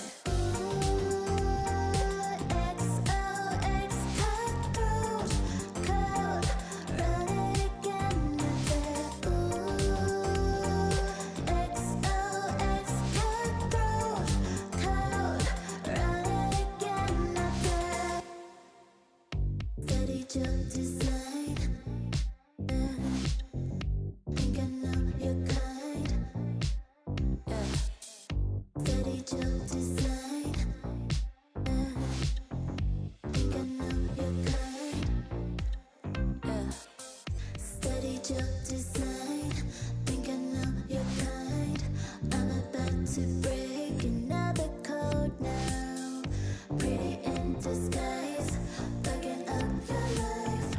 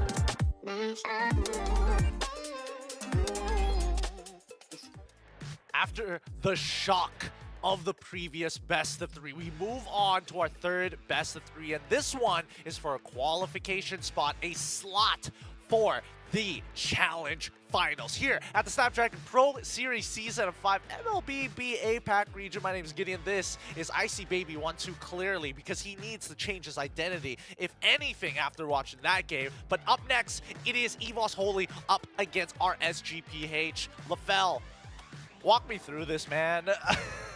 How are we What gonna do you mean after the shock? After, I mean, I'm still shocked. it is what it is, you know? It's like, how do you recover from that type of damage?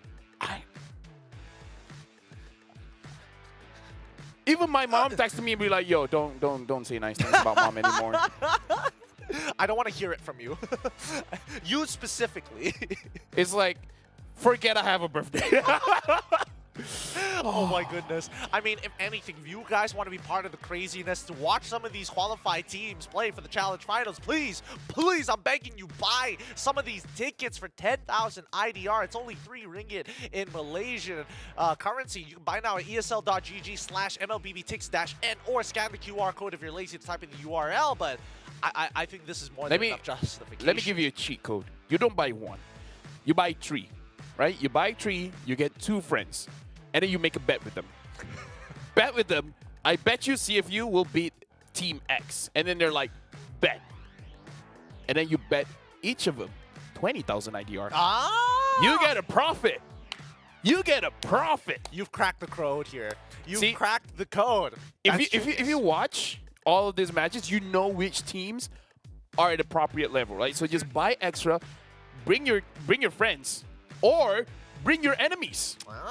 Potential enemies that could be starting up here today for the qualification spot. Let's have a look at EVOS Holy from Indonesia, achieving a 2nd place finish at their playoffs. This team, a lot of people question whether they were going to make it, but with Fluffy, Annabelle, Claw, Kun, Brands, and Dreams, they have made it happen. Their acronym is like EVHEL. EVHEL. Yeah. EVOS Holy, man. I gotta say, Brands as well has been a meme for the longest time, but he's been showing time and time again is like, yo, I'm a serious player. Just let me build myself up. And he has been building himself up, but looking at the lineup around him, Klakun, Annabelle, as well as Fluffy and Dreams, all of them have stepped up tremendously to the point where it became a grand finals that went 4-2 after a 3-0. Like, if it's just like 1-1, 2-2, makes sense. But 3-0 and then getting 2 wins after that, that takes a lot of mental fortitude. A lot of heart, as a matter of fact. They want this win so badly. If they're not able to do it locally, well, guess what? The next international is the next best thing. Let's have a look at their competitors because there are no slouches as well, and they're here for the same reason.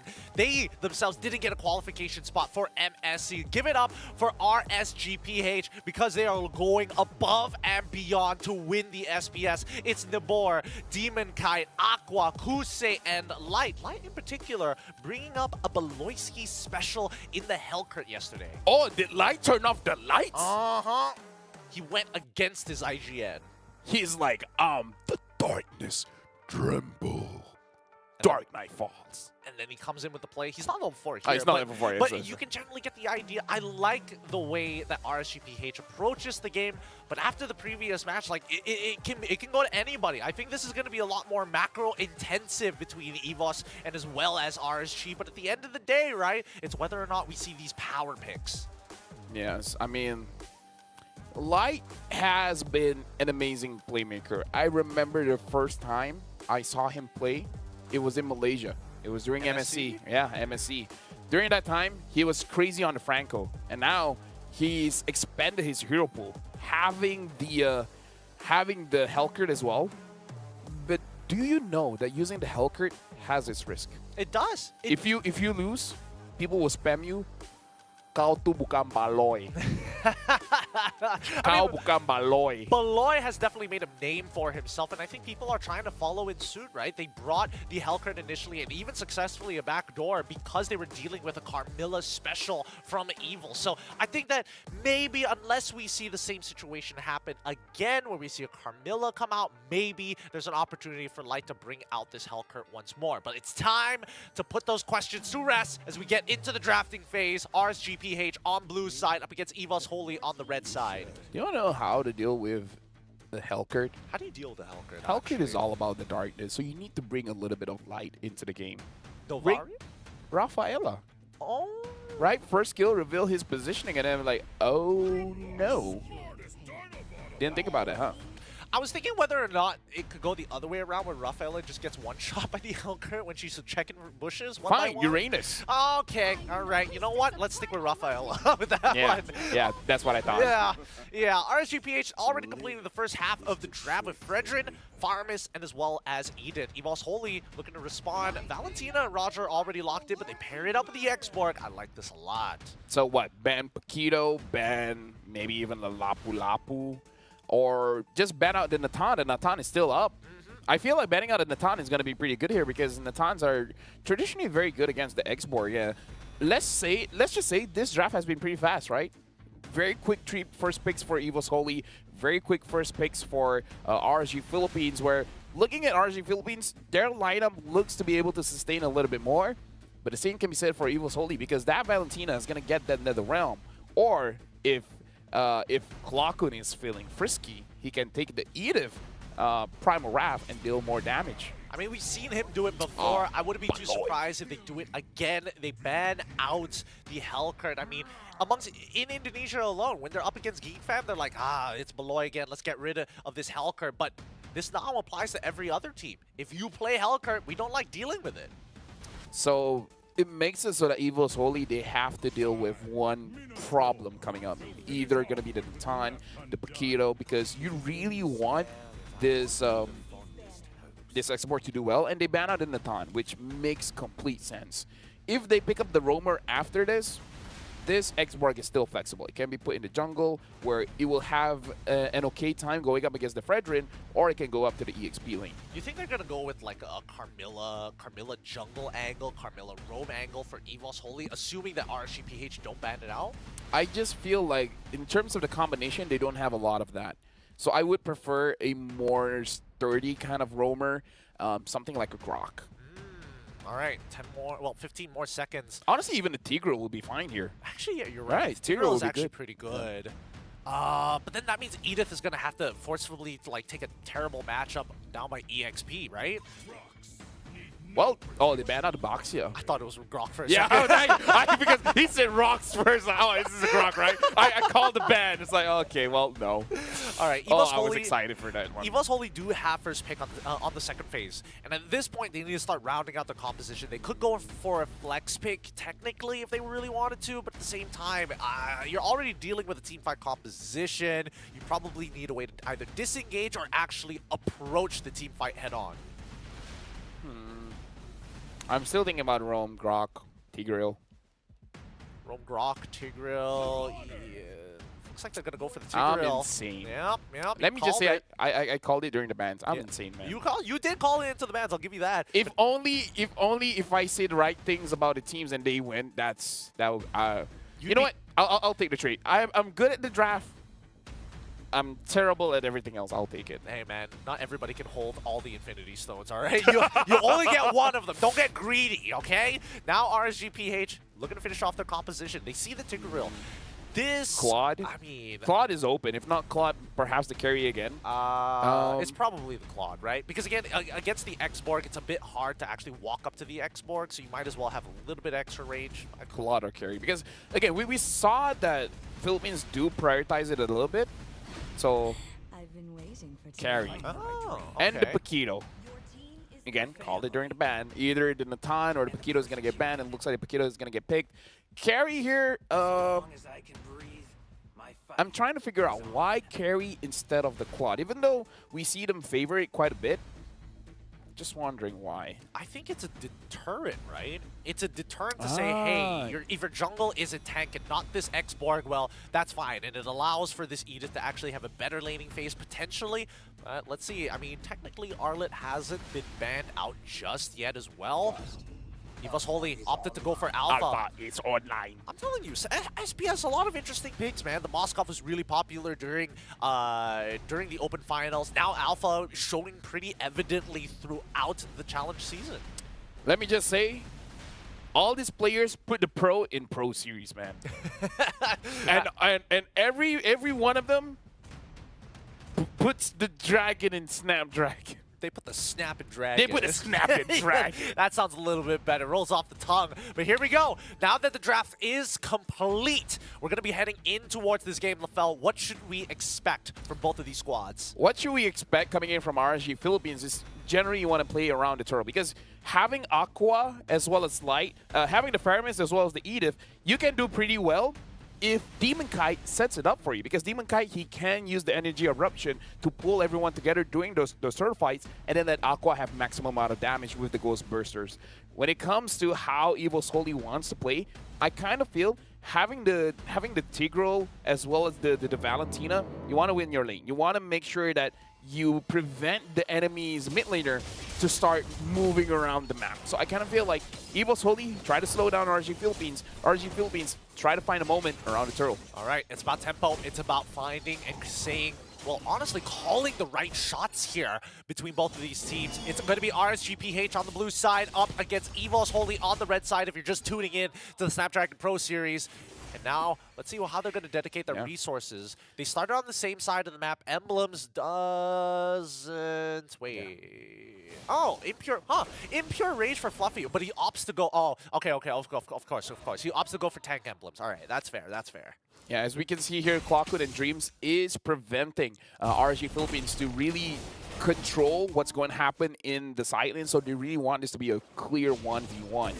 Now they find Annabelle. Annabelle has to use the retreat, trying to get away, but he's dead. Yep, he's dead. A good play coming in from Aqua to pull. Okay, Nabor. And they were deciding who gets the kill, and Demon Kai's like, I prefer farm. Nabor is like, just give me the kill, please. Thank God. Now Clockhood forced back into this lane with that first blood being handed over to RSGPH. Let's see what they do with the extra pressure. So that was kind of the, like, on Evo's Holy, because they really should have prevented the mid lane from rotating, and because they weren't able to do it, the kill goes over to Annabelle, because Annabelle wants to steal as much farm as he can from the jungle. He can't do that when the roamer as well as the mid laner is moving around the map. So this is something that Evo's Holy has to keep an eye on, is that can he actually be aggressive? If the mid lane isn't winning, he can't. Well, it's hard to say, because I think that as of right now, Dreams has been focusing a lot of his attention to the bottom side of the map, and now for this very first turtle, Demon Kite taking priority. Dreams hasn't hit level 4 just yet, but Deborah is below 50%. He is susceptible to dying here. Appraiser's Wrath is out, and Demon Kite secures their very first turtle of the game as they back out. This is what RSG Philippines wants to do, because their draft is... Oh! Great engage coming in from Light, flickering forward with Onward. They find the angle. Great comms from RSGPH. Like I said, they want to play around this turtle, and then afterwards getting a good trade there. Even though I thought Demon Kai would be the one to initiate it, but looks like Light's got, I got you, boy. Let me start things up. Kusei actually doing very well against Brands in this laning phase so far, allowing the pressure from his support to use it as an opportunity to take active trades against him. Brands, now below 50%, is going to be really difficult to actually trade against Kusei, who's healthy. I mean, I gotta be honest with you, Din. I have no idea how the matchup between a Carry and a Roger is. Perhaps the reason why we've been seeing Carry prioritize is because maybe it's a good matchup against the Roger, because we've seen it quite a few times for today, and so far Kusei has been showing up. If this trend continues, then perhaps we could go for a conclusion that, at least according to the players, the Carry is a good matchup against the Roger. I think that Carry generally struggles against the Roger in the earlier stages, but definitely outscales the Roger in the later half. And I mean, I don't know. No, I mean, that's the problem. Don't walk into the light wheel. I see it now. The one that was buffed is his armor and magic resist. Carry doesn't care about that. That's also fair. And to be also to be fair, Brand's technically Roger did get nerfed in terms of max HP, but now Annabelle getting attacked here. Forcing you Spirit. Alpha doesn't get much distance with it. Light, once again, shutting down Annabelle's disengage. Yeah, now Demon Kite is going over for this purple buff. He still has the Retribution, so this is going to be pretty free for them. Demon Kite secures it. Evil's Holy now in the back foot. RSG Philippines 1.7k ahead. And we see them getting this lead, not only through kills, but generally winning across the lanes. Like, Kusei heavily wins this gold lane. He's been doing a phenomenal job against Brands here. And now, topside. Oh, wait, hold on. The initial engage is good. The implosion sounds like a good idea, but unfortunately, Light is still alive. And same goes with Namor as they disengage. Demon Kite gets the walk away for free. Light so healthy, but making sure that his jungler can live to see another day. Annabelle is having a hard time here because he wants a very clean engage. He wants to deal his damage without worry, but so far, RSG Philippines, they have been targeting him very, very well, and Aqua is going to prevent the majority of the damage coming in from the Alpha so that he is potentially going to get in a bad position with the... what's the first skill again? Shadow Stampede. Ah, I see, I see. Well, if he does find these positions, can he actually capitalize? I don't think he has the items for it now, but let's just hope and assume that RSGPH is going to clump up. And speaking of which, the dive being set up by RSGPH, they've got a cannon minion to actually work with, but Dreams holding it right outside of turn range. Really beautifully done by Evos Holy to deter them. Aqua is using this Framus very, very well. Not only is he collecting a lot of his passive orbs, so that even if he does make a mistake and die, he's going to rejoin the fight very, very fast.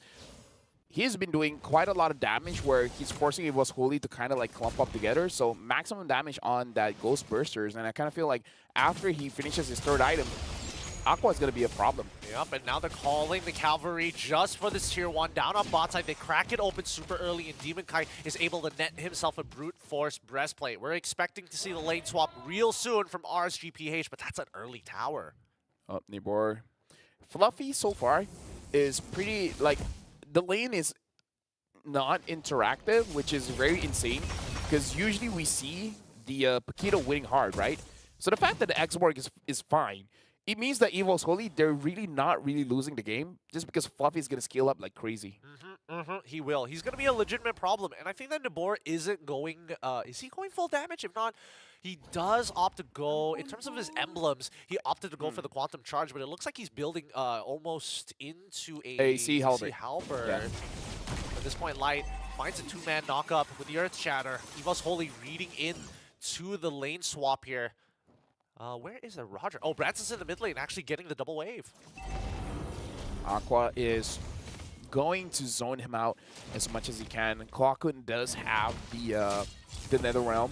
Evos Holy, they need to set things up very, very well. If they can get a kill onto Demon Kite, that's going to be a very good trade for them, and they can secure this. Oh, Dreams, he finds the Flicker Implosion, pushes two back into it. Spear. Oh, Varmus is able to get the ult just in time, but Annabelle takes away the turtle just in time. They're trying to disengage, but RSGPH is not letting him make it easy. Annabelle, already he's out of there, but Clawkun, the next to fall, getting chased by Namor. No Spear of Alpha coming up just yet. Oh! Light flickers. Annabelle tries to sustain, dies underneath his turret, a double for Namor. That was an insane flicker onward into the bush.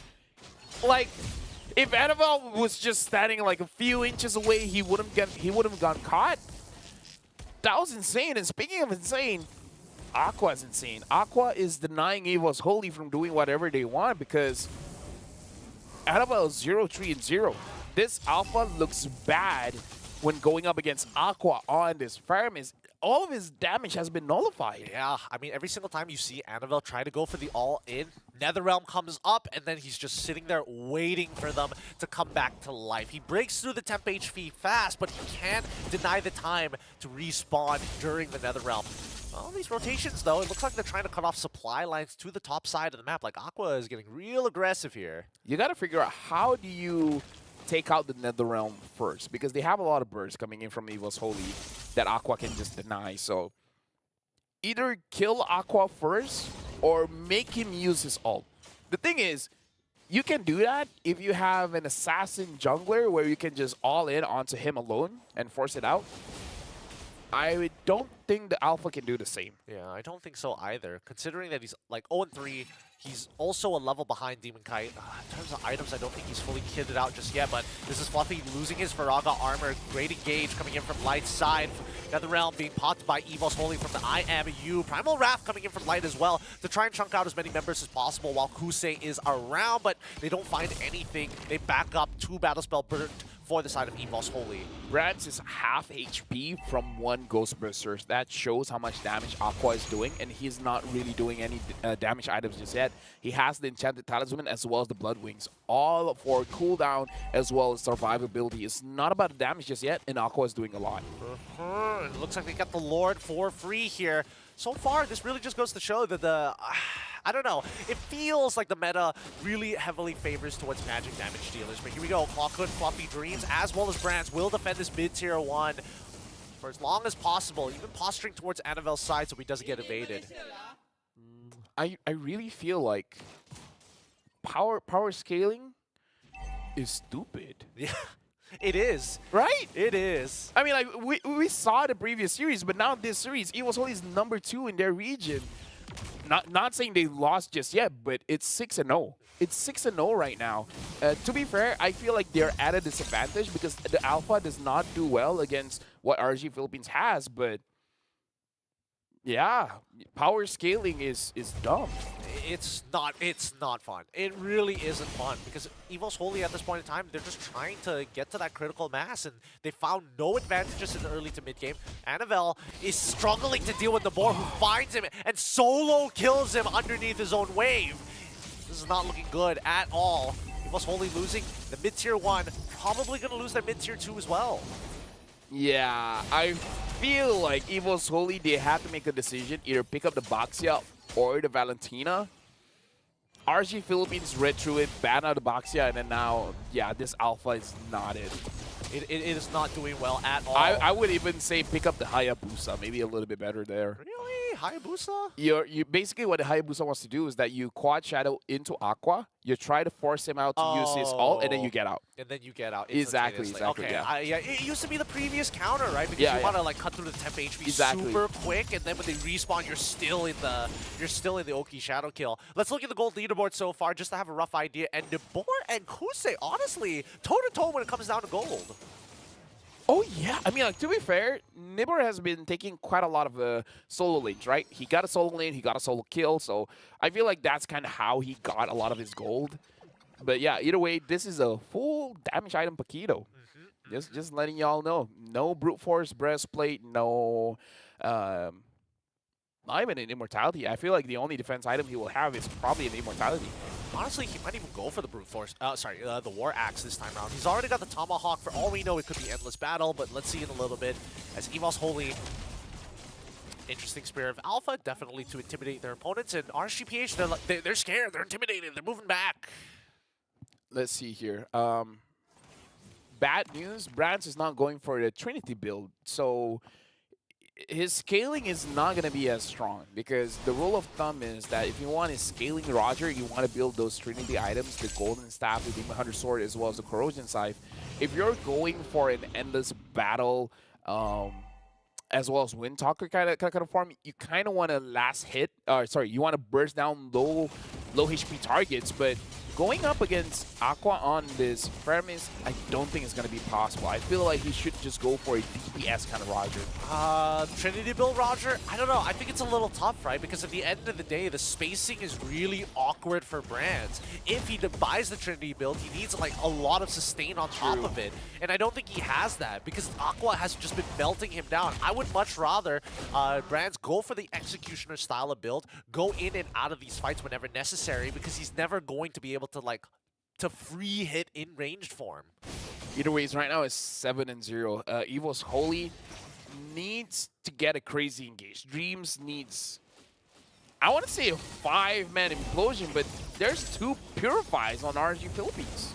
It's going to be tough to find the key targets, right? Even if he catches Kusei or Aqua, really doesn't matter. Inhibitor is going to fall. Aqua looking for an opportunity, pulls Fluffy outside of the base, but it doesn't matter. The Faraga armor still stands. And RSGPH, they don't successfully penetrate the inhibitor, but on the second wave, they're looking to sync it all up.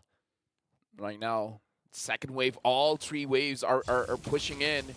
Demon Kite is handled top alone. Aqua, Kusei as well as Lights coming in. Oh, forces out the flicker from Dreams. No immortality. Annabelle doesn't have the Spear of Alpha. Light finds the kill onto Dream side as Nabor takes out Brands. And now the IMU comes on out NetherRealm in trade. Does not matter. Aqua holding on to his own NetherRealm, waiting for the right time. None of his teammates even at risk of dying. Evil's Holy, they did a good job to make sure that they cleared the minion waves. Nibor went back to mid to push that. It looks like Kusei is gonna get this inhibitor down bot. Annabelle can't really do anything about it. Fluffy as well as Clockhood are trying their best to protect this mid inhibitor. Yeah, Fluffy's gonna lose his Faraga armor, and RSG are gonna call it quits at this point. With no Lord Empowered minions and the Lord itself, they're just gonna back away, wait for their win condition to come into their hands.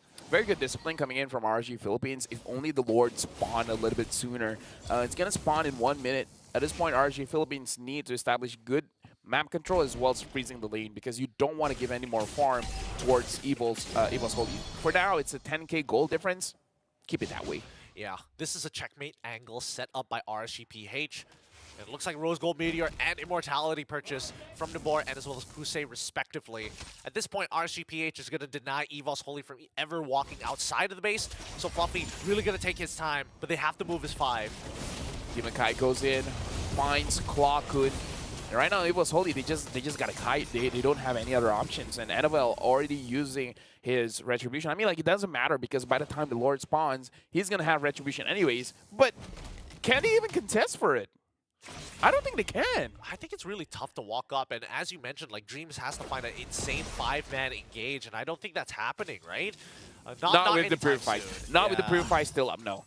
Because even if you go, oh, Fluffy. I mean, this is Faraga armor guaranteed, but here comes Evos with the conceal to try and make something happen. They find 3. It looks sorry. They find 2, but the NetherRealm traded on both sides. Earth's Shadow is going to sort of knock up Clockhood. Finally, Deceased coming back into my Aqua, actually able to help it out. They've done it. Annabelle and Dreams are down, and the rest of the members cannot sustain through the damage, allowing Kusei to free hit. That's GG, well played for the very first game in this series. RSGPH take match 1. That was 13-0, and let me just say, Annabelle went all in onto Aqua, and Aqua did not take any damage.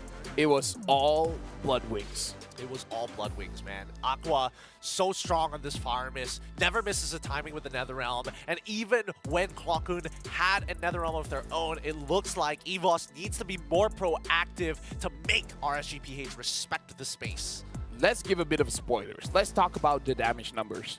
Because audience, you guys gotta listen to this. This is insane. Aqua did a total of 92,000 damage and 92,480 damage. Now you think that's insane. Are you guys ready to hear the second highest damage dealer? Oh, please, let him know. Let him know. It's Clockhood. He did Oh. 49,000 damage, 983. 92 and 49. Number 1 is 92, number 2 is 49. That's how big the gap is. That's like almost 50k. An unbelievable gap. I mean, Aqua nearly doubled the damage Yeah. Clockhood did. Almost doubled it here at the SPS. And again, Clockhood is number 2. Number 3 is Kusei, 37,000. These numbers. Like, how much did Aqua do that game? He did pretty much everything, right? He was getting some really good Ghost Bursters all the time. He was pulling people out of position to break up the front line a little bit more with the Shadow Stampede. But with that being said, I mean, we got to look at the stats here to maybe give you guys a better idea, a bigger picture of what the game was. And again, in terms of the items, we gotta remind that Aqua started with the Enchanted Talisman as well as the Blood Wings. Afterwards, then he built towards the Glowing Wand as well as the Divine Glaive. So he didn't start with insane damage items like a Lightning Truncheon or anything like that. It's all about maximizing his Ghost Boosters. And maximize he did. Just continuous effort here. Like, I thought Nimbor would not be able to keep pace with the rest of RSGPH because the map was very centered around getting Kusei out of that lane. But as soon as they crack that tier 1, Nimbor's like, all right, it's time to play. I get a free lane for myself. I get to farm up. I get to take control of the bottom side of the map despite a missing tier 1. And he did his job well. And I saw that Light was going towards a Starlim side as well. I feel like he's at a point, he's like, There's nothing else to build, right? There's nothing else to build. Defense, psh, who needs it? Carnage, Aqua dealt the most amount of damage. Now, guys, look at the damage numbers here. Aqua, 92,000 damage.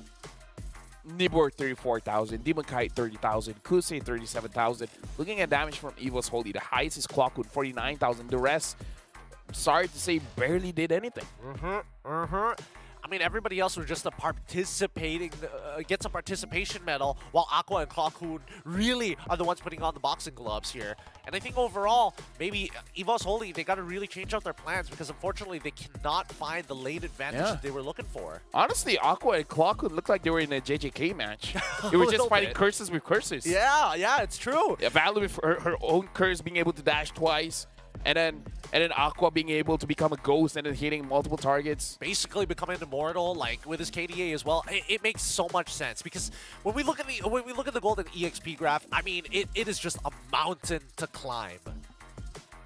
That is accurate. That does look like a mountain. It does. It does. A mountain range, in a matter of fact. I'm trying to think if there was any other strong like impact plays that EVOS Holy could have made between the 5th and 10th minute to maybe turn this around.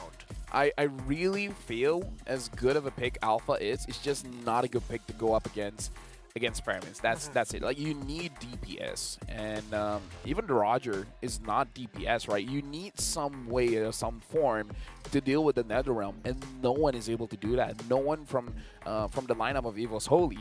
Like, change up Clockwood's Valentina with like a Vexana or a Lilia, and then you can deal with this Faramis a little bit better. I mean, it's tough because the Faramis got let through, and I mean, Aqua, our MVP of this game from RSGPH Philippines, played it to perfection, right? With a 69% kill participation. Nice. Real nice, in a matter of fact. 2-0-7. His job, it's not like he wants to be aggressive on purpose. I think at a certain point, once he realized how far ahead he was and how much he could get away, that's when he started to get disrespectful after the 10th minute of the game. I feel like he starts getting disrespectful when he knows he's not going to get punished for it. Also true. Like, at a point, he has so much points on his passive so that even if he dies, he's going to instantly come back to life. So he doesn't care.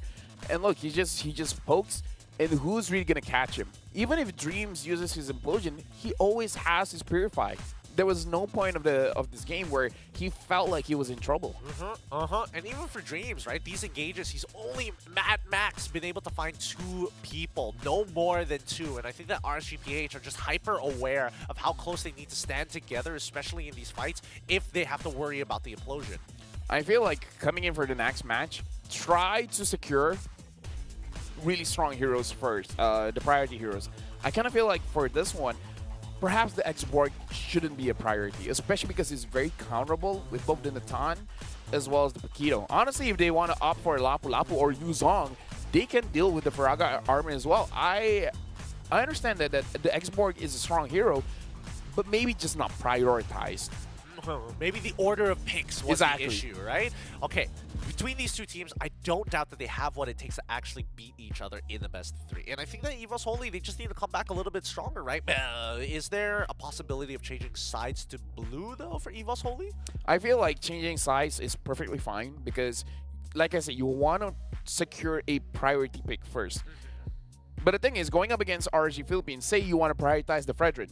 Demon Kite's Baxia is like, Demon Kite's Baxia is one of the best in the world. So it's one of those situations where give him any of these 2 and he's completely fine. All right. Actually, now that I think about it, why didn't they just pick up a Nakai? That's what I was thinking as well. But then again, that's a different code to crack. For game number 2 is going to be happening real soon, right after this break. So give some time for EVOS Holy and RSG to kind of cool down and think about an upcoming game here. We'll be right back after these messages.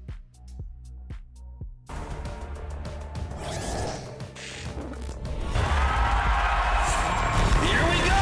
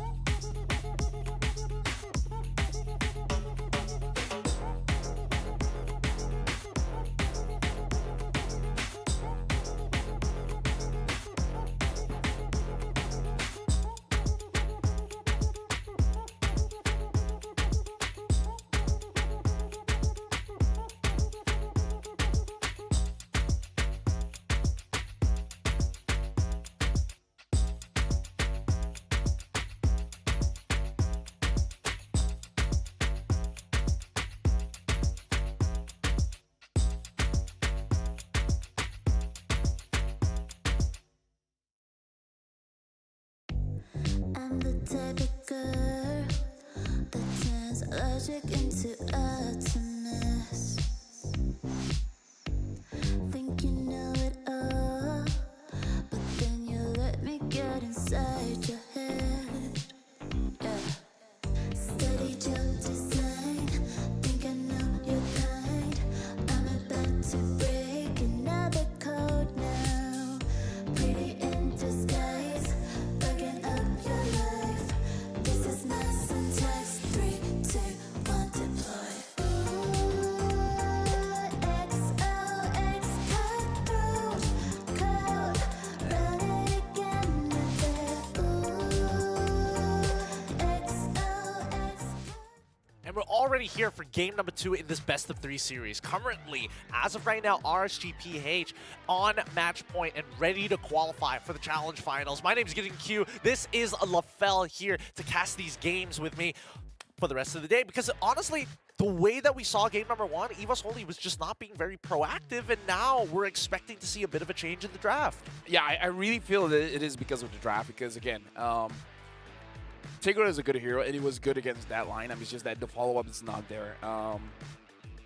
Yeah, I just feel like change the jungler pick, and then they will have a better time.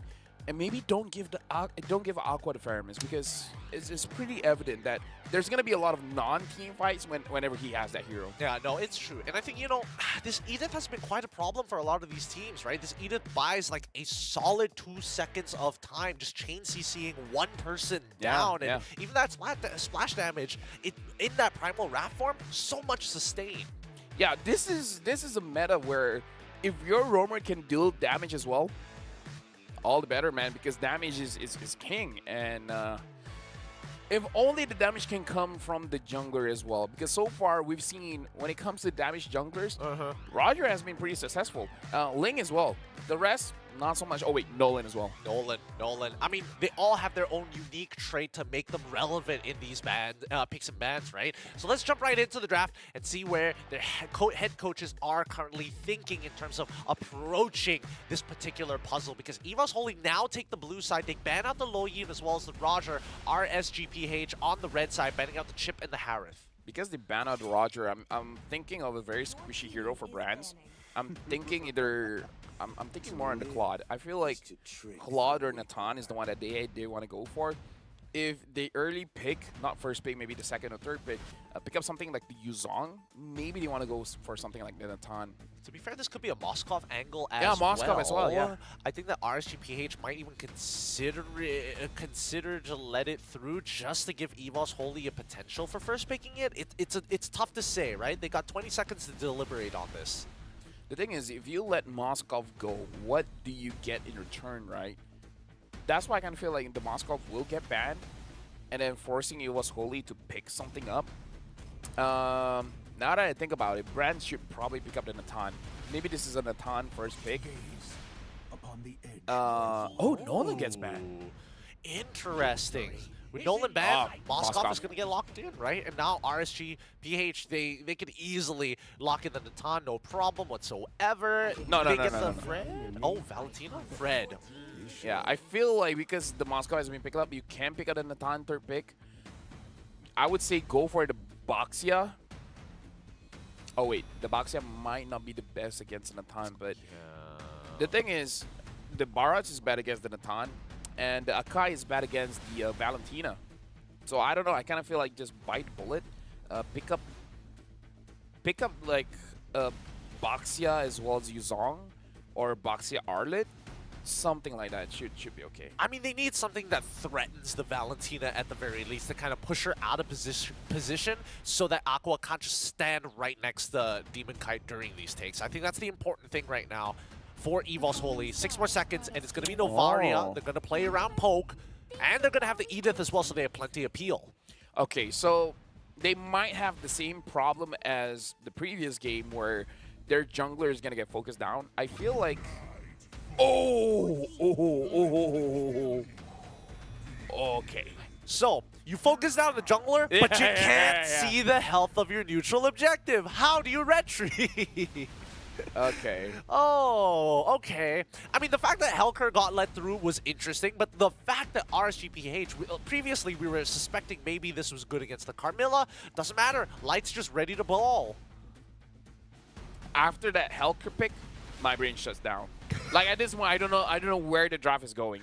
Yeah, I think that at the very least, now we just need laners who are able to kind of control the lane, right? To maintain speed, clear speed with the Moskov. Same can be said about the EXP lane, just so that Helkert has an angle to attack. Banned in Natan as well, because once the Yuzong is banned, you gotta assume that either the Claude or the Natan is gonna get picked up, and RSG might let Baxia go just so that they themselves can have the carry, and the carry will have a good time against tanky junglers coming in from Evo's Holy. I'm thinking of the EXP matchup for RSGPH. I'm even thinking something like a Tamus or a CC to deal with both the Novari as well as the Moskov. I don't think it's too bad. I don't think it's... What are other bad matchups here? I think overall, the safest one would be X1. I do see the CC angle here, but at the same time, is that like enough damage to really threaten their opponents? The Barats is a much better ban here for the side of RSGPH. At the very least, it tells them, hey, you can't just flex pick this. You can't just like throw him into the EXP, just the sandbag. Trizla picked up instantly, so another good backline dive hero, especially when you can't see the penalty zone coming. Although, wait, if the Astral Echo hits, will it reveal? That's the thing. I'm not 100% sure about that. I always ban the Helkert, so I have no idea how the Nova as well as Helkert matchup looks like. Me and Terrence were talking about this yesterday. We're not 100% sure about the how it interacts. Like if the Dark Knight falls and then the Astral Echo comes out, whoa, do you still spot the heroes, or are you still completely blind? Will the order matter as well? Yeah, like if you already are applied with the debuff and then he presses the ult? Yeah, no, it's like if you hit the Echo first and then the Dark Knight falls, like will that cancel it out, you know? Either way, Baxia gets picked up, so not going to be super punished here. I'm guessing the carry? It should be, right? What else do they have? Is there anything else they're worried about? I don't know, A Clint. Honestly, Clint's not too bad. It has true damage, cuts through a lot of tanks pretty fast once it scales up, but the items are super expensive. It does pretty poorly against specifically the Paquito. So carry. I mean, it's got to be carry. If they want to be really wild, they can go for like Ixia, but here we go. Carry locked in, and this is the final compositions. Walk me through it. What are we expecting early, mid to late? I feel like Evo's Holy, they have a pretty sustainable draft here. Fluffy should try his best to win his lane in order to give Annabelle room to actually move towards the jungle of Demon Kai and try to take away some camps. But I feel like Light as well as Aqua is going to stop that, where Light is just going to keep bouncing with his first skill and basically poke out the Baxia that way. So it's really about RSGPH just poking down Evo's Holy to the point where they can't contest for anything, and Evo's Holy is trying to look for farm wherever available in the map. So I'm thinking he should try to move away from the Fredrin. To move away from the Fredrin, avoid him, and then play for the opposite side of the map. That it looks like to be the plan. Evos Holy from Indonesia needs to equalize this score. They need to be proactive against RSGPH to force them to respect the space. This could be it right here. Evos Holy on the blue side, up against RSG on the red side. It looks like they're both starting on the same side of the map. Now we just have to see whether the Baxia will go for his buff, or will he go straight into the jungle of the Fredrin. This could be very similar to CFU. They go for, what, 2 camp start and then instant invade? No, it looks like Annabelle's going to go for full clears. Yeah. Apparently, in looking at the lineup, especially having the Helkert there, probably invading is not a good idea because he can engage onto you very, very fast. And looks like... Oh, so quick! Yeah, that was so fast. So if you invade, having extra 20% damage, yeah, I don't know.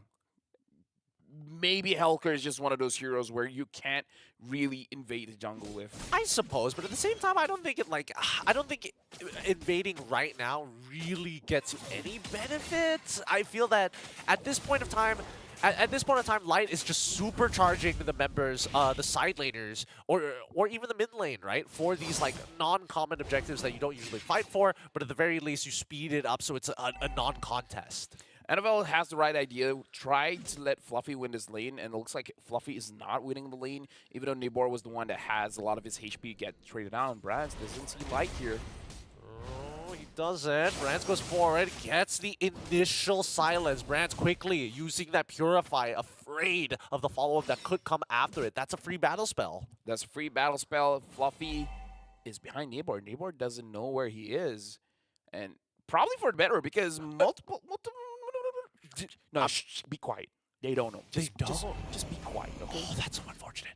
Wait, he's in trouble. And now the Shield Unity tries to get onto him. Aqua able to dodge out of it. Nibor is trying to lock somebody down. Penalty zone on to Annabelle. He goes down to Demon Kite. Appraiser's Wrath. Fluffy looking for a trade. They should find Nibor in this position here. They don't trade those kills back. They're focusing down on the Lord. And RSG, they've been revealed. Spear Destruction comes. Brands in the middle of that fight. Doesn't find the kill onto Nibor, who flickers out of there. Aqua goes down. Dark Knight falls, but it's too late. The damage has been done. 2-0 after the Lord take. Hey, honestly, they managed to get 2 there, so this is pretty good for Evo's Holy. Even though they lost the turtle as well as losing Annabelle, that is very unfortunate, but at least they got 2 kills there. So I would say it's pretty even. And the fact that Brands got back to his own lane and not losing any minions, this is a win for Evo's Holy. It's just a very bad loss for Annabelle. Yeah, a couple of corrections. At least for RCPH, they do take away the turtle. However, bot side, the Brands did lose 2 minions, and Light is able to get on out of there before Dreams connects. Drops down, the Dark Knight falls. You can see that EVOS holding their positions. They don't want to give too much away. They may not have vision, but at the very least, they want to deny it from RSGPH as well. Right now, Light looking at his items, and it looks like he's going for a Blade of Heptases as the first item, so probably going to look for the squishy targets, where, personally for me, I do prefer the Demon Hunter Sword, but I guess it's better against tanky targets. Yep, here comes Fluffy, an early rotation from him. Doesn't get hit by the Appraiser's Wrap, but Demon Kite is kind of low. Annabelle looking to chase targets down. Does he spot Light? He does, but he doesn't want to take that fight. Nibor is too nearby for him to engage in a 1v1. I would say Annabelle really needs to farm up pretty fast here because he is level 6, and looking at Demon Kite, he is level 7. Damage leaderboard here, the highest is Fluffy, being able to jab his way through all the damage numbers, but Nibor not far behind. Catching up quick, right? The EXPs have been very involved in these turtle takes, and even before the turtle takes. Here comes Annabelle once again. He spots out Demon Kite as well as Nibor. They just wanted to show dominance to say, hey, you can't just walk up for free, willy-nilly, right? Claw could even getting involved in the situation as well. 3 more seconds until turtle spawns.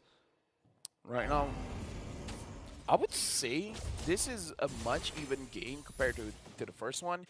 Even though it looks like for RG Philippines, they really want to try to handle Annabelle pretty well. Fluffy now having the Hunter Strike, he should be doing quite a sizable amount of damage. Yep, and it looks like they get a free pick on Nibor, who flickers out of their penalty zone back into the fight, allowing Demon Kite to jump on in with the Energy Eruption. Spirit Destruction comes on through.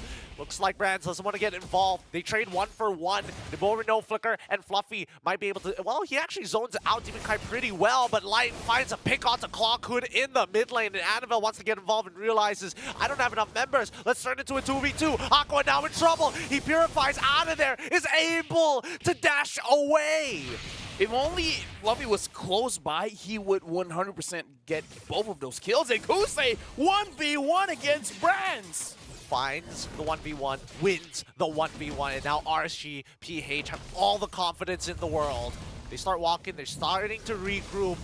Light is going to get revealed here. He's not going to have his silence just yet. EVOS take position, and it's a 50-50. Aqua tries, gets the Terrified, could penalty zone, but it's... Oh, wait. Turtle Slate coming in from Demon Kite. He manages to win the 50-50, and Annabelle goes down. Kusei takes bot tier 1 as Demon Kite finds another in Annabelle. Something about RG Philippines, man. They're shutting down Annabelle 0-2-1. In the previous game, he didn't have a good game as well, so I don't know if this is what they planned, or this is just a coincidence, right? Like, I don't want to kill you. It's just that you were an easy target. Oh, yeah, literally the inner monologue of Light. He just deletes Clawhood And knowing, I mean, Kalkan didn't have any time to react. He got silenced, can't even flicker away.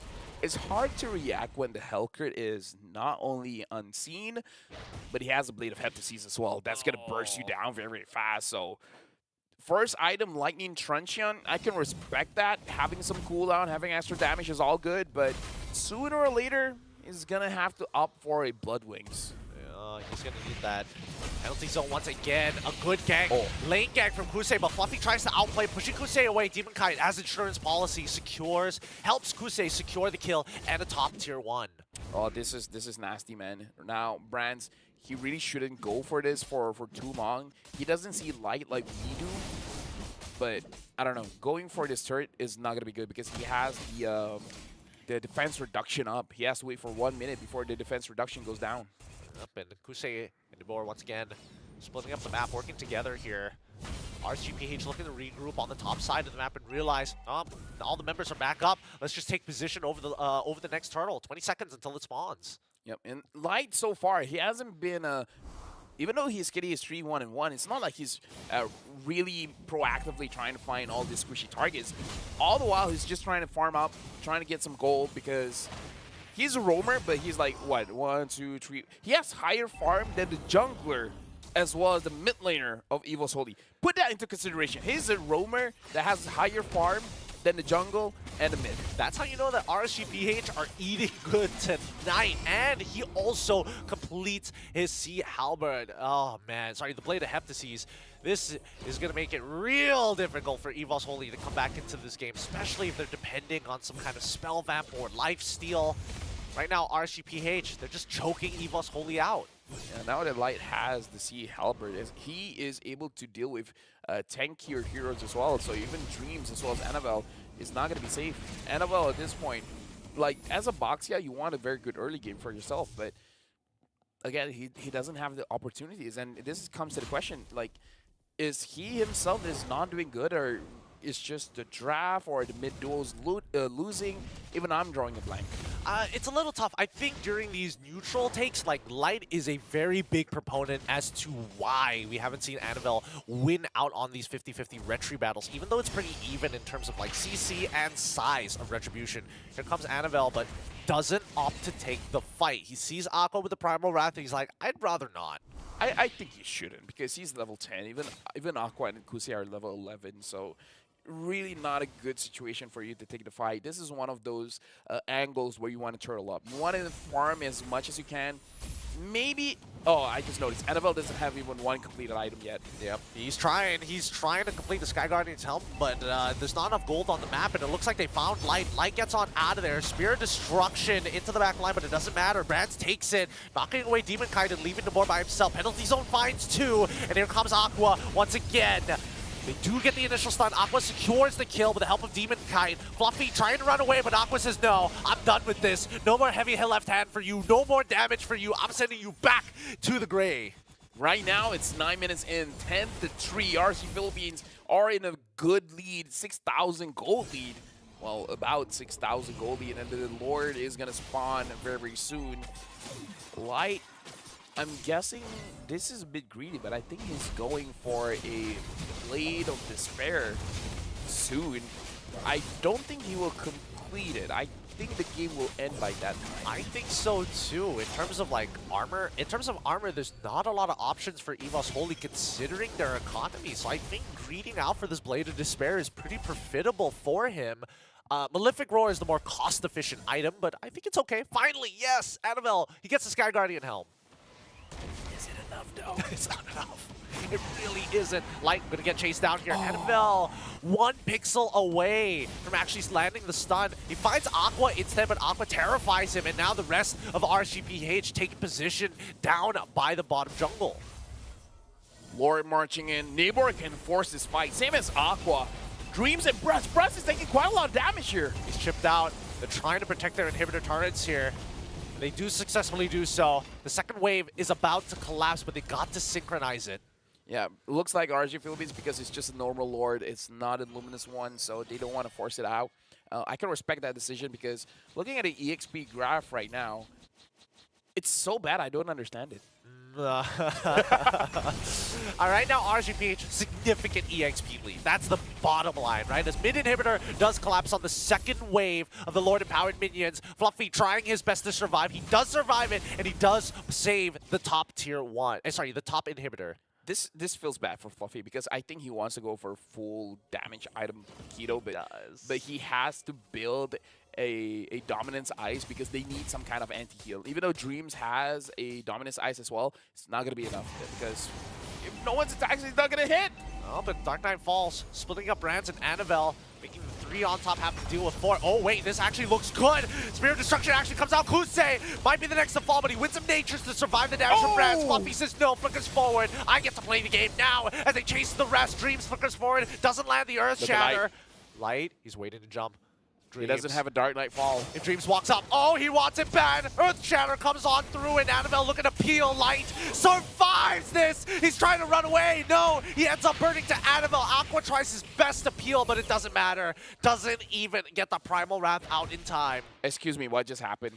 How did Evil's Holy won that, and only Dreams being the only one get taken down? How did that happen? Well, a lot of it just came down to Dreams and as well as Fluffy doing a really good job chaining their CC together. I would say the Brand's also getting involved as well, but for the majority of it, the extra hitboxes from Clockwood just allowed Evo's Holy to hit multiple targets. We need to see the instant replay because RG Philippines, they took way too much damage. But looking at the goal graph, this one I do understand. I think this is for RG Philippines. Yeah. No, I don't. Yeah, basically, if you look at it right now, we're seeing the bounce back from Evo's Holy. Remember, they're still at a deficit, but not as much of a deficit as they were before. RSGPH, they take this Lord. It might not necessarily be checkmate angle in terms of the raw items and stats, but at the very least, they will be able to get more inhibitors. They were trying to push everyone away. Right now, Aqua gets the Primal Wrath. The Lord is very, very low. Light still have... Oh, now he uses it. Yep, Dark Knight falls in the penalty zone. Already out. They're trying to take out Annabelle, and it looks like Namor will be sacrificed. Light dodges and jumps into the backline to find Brands and gets him! The Lord is slain, and now RSGPH unleashed, uncaged, begin the rundown. Honestly, looking at the damage numbers here, the Moscow was about to pop off. Like, we see a lot of damage coming out from the Moscow, but perhaps this is the reason why Hell Kuro becomes the thing. We need an answer towards the Moscow because we can't ban him every single time. We gotta let him through once in a while. And if you do, you gotta let go of the Helker. The Helker has to be the one to deal with the Moscow. Fluffy, willing to stagger the Lord for as long as possible. Light could technically just start chasing him down to deny the recall, turn it into a 4v5, and look, he looks like he does fight him.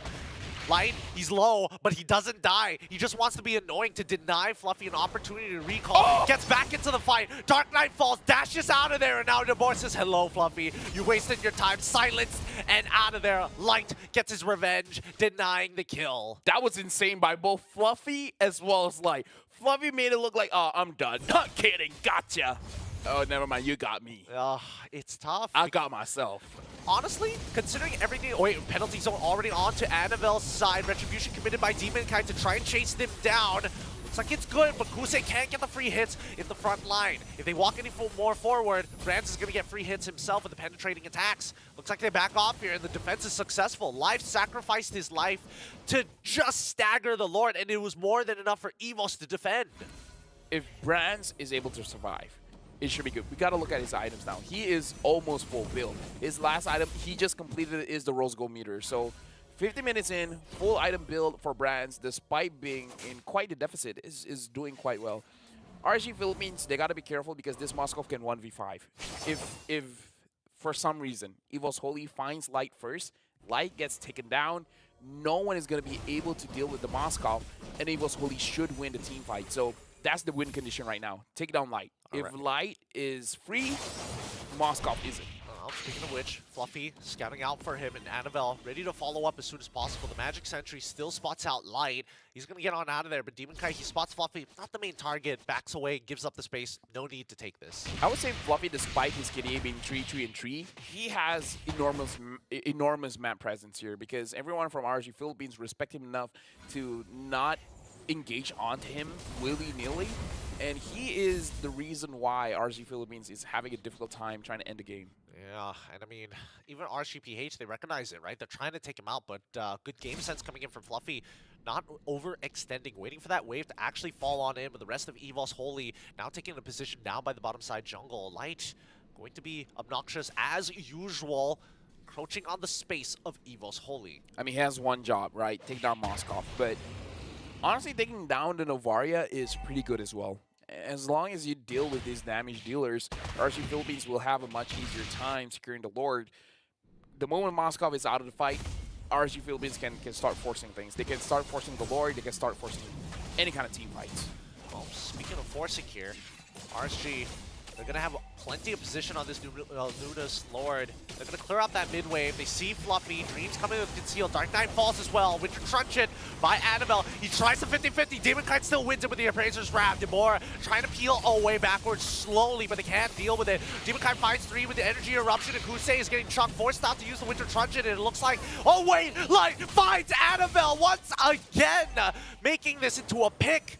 Does RSG keep chasing this? No. They back away, wait for the Lord. I don't think they can because, again, there's no angle for Brands as well as Clocken to move in because Fluffy is saving his champion stand stacks to hit on to Light. The moment Light goes in, Fluffy's all on him. They're going to try. Penalty zone from DeBoer with the flicker as well. Dreams with the Primal Wrath. They're trying to close this out, and RSGPH rushing the Crystal. They're almost there. Doesn't get it. Oh, do they get it? They do. The Lord finishes off right at the end as the last remaining members of RSGPH were about to fall. GG, well played. RSGPH take the game 2-0. An amazing play, and I would say overall they controlled the majority of the game. Only at one point does it feel like EVOS Holy was the one in charge when they won a team fight when RSG Philippines was trying to end the game. But other than that, it was all them, man. That was a phenomenal play coming in, and congratulations, they have now qualified to the Challenge Finals. Hey, man, in their local leagues, they didn't make it for MSC, so they said, you know what? We're going to take the next international, and that's the SPS, baby. Our SGPH are here to play, but EVOS Holy, they're not completely out just yet. They still have an opportunity through the lower brackets to qualify for the last chance qualifiers. And again, EVOS Holy is the second in their region, but it looks like they need to brush up quite a few things because people are learning how they play. Brands in that game, he had an opportunity to carry, but in the early and mid, it really did seem like RSG Philippines make sure that the mid trio couldn't really do anything. It's hard to deal with the Hellcard. Like, I can understand that sentiment. He's annoying when you're laning. He's annoying when you're rotating to the mid lane. He's really annoying during these Lord takes. Every single time that Dark Knight falls, like, instantly, all you hear in the comms is, I can't see. Yeah, I mean, like, the thing that you have to be afraid of the most is the unknown. And Hellcard, oh, who knows where he's at? Who knows? Who knows? It's obnoxious. And by the time you get hit by him, it's like, how did that happen? Whenever you're fighting against Hellcard, it's all about questions. Where's he at? How did he kill me that fast? Where's my mom? You know, it's like all these questions. I guess the funnier question would be, where's my dad? Yeah, it would have been. It would have been. Let's look at the stats here because honestly, for me, I think this Hellcard pick is almost similar to Lo Yi, where it's like just her presence being picked alone. You're wondering, is he in the bush behind me? Can I walk up into lane, please? It's ironic that his name is Light, but he's using a dark hero, and he's using it to the best of his abilities. This is like Batman. He basically is yeah, Batman. He's basically Batman. He's basically Batman. I mean, he finds justice whenever necessary, and I think that, you know, Brands, unfortunately, there's not a lot of counterplay. Like, I don't think let me think about it. There's no counterplay to silence. There really is no answer to it. You just have to take the damage. I would say it's hard for him to do it alone. He needs friends. But again, if your friends can't figure out where Light is going to come from, it's going to be very difficult because you would assume that he's coming from the back, but then he goes from the front. Right? That's the most difficult thing because you would assume, oh, this is an amazing player. There's no way he's coming straight to my face.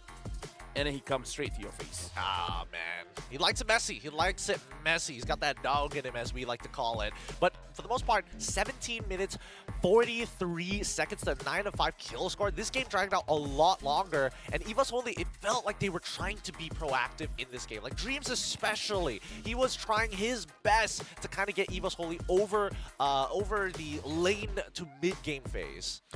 again, I feel like it was Holy. They just, I don't know, maybe they're a little bit tired or something. I don't know, but they really need to start resetting because RSG Philippines made it look unfair. The way that Aqua, Demon Kite, and Light, this mid trio, made Kusei's life so easy, man. Like Aqua got the highest damage per minute again, not as high as before, but 3,236 damage per minute is still very, very high. I don't know, man. Kusei on his carry, he did his job. He won his lane hard. In my personal opinion, he won it hard. And then afterwards, he just had to deal with the turns. He doesn't have to do that much in the team fights. He just has to make sure that all the objectives are taken down. Yeah, and not to mention, he beat Brands in a 1v1 technically, yeah. right? In a match where you would have expected that Brands is able to kind of like pace himself and clear these waves faster against Kusei and abuse him in lane. Nah, Kusei proactive against Brands. And now, honestly, Kusei having the highest goal per minute, not the highest that we've seen, 738 is a respectable number, but it does seem like he's not able to get too much of the team fight participation. I didn't see how much percentage it was, but I believe his KDA is like 3, 1, and 2 or something like that, so not a lot of team fight participation. But now we gotta look at a gold grab, and this one I understand. Basically, it's all RSG Philippines. Even to the point where it was Holy won that fight 14 to 60 minutes. I believe that's the timeline where they won that fight. We don't see too much difference when it comes to the graph. Yeah, we don't see much of a difference, right? Especially bouncing back, because overall, when we're talking about like a 10,000 gold lead, unfortunately, like as much as RSGPH almost had the checkmate angle, they missed the timing, right? And at that point, both sides were able to actually scale to their full potential. Well, obviously with RSGPH having a lot of extra money for items, but still, give it up to our MVP, Demon Kite from RSGPH. 60% kill participation, and we're seeing a different kind of Fredrin for today's matches because now they're picking up Thrill. So, I don't know. I really see as one of the more popular option nowadays is Thrill. Even the Terizla, where before this picks up Rupture, now is picking up the Thrill. And it calls for the situation where Terizla doesn't have to build a Fury Hammer. Just having the Thrill by itself will give you enough damage. So, this is basically just a meta update for everyone watching. If you're not using Trill, try it out. You might like it. Yeah, you might actually like it. Some people take it a step further by taking Impure Rage instead of Brave Smite as well, just to be proactive in these trades. Overall, I think that RSGPH, real masterclass here of making sure that Evil's Holy just got choked out. It was really difficult for Brands, especially to get in on these fights, right? Throughout this match, like, if we had to compare Brands and Kusei, I would say, don't take game number 2. We barely saw the marksmen get to participate. Yeah, in this game, Fluffy did a lot. I would say kudos to him because he delayed this game for a very long time. Not only because he caused trouble for Light, he slowed down the Lord. This is a good play coming in from Fluffy. It's just that Light was just so fast on his feet. Yep, the worst part is that you don't even know where he went. Fluffy did have Flicker, and technically if his cooldowns were about to complete, I would have imagined that he could have gotten that kill. But throughout this match, like the way that the team fights have been playing out, it looks like RSGPH is much better at just cycling out their frontliners and then following up on each other's cooldowns. Either way, that was an amazing match. Congratulations to RSG Philippines going forward in this series. Yep, congratulations once again. But we do have a bit of a special interview with Kusei from RSGPH. Kusei, can you hear us? Yes, sir. It's good to hear from you, Kusei. You had a great game. You solo killed Brands. Everything was going well for you guys. I want to talk about expectations here at the SPS. Previously, we had Demon Kite, and I asked him about what your goals were for the SPS. But what about you, Kusei? Who are you looking to fight? Which team are you looking to take on? Do you think you're the best? Come on, give us the sweet details. Okay. I'm still looking to fight BTR Alpha against Iman. I want to fight Iman in Tournament League. And what's our goal is, of course, to win the ESL champion and improve our mistakes from our playoffs mistake in MPLPH. just keep getting better and better. Oh boy, do you guys still, up till now, do you guys still feel the weight of that playoffs? Or do you think that if you win SPS, don't worry about the playoffs, we've already got one in the bag? Yeah, maybe. I don't know. I'm not sure. I gotta ask you about your confidence as well, because you talk about how during the playoffs some mistakes were going on, but you guys went against Evo's Holy, which is the #2 in the MPL Indo region. How does that boost your confidence where the 2-0 looked pretty easy for you guys? Mm, I don't know, to be honest, what to answer that, but I think PH is still more stronger than any other region, despite of what the place of the Indo team. Well, I mean, For me. he doesn't have to see it. He already shows his level of confidence. Like, yeah, we're just stronger. With that being said, do you plan on getting imported to any other region? Of course, Philippines is the strongest, but if you were to be imported, is there any other countries that you'd be interested in actually, you know, being a part of, or maybe a particular organization? I don't have any particular organization, but I think Indonesia will be good. Great to hear it. Great to hear it, Kusei. Now, final words here before we actually end the interview. Do you have anything to say to the fans of RSG, to the Filipinos out there watching you play today? To all who supporting RCPH, thank you so much, and keep supporting us for upcoming battle, and love you guys. Thank you. Thank you so much, Kusei. You're great to have an interview with. Appreciate you taking the time to answer our questions. We'll see you next time. Good luck for your upcoming games. Bye. Thank you. Great guy.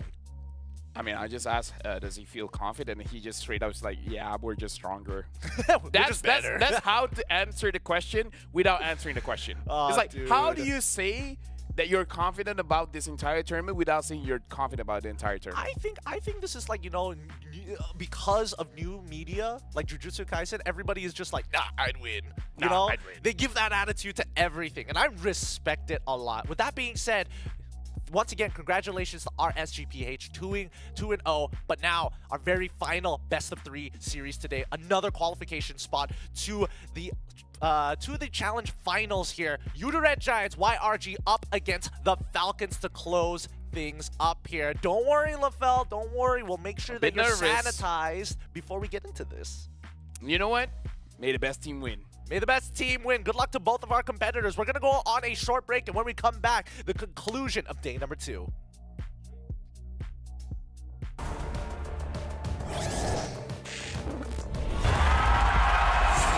Here we go! The Snapdragon Pro Series is brought to you by Snapdragon Elite Gaming, Monster Energy, and DHL.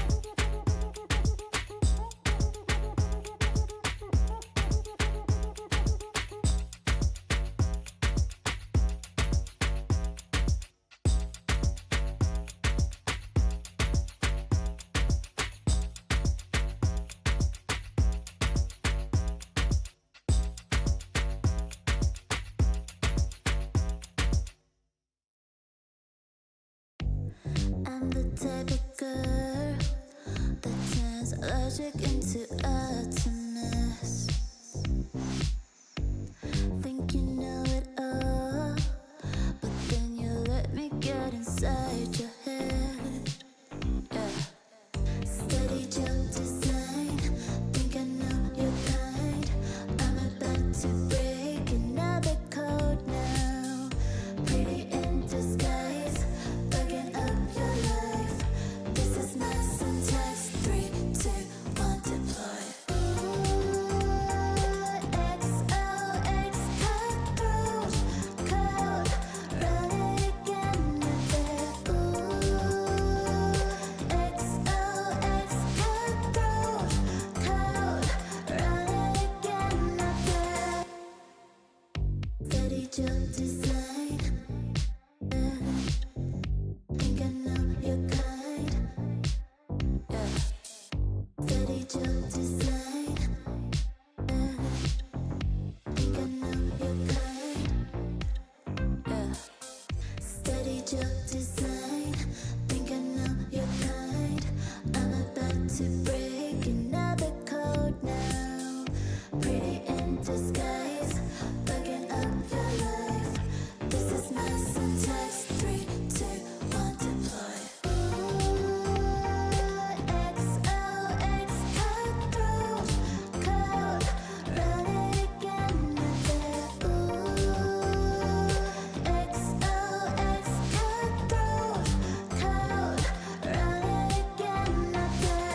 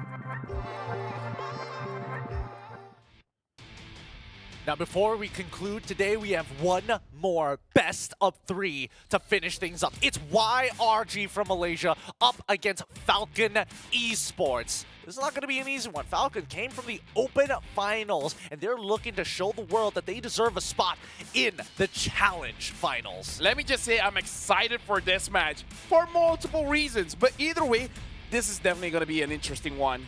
And you guys, again, got to get tickets because it's going to get sold out soon. And again, we here are going to give you guys life hacks, right? Say you want to confess your love. Okay, yeah, I can imagine myself. All right. Right. Yeah. Indonesia is a romantic country. Oh, Just it trust me on is. this one. Just trust me on this one. Right? Buy 100 tickets. Oh. But And it's just you two. And then you two and then 98 98? paid actors. Paid actors, you just set it up, and then when you confess, all the 98 ones, they will cheer you on. It's like, say yes, say yes. She's not gonna be able to say no when people peer pressure her. So buy 100 tickets and 98 paid actors. You will get married, my guy. Or girl. Yeah, you're gonna get married. You're gonna get married. You're gonna find your lifelong partner of your dreams this way, or you can have a lot of leg room when the paid actors don't show up. One way or another. I mean, 100 tickets, that's like 300 ringgit. Actually, that's See? not too bad. That's not too bad. Considering the prices of when Taylor Swift shows up or any famous singer and having Will their she concert. marry you? Think about it. SPS could be the difference. So make sure, grab those tickets and use the QR code just to save yourself some time rather than typing in the URL. With that being said, though, I'm this just game- surprised I come up with those things on the fly. I legit don't prepare for it. Hey, it happens. It's a roll of the dice of what we get because right now it's Yudu Red Giants here from Malaysia with Cram, Sakai, Stormy, My boy. Innocent, and Yums. Stormy's my boy. He will always be my boy. But either ways, very strong lineup. We're looking at a bit of the highlights here. This was from yesterday, in case you guys didn't know. Of course I knew. Yeah, and this is against RRQ Hoshi. Once again, I think, honestly for me, RRQ Hoshi was finding their footing during the playoffs Oh, of yeah. NPL ID, but against Yudu Red Giants, they took a game off of them, and even I had an interview with Innocent himself. He said that, man, I'm not gonna lie, Skylar was kind of giving me a hard time in lane. I mean, everyone is saying how amazing Skylar has been. Like, he has been one of the reasons why RQ has been performing so well, but Humes as well, able to stop his Blazing Duet multiple times. That's insane. It's nuts. It's really, really nuts the way that Yudu Red Giants have been playing so far. But generally speaking, Game 1, when they started yesterday, was kind of slow, and then they picked it up in the next two. Well, looks like they're wearing their away jerseys for this one. And we got to introduce Falcon as well, coming in from Myanmar. This is going to be a pretty close match. It's going to be Royal Milk, Dax, BX7, Benny, as well as Kid X. And my eyes is on Benny, man. Really? Your eyes on Benny? I'm looking at PX7, dude. Don't give him the far miss again, please. We've seen him play some weirder picks like the Phobius as well, and even then, he's still making TikTok highlight reels. Let me just let's pull up the question in case the fire miss gets picked up. What if Stormy gets the Aurora? What if Aurora is the hidden answer? Oh, Think about it. Think about it. Or the hidden answer. Ooh, that's a tough one. That's a tough one. But we'll get our answers soon enough. Once we jump into the drafting phase, it's going to be YRG on the blue side up against Falcons on the red. Angela and as well as Chip immediately banned out. I believe that Angela is an amazing band. Going up against Yudu Red Giants, Chip is an amazing band because even Yums have said multiple times that I want to play the Chip. It's just that people don't let me have him. Same sentiment all across the world with high-class roamer players, right? When they have the Emperor's Eye, that Chip becomes a very useful tool. As expected on the red side, they do ban out that Harith. Farmis, the quick follow-up from the side of YRG. The real question is these final bans, right? Are they going to double down on getting rid of this, well, supportive? I'm thinking whether Falcon wants to ban out Moskov. Or Nolan. Honestly, Sakai's Nolan is insane, right? He did very well yesterday, to be fair. It's either or at this point. I don't see any other bans that are going to be relevant at this point unless it is designed. Roger. Yeah, unless it Roger. is designed to get an advantage for a particular role. 30 more seconds, but Falcon going to deliberate about the entirety of the draft. I feel like it's either those three, the Nolan, the Roger, as well as the Moskov. It's going to be a pretty good pick going up against Yudu Red Giants. So, because thinking about Hume's hero pool is plentiful. You don't have to worry about that. Cram has shown that he can bully any lane in a lot of situations. Stormy as well. I don't think it's a good idea to ban against him. So might as well just take heroes away from Innocent, take away the Roger. I respect it. I respect it a lot. But the fact that they're banning out that Roger is kind of admittance that Benny will need time to scale in this match. And, well, let's see whether or not Innocent can actually find the solo kill, even with a Moskov first pick against the Falcons. I feel like at this point, pick up a mid, maybe even a Valentina, so that you have priority over whatever is going on, and then pick up your Fredrin, perhaps? Fred Val? Fred Val? Fred Val? Are they going to go for it? I was going to say Arla, but it got banned out by the YRG side. Looks like the... Oh, Barat and the Nolan. Interesting. Interesting. It looks like Falcons have done their homework, doing a good bit of research. It has to be a Fredrin here, because if not... Oh, a Fredrin or an Akai. You need to match the speed of a Nolan. I agree. I agree. I think the Akai might just be slightly better here, because at least then you can purify out of the potential Daytona's welcome flicker. Yeah. That's another annoying thing to worry about. Or, if you want to go crazy, follow me here. A Ling. But the Ling you can pick up later, because they're not going to expect the Ling. If they're going to go for the Ling, how do they set this up, though? Have very good clear speed when it comes to the mid as well as the EXP. Okay. So, Oh, wait! Loyi. Yeah, I forgot. That's the thing. I feel like Stormy knows that he's going to get the Loyi. The real question is, what else were they going to give up? And it looks like it's going to be in the other. It's going to be in Cram sector. Not on a plot here, right? Because you're going to get banned. Yeah. Unless they want to pick up something like a carry, so they don't care about Claude as well as Natan getting banned out. I think this might be a carry angle. If they want to play Natan, are they afraid of anything that Cram can play? They can bring out the Yuzong Lapu later down the line. Do they even care about Masha that much? I think Falcon previously did it, but not anymore. So they lock in the Natan, and now we go into the second phase. This is good as well, because Nolan, Natan, and Barats, they deny one specific hero, the X-Borg. So I feel like you should ban out the EXP laners, the Yuzong, maybe even the CC, because Cram has shown that he can use the CC quite well. Yep. And then let him have his pick. Do you want to pick up something like a Terizla? Do you want to pick up something like a Lapu Lapu or the X-Board? Because all three heroes from Falcon is very good against those heroes. I think they get rid of the CC here. I think they should also consider just getting rid of the Yuzong specifically. I feel like Yuzong. Yeah, because the X-Board, it's very much manageable. Oh, this is interesting.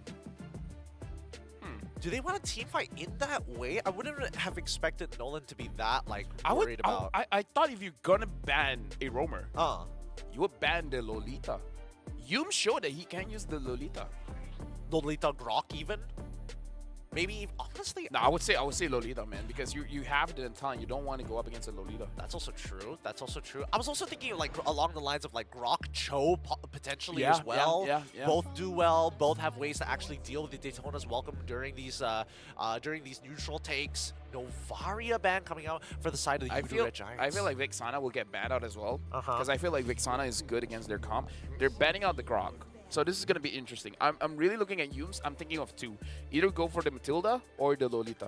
Ooh, both are pretty good here. Both are pretty good. I think they get backed into a corner where they have to go into, because the big Unless problem. Yums go for something insane like a Hellcrate.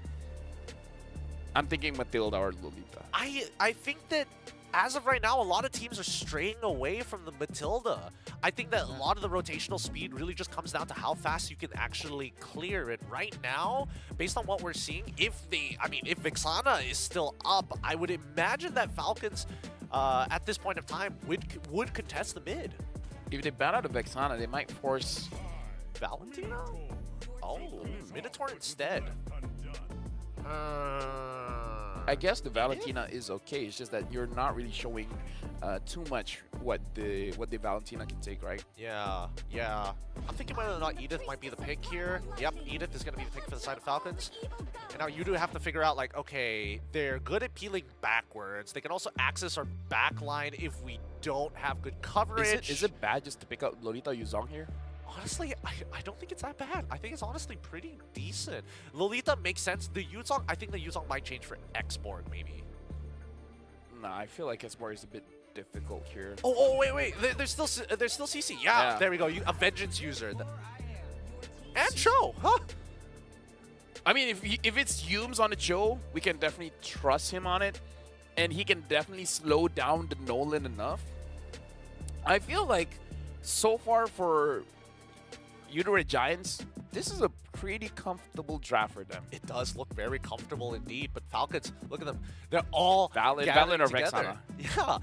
I mean, give them their moment. They still have plenty of time. Let them do their cheer. Let them get really hyped up for this game because they're going to be concluding their draft real soon, and we're going to be jumping into the Land of Dawn shortly after. Yep, it's the Vexana, yeah. Because I do feel like Udare Giants, one hero that can destroy them is the Vexana, so they let it through. Probably they feel like it's going to be a non-factor here. So in this game, Udare Giants, we have to look at Yums. How does he slow down the Nolan? And then afterwards, we got to see how Cram deals with the Nathan. Yep, Nathan and Nolan. I believe they're related. Nathan, Natan, and Nolan? Yeah. Nathan and Nolan. I believe they're related because they're both... I want to say yes, but I don't know the lore well enough. Because if I'm not mistaken, they're like siblings or something. What?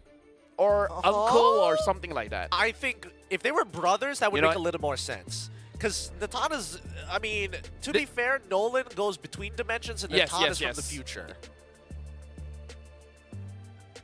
Because he's the time dude.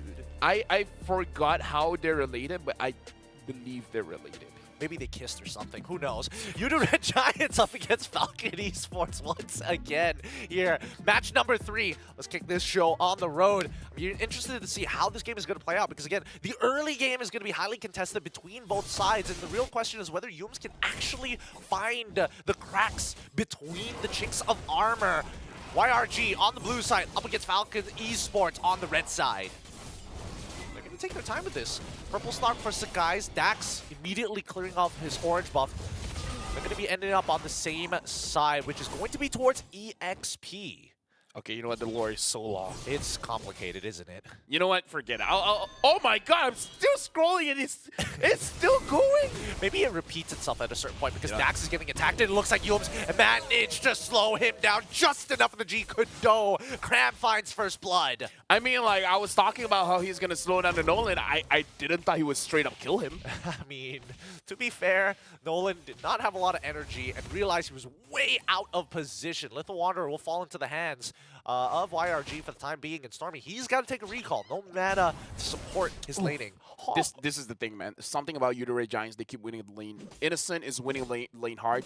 Right now, he's freezing, and it looks like the Natan is going to stay because he realizes that this gold, what do you call it again? Gold card is going to get freeze. It's a good thing that he can still last hit for that. Yep, and it's super dangerous to do so at any time. If Innocent had Flicker, he probably would have gone for the all-in, but Yum's going to communicate to Innocent that Kid X is nearby. Just thin out the wave. Just make sure. Let it slow push into you. Nothing to worry about here. Benny is very low.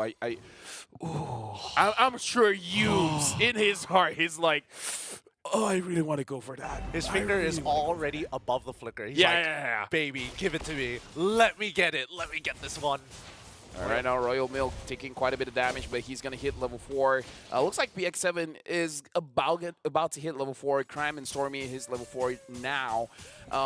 Looks like Sakai is opting for a level 5 first before committing towards the turtle fight. I think that's totally fine because he expects Dax to also be level 5, especially since, I mean, both of them are Nolan users. They generally know what to expect. Kid X getting chunked out here. Cram, no ult, but quickly purifies out of there to try to escape the Eternal Guard, but no! It's going to be Royal Milk who finds him. Daytona's welcome, he kills Crab. Falcon's trying, but still, it's the guys who finds it. Wait, hold on! Is Innocent gonna get involved in this fight? No, he stays in that lane. Diversion being sent to the top side of the map, bringing on over Yums to attack Benny. Benny forced to go deeper back into his lane, but he doesn't want to lose farm.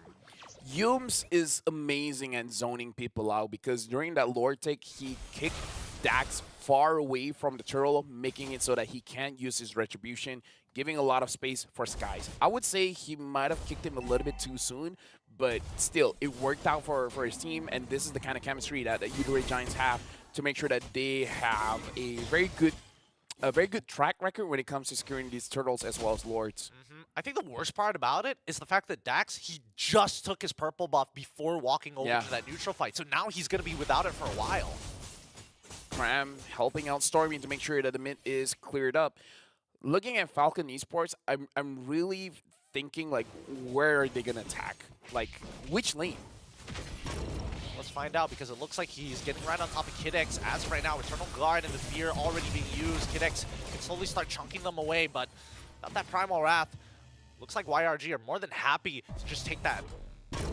Yeah, although, let's be real, I'm pretty sure that's not the engage that they were looking for, but that's what they got. They try to go for it, unable to really translate it into anything. Falcon, they need to give farm onto Dax. Dax has to figure out a way, either take his own farm or trying to take away the farm coming in from Udare Giants, because he needs a little bit more items to potentially make it so that Stormy gets taken down. Like, Stormy's the non-factor. Innocent, I kind of feel like it's a bit of tall order for now. Try to take down Stormy. That's your primary objective. Does he go? Oh, Benny just stands still for too long. Quickly purifies out of there and entropies away. This does mean that Udare Giants is going to have a lot of gold plating unless the taunt sticks by, and Benny does. I don't know how good of an idea this might actually be, but it looks like YRG wasn't expecting him to actually stay for that wave. They get position over the turtle. So far, so good. He has to go for it, right? Oh, he's not. Okay, respecting you. Oh. Yup, right at the very end. Make sure you feel comfortable and then get on out of there.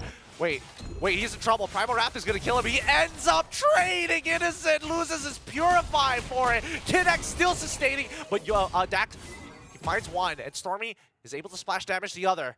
With Kidx already out, Stormy and Innocent also taking the trade. It's a 4v3, and Royal Milk tanking the damage. Yums looking for some kind of position, but Cram is slowly building up stacks. Oh, 2-man hit, 3-man hit on the G Kundo. Dies to Eternal Guard. They trade 1 for 1. Turtle falls into the hands of Falcons, and it looks like Udare Giants will just have to accept the loss. 100% good trade coming in from Falcon.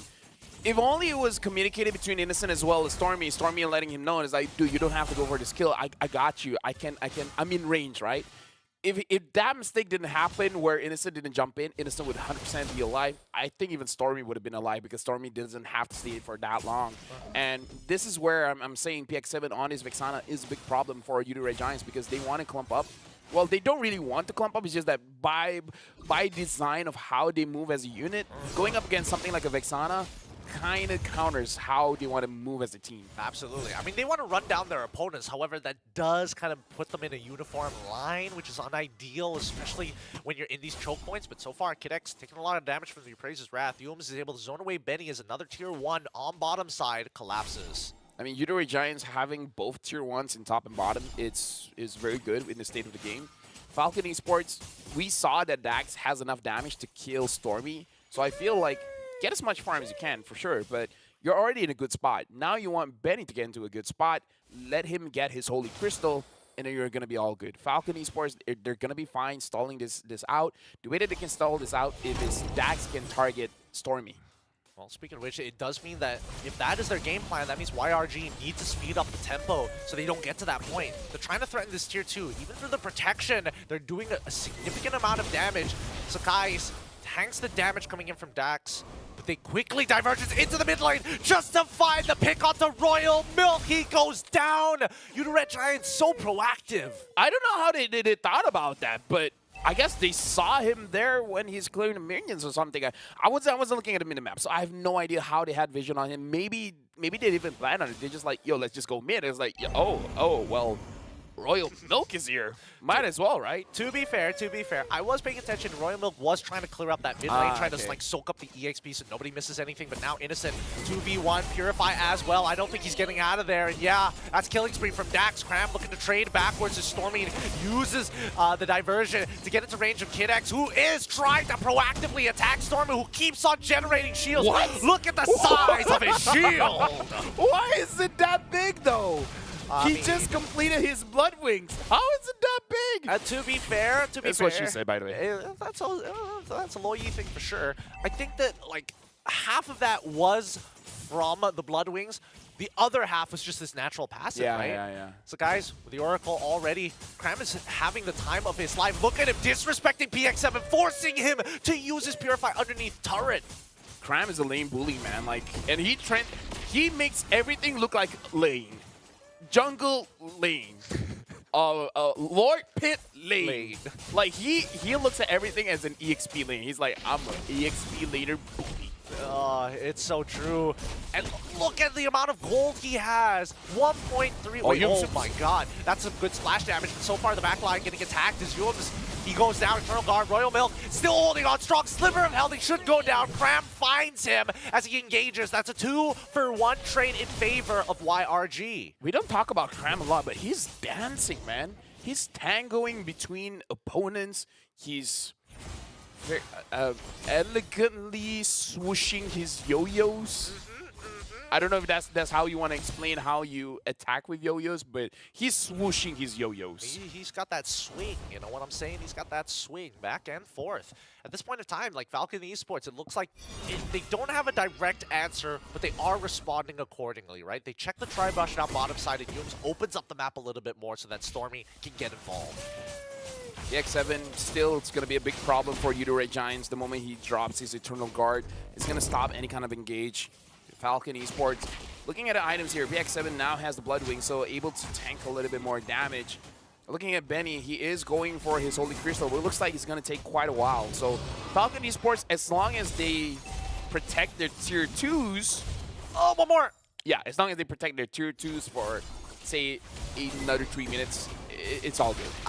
Well, it's been tough because now we see the initial engage from Yums. He gets feared up at the Eternal Guard as well. Has been counted out. Royal Milk did have to flicker out of there.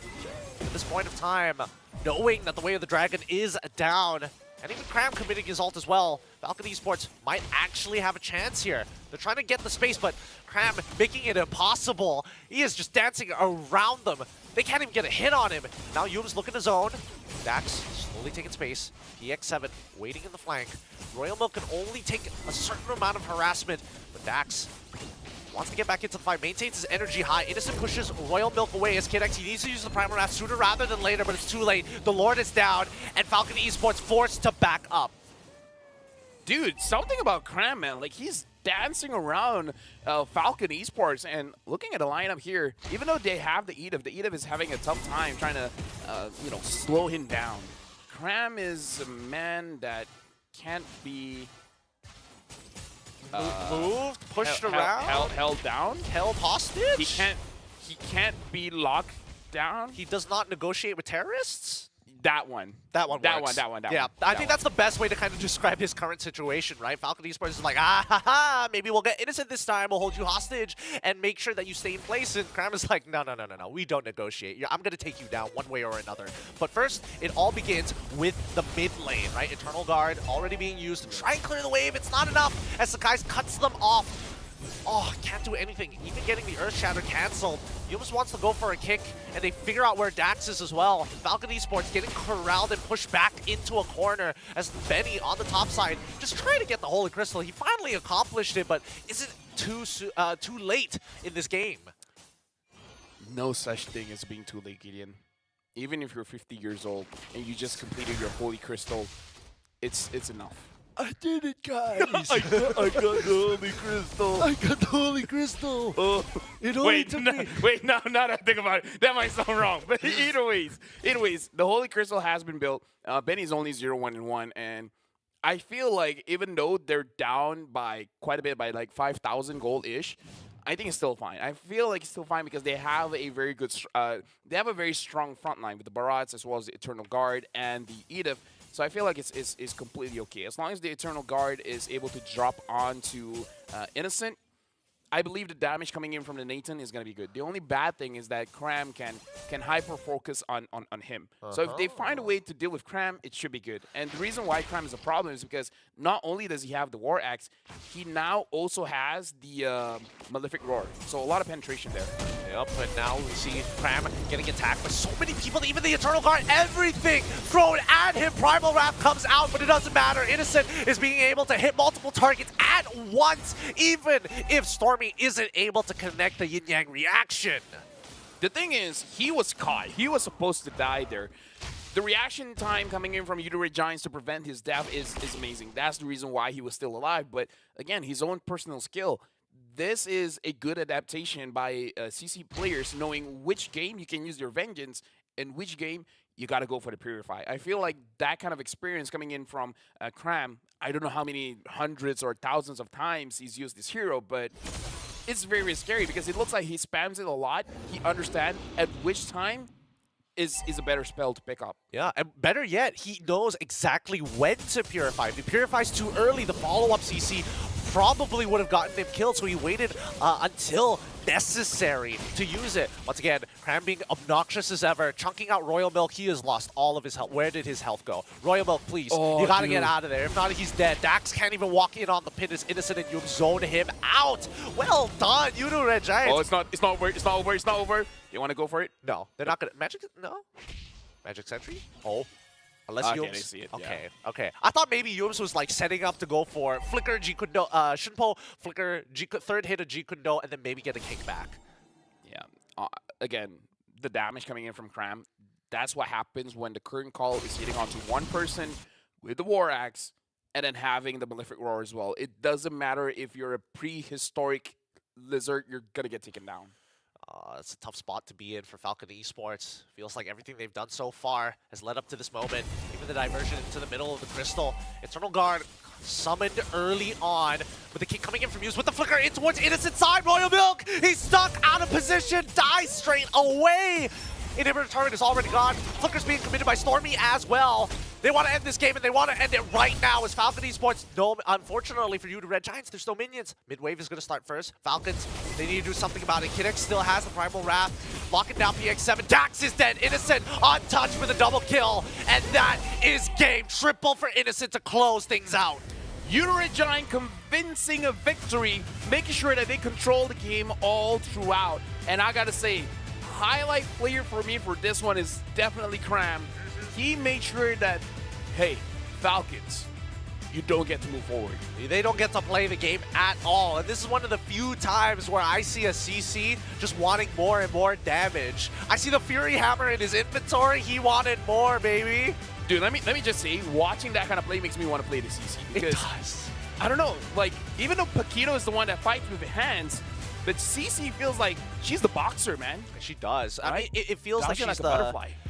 what do they call it? Outfighting, right? You know, maintaining that distance all the time. And Paquito, he's the in-fighter with his close stance, looking to close the distance, get underneath your chin. So far, really good game coming out from YRG side. But Falcon, what can they do? Did it I mean, like? Look, Gideon, tell me straight. Okay. If you want to go to this shop and you see a girl waving two yo-yos at you, will you move forward? Because I wouldn't, man. Like, you know what? I don't need that nasi goreng. I can just cook ramen. Are those yo-yos made out of metal or the plastic ones?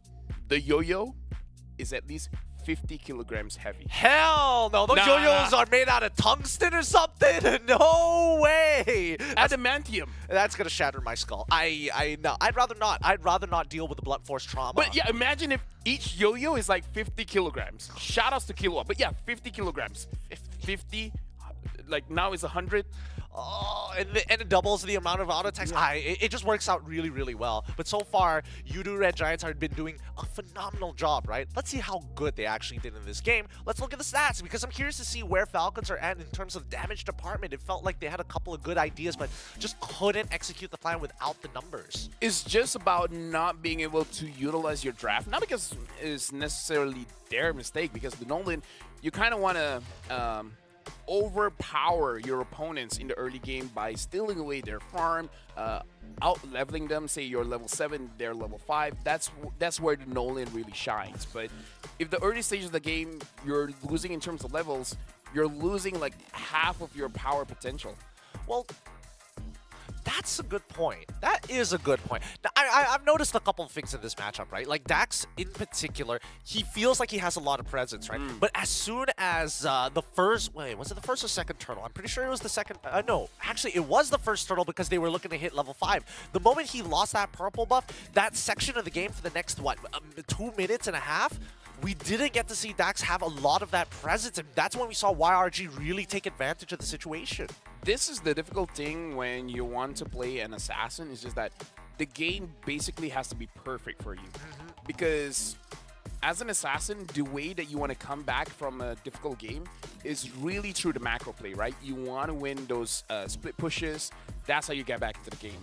don't really win it with team fight unless you get a good flank and you get straight on their damage dealers. Yeah, and I wanted to say that maybe Falcon had an opportunity, but the numbers don't back it up, man. I'm looking at Stormy being the top of the charts in terms of damage. Cram just behind him. So it's 73,000 for highest damage, 60,000 for Cram, and then Innocent is at 37,000. Cram and Stormy top in the charts here. Again, man, something about this meta is all about the mid lane. Honestly, having your EXP laner to deal that much damage, 60,000 damage, when your gold laner is doing 37,000, is unheard of. Cram is a lane bully.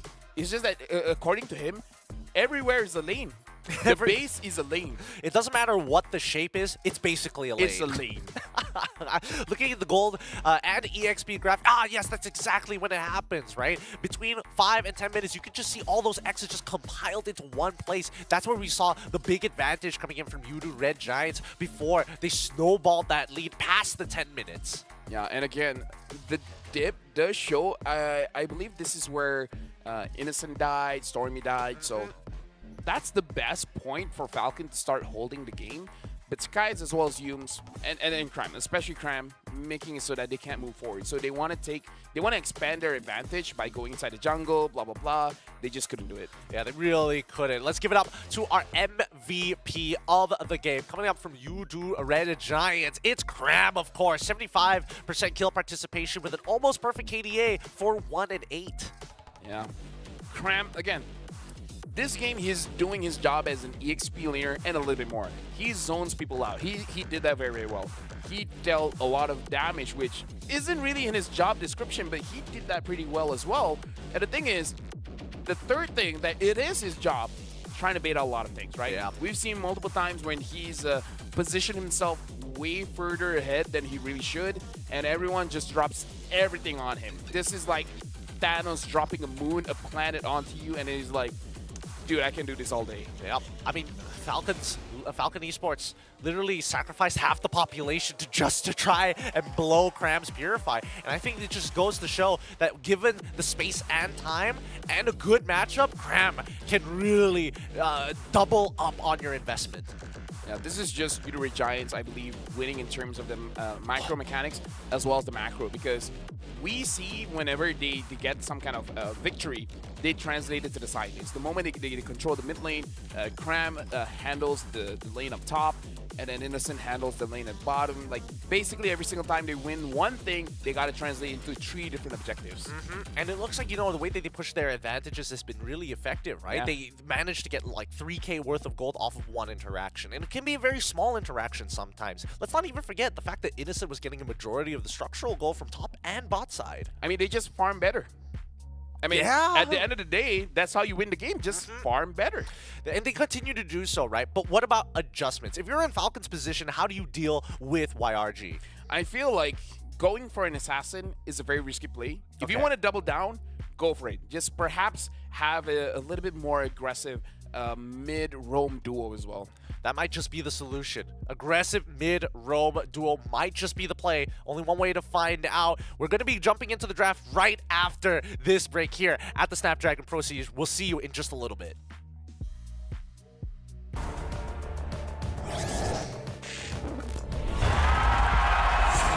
Here we go!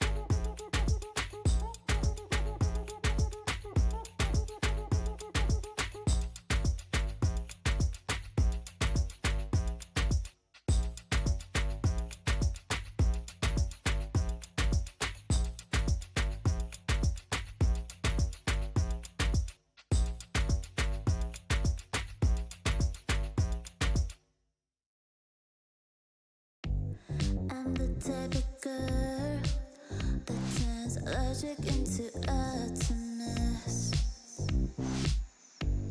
Think you know it all, but then you let me get inside your head. Yeah. Steady jump design, think I know your kind. I'm about to break another code now. Pretty in disguise, bugging up your life.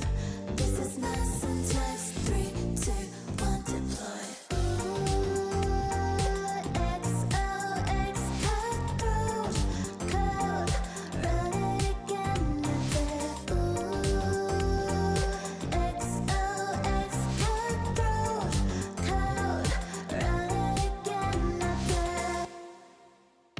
Steady jump design. Think I know your kind. Yeah. Steady jump design. And we're already back. One opportunity, one chance for Falcon to equalize the score here against YRG. It's currently match point for YRG, and they could instantly qualify for the challenge finals. I keep calling it open finals, the challenge finals. But that being said, man, holy cow. First game, they're already getting, I don't want to say outclassed, because Falcon still put up quite a fight. They just weren't winning out in these situations. You guys just got to level out your career with DHL, because the thing is, let's just say DHL is like the EXP lane, right? You got to win that one. Because Alright.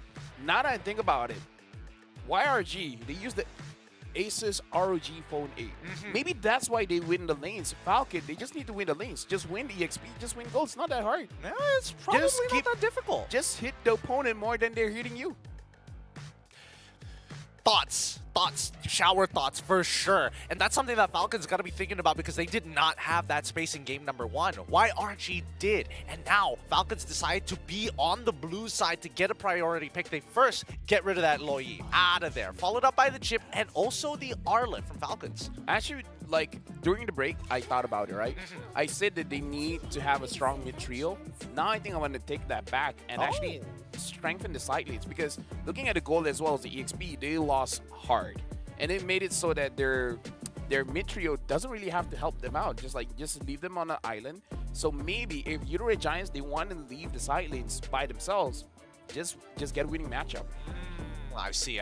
If that is going to be the case, do they need an aggressive jungler to do so? I feel like they could still get away with the Nolan if they really wanted to, but we'll see in just a little bit, right? The follow-up ban from YRG's side, they get rid of the Angela, they don't want to have to deal with that sustain.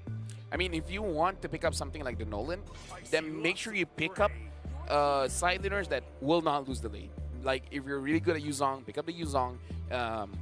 If you just don't want to lose the lane, Terizla is really good not losing his lane. He doesn't have to win, he just doesn't have to lose. Speaking of losing the lane, I'm a little concerned that the Harith is getting held on for a little too long from the side of YRG. They haven't banned it out just yet. It could be this very final ban here, and then it's up to Falcons to be like, okay, which side of the Natan Moskov matchup do you want to be on? Okay, we're hyping it up, but it's banned out. Do they want to pick up the Moskov themselves, right? Oh, it looks like they do. So, Nolan. And like I said, you don't have to win the lane, just don't lose. So, Terizla. I think it doesn't really matter at this point, right? I think that YRG, they're like, okay, Innocent can basically play anything he wants to at this point of time. We get the Nolan. We also get the Terizla blind, by the way. What is a good pick against? Because like I said, if you pick up the Nolan, you need a tanky, or you just need an EXP lane that wins or doesn't lose. Okay, here's the problem, right? Because now with this Terizla, it's a little bit easier for Falcons to actually go for the Barat's flex, or they can just lock in X-Borg straight away, right? And technically, they've got a winning lane. Valentina. Ooh, Valentina blind as well. All right. Novaria? I think or you know what? Aurora.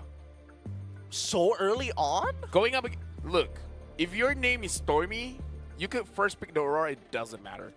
I take it back. You know what? With his name being Stormy, I'm going to one-up you on this one. Put him on Julian. It's been a long time. It's been a long time. Yeah. But if that's the case, you don't have to pick it now. Yeah. Because they won't see it coming, right? So pick up like a Roamer. The only thing is this Valentina kind of complicates things. Like maybe picking up the Grok is great, maybe picking up the Minotaur is great, but the Valentina is going to slow you down. Yeah, it's going to slow you down. I just like the funny thought of Valentina. I am you, but guess what? It's only the chains. It's so depressing. But Aurora gets locked in. How do you see it? What gave it away? Do you feel like you're in the same wavelength with Coach Arcadia, or do you just know that Stormy's eventually gonna get bored and wants to play something different? Something about not having a good social life that makes you watch too many games. That you start seeing patterns. Like, oh, if they pick X, you pick this, you know? Yeah, anti-social life is my answer. Anti-social life is the way to go. Actually, now that you asked the question, now I'm a bit upset. Not gonna lie here, buddy. It's like the fact that tomorrow I won't be able to have fun as well. I have to work, so. That's true. It's true. Let's enjoy our time now, though, because now the Grok gets banned out in the second half of the pick and ban phase, followed up by the Natan. So, at the very least, Falcons know, hey, if you're going to scale, it's going to take some time. We're not giving you the Natan at the very least. I'm looking at Uterine Giants. They might even ban out the Minotaur and maybe pick up something like the Matilda, because they're one of the teams that can actually utilize the Matilda pretty well. So Falcon, they might also ban out. Okay, here's the crazy thing. Falcons, they can ban the Claude.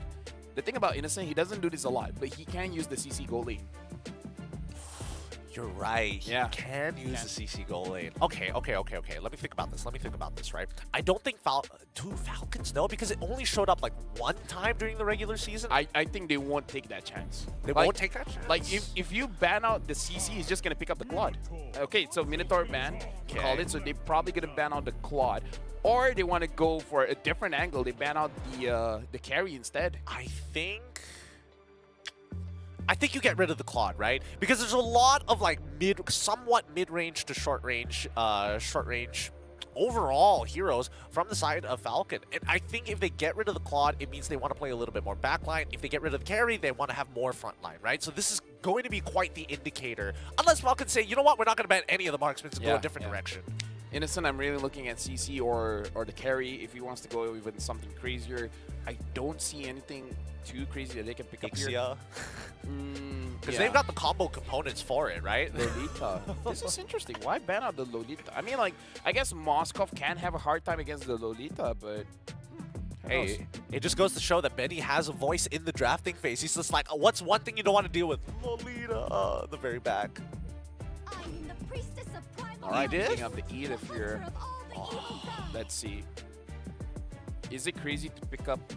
Because I'm thinking, what can win against the Terizla?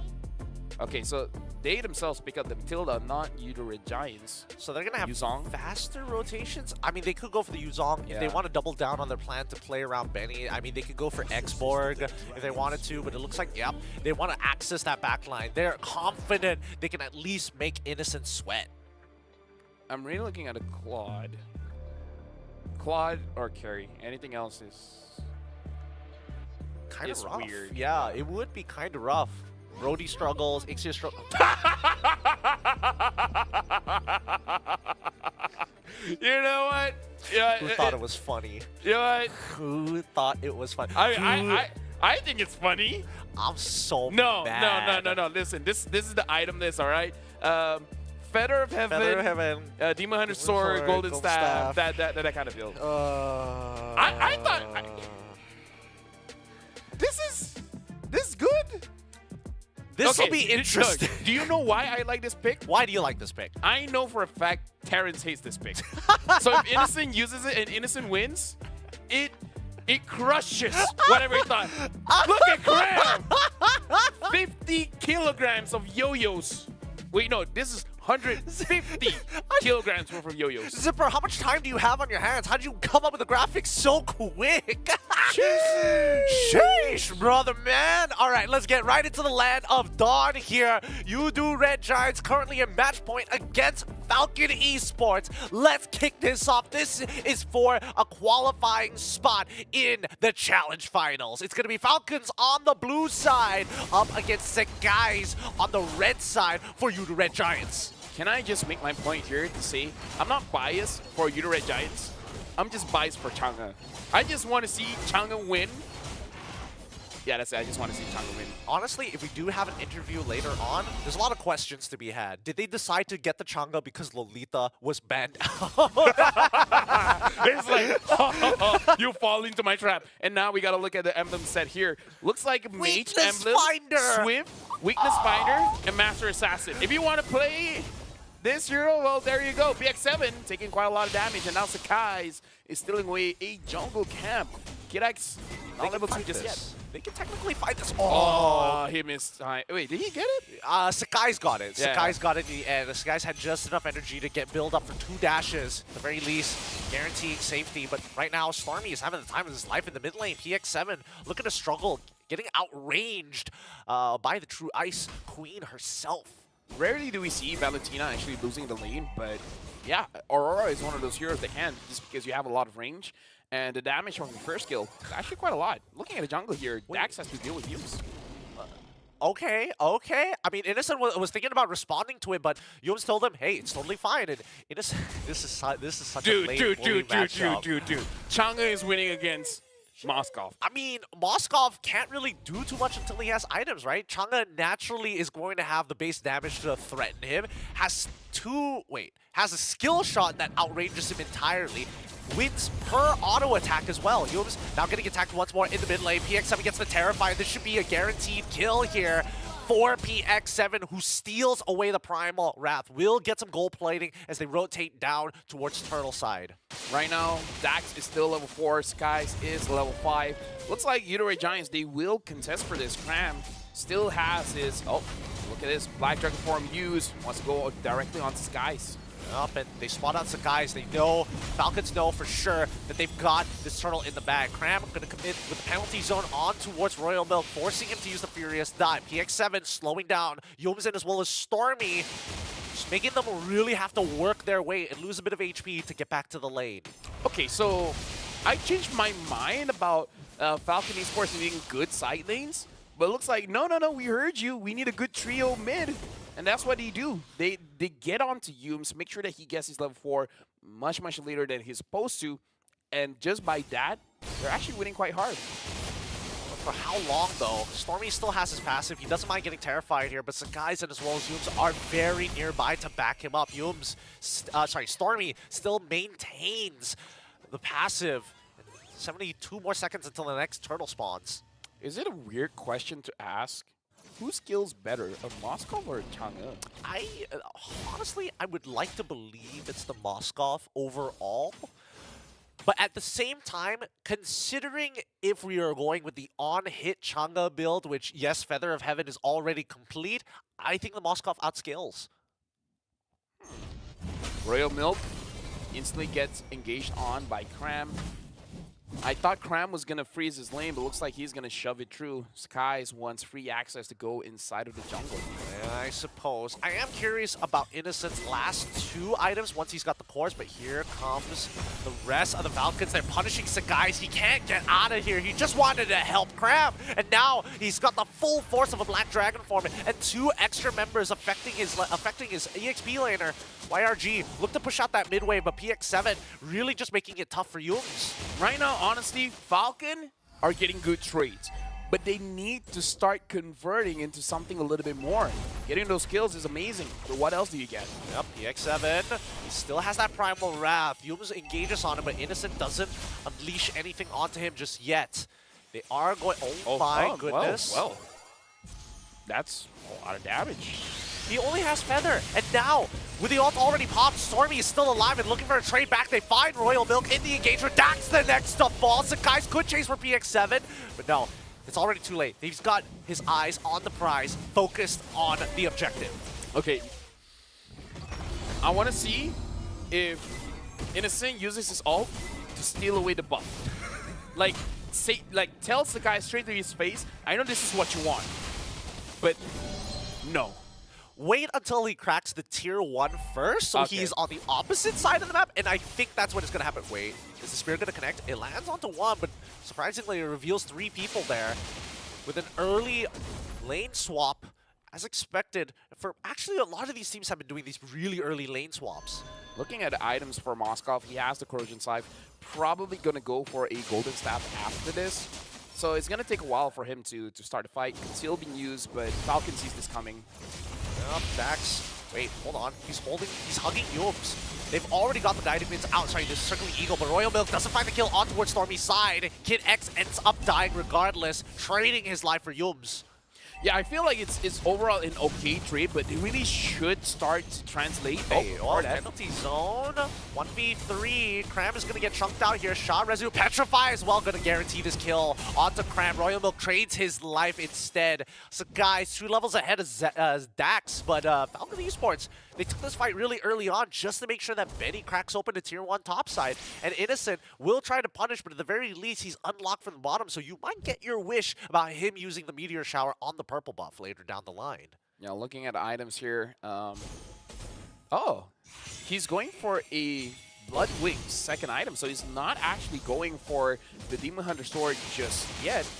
But either ways, for Falcon, I feel like the way that they're starting the fights is pretty good. Benny getting that top turret is huge. I feel like if they can win this turtle, try to control the jungle. Don't let Sakai's farm, because so far, it doesn't feel like Sakai's has been punished in the farming department. No, he hasn't, and he's doing his traditional assassin shenanigans, right? Showing himself very little to Falcon, and when he does, oh wait, the Meteor Shower finds the kill onto PX7 as the setup is good from Stormy. Now, it's about the rest of the frontliners. Yums might be in trouble. Conceal is already out thanks to the penalty zone of Karam. They're chunking down Dax. They're getting into the map, but the Spirit of Destruction is good. Doesn't want to take it to go any further. That's a 2-for-0 trade in favor of YRG. And now YRG, they're going straight for the turtle. Cram is pushing K-Dax away, and Stormy is there to zone as well. This is a big win for Red Giants, translating one win to another. But all the while, Benny is down there trying to push. If he gets a turret, it will equalize things. Yeah, and look at this. Innocent using that Meteor Shower again, thanks to its low cooldown, to clear up that wave and take a tier 1 of his own. And they manage to get Yums in a good position, clearing out the bot tier 1. Cram trying to get on out of here, but the Circling Eagle says no, penalty zone completely whiffs as Falcon now find one, looking for another, but Stormy getting some good damage onto Kid X. Full combination. It's going to break his passive. Can he flicker out of there in that time? He does. He's out of there. Spirit Destruction does land, but he's nervous about Sakai. He doesn't want to die to that. Innocent realizing, yeah, Meteor Shower doesn't do as much damage as he wants to, but hey, you know, get close enough. And now, look at that damage off the Dax, cutting at him. Goodness. Auto by auto. Yums will eventually die here, thanks to the numbers advantage from Falcon Esports. But Red Giants, they gotta show respect. Oh yeah, they do gotta show respect. And you gotta look at the damage coming in from Benny. Like, Stormy, even though he survived there, look at how fast his HP went down. Sakai's as well, trying to find good angles and damage leaderboards. Oh, I hope Turns is watching. Dude, I like the Changa attack speed. Yeah, it's so funny. It's so fun to use. Like, legit, doesn't matter who wins this one, try it. It's fun. It's hilarious. Win or lose, it's hilarious. It's so hilarious. And because Innocent is on the top of the charts in terms of damage, you can only imagine what it's like now after he's going to get a couple more items. And even the Blood Wings, his Meteor Shower is actually relevant in these fights now. You can see that Red Giants. Demon Hunter sword. Oh, he's already got it? That's so fast. No Golden Staff just yet. He just purchased the DHS. Cram, he's got to be careful on these engage. He's been picked off a couple of times. The same can be said about Yums as well. But Red Giants just fighting for position. We got to look at the items for Benny as well. He's almost hit his Trinity build. Oh, someone get caught. They found the initial pick, and there we have it. Royal Milk didn't even stand a chance. Nice engage coming in from Yums, finding the pick off onto Yutong. Now, Falcon Esports, they need to look for an angle to get a kill. Because going for the Lord fight when your EXP laner is down is not ideal. 10 seconds in, Royal Milk is going to spawn, so they should delay this a little bit and try to find some kind of pick-off. Even if they get to kill Yums, I feel like that's going to be a worth it trade. I think they're going to farm. Yums once again onwards, landing on towards Dax. He can't seem to move. He takes the circling eagle, but the meteor shower is so close, but so far. PX7 going to get the Terrify, and now back in the fight. Dax, he's low, but he's going to try, and he wins out the retry battle to a level behind. Black Dragon form being committed as well. Royal Milk looking for anybody. YRG move away. Cram is already dead. This purple buff doesn't look like it can be fought for. Oh, Sakaisi still gets it. But still, that's huge for Falcon. They managed to kill Cram. They managed to get the Lord. They managed to get the first tier turret in mid. This is going to be a huge turnaround. Even though the gold is more or less the same, both at 30,000 each. But still, we got to see how the Moskov fights against the Chang'e in terms of how they skill. If Moskov truly skills better, then this is looking very good for Falcon. Yeah, and I think that as of right now, it's going to be difficult, right? Because if we're talking about Micro, once we see Innocent get that golden staff, the question is, how does he maintain those stacks? Because he's always got to weave in abilities at some point, and the Meteor Shower technically doesn't allow you to auto-attack at all. No, so he might be at a disadvantage in these just keep your shield up. Just keep using your second skill, and then just basic attack. It's a good point. It's a good point. Here we go. Tier 2s will start to collapse on all fronts. Falcon Esports going to be cleaning up these outer turrets before they start approaching the inhibitors. At the very least, they just want to get the protection from the inhibitors down, but it looks like Yudu Red Giant's not even going to give them that chance. Yeah, Starlions. Oh, what? But why? No, I know why. I think I know why. I know why. Okay, I have to be confident. I know why. Okay. We don't usually see Starlium Sight on the Valentina, right? But if you have the Prima Wrath, does it not make sense? Oh, that's The a good Prime point. Wrath. That's a good point. Let's see if it comes into play in this upcoming fight. Cram, he's going to get run down here. Earth Shadow from Yums is going to help him buy some time, but Royal Milk doesn't want to let this go just yet. Black Dragon Form committed, and they spot out Sakai's. Kid X, he has nobody to pull in just yet. Doesn't commit. Oh, wait, Cram flickers forward with the penalty zone and does find initially two. Now they're going to continue peeling off backwards as Yums is getting chunked down here. The Starlium side doing some good work. PX7 takes out Cram. Innocent with the Meteor Shower doesn't find the angles just yet. It's a 2-for-1 trade, and the Starlium side works out. I mean, he did a lot of damage there. And the thing is, now that I think about it, maybe it will work with the Meteor Shower as well. Innocent now having the golden staff.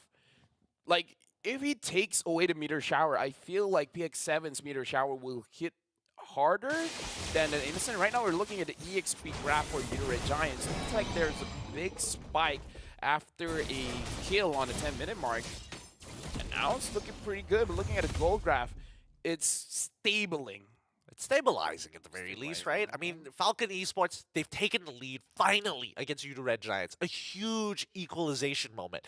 But Yudu Red Giants, it could have been theirs. It could have been their lead had they just won the retry battle. And I think that's something they have to take into consideration coming back into this fight. Sakai's is level 15, Dax is level 14. Looking at the items here, Moskov has the Rose Gold Meteor instead of the Wind of Nature, so he's not really all that worried about the Nolan. He's more worried about Stormy as well as Innocent. So very interesting item build here, going for Magic Resist instead of ignoring the damage from physical sources. Matilda already circling Eagle. Black Dragon form as well. Too low. Guys gets it, steals it away of his own penalty zone. Coming out as well. Trying to disengage from this fight, but Benny manages to get a Spirit of Destruction into the back line to take out Sakai's as well as keep up with Karam. Despite stealing away the Lord, Falcon Esports walks away with 2.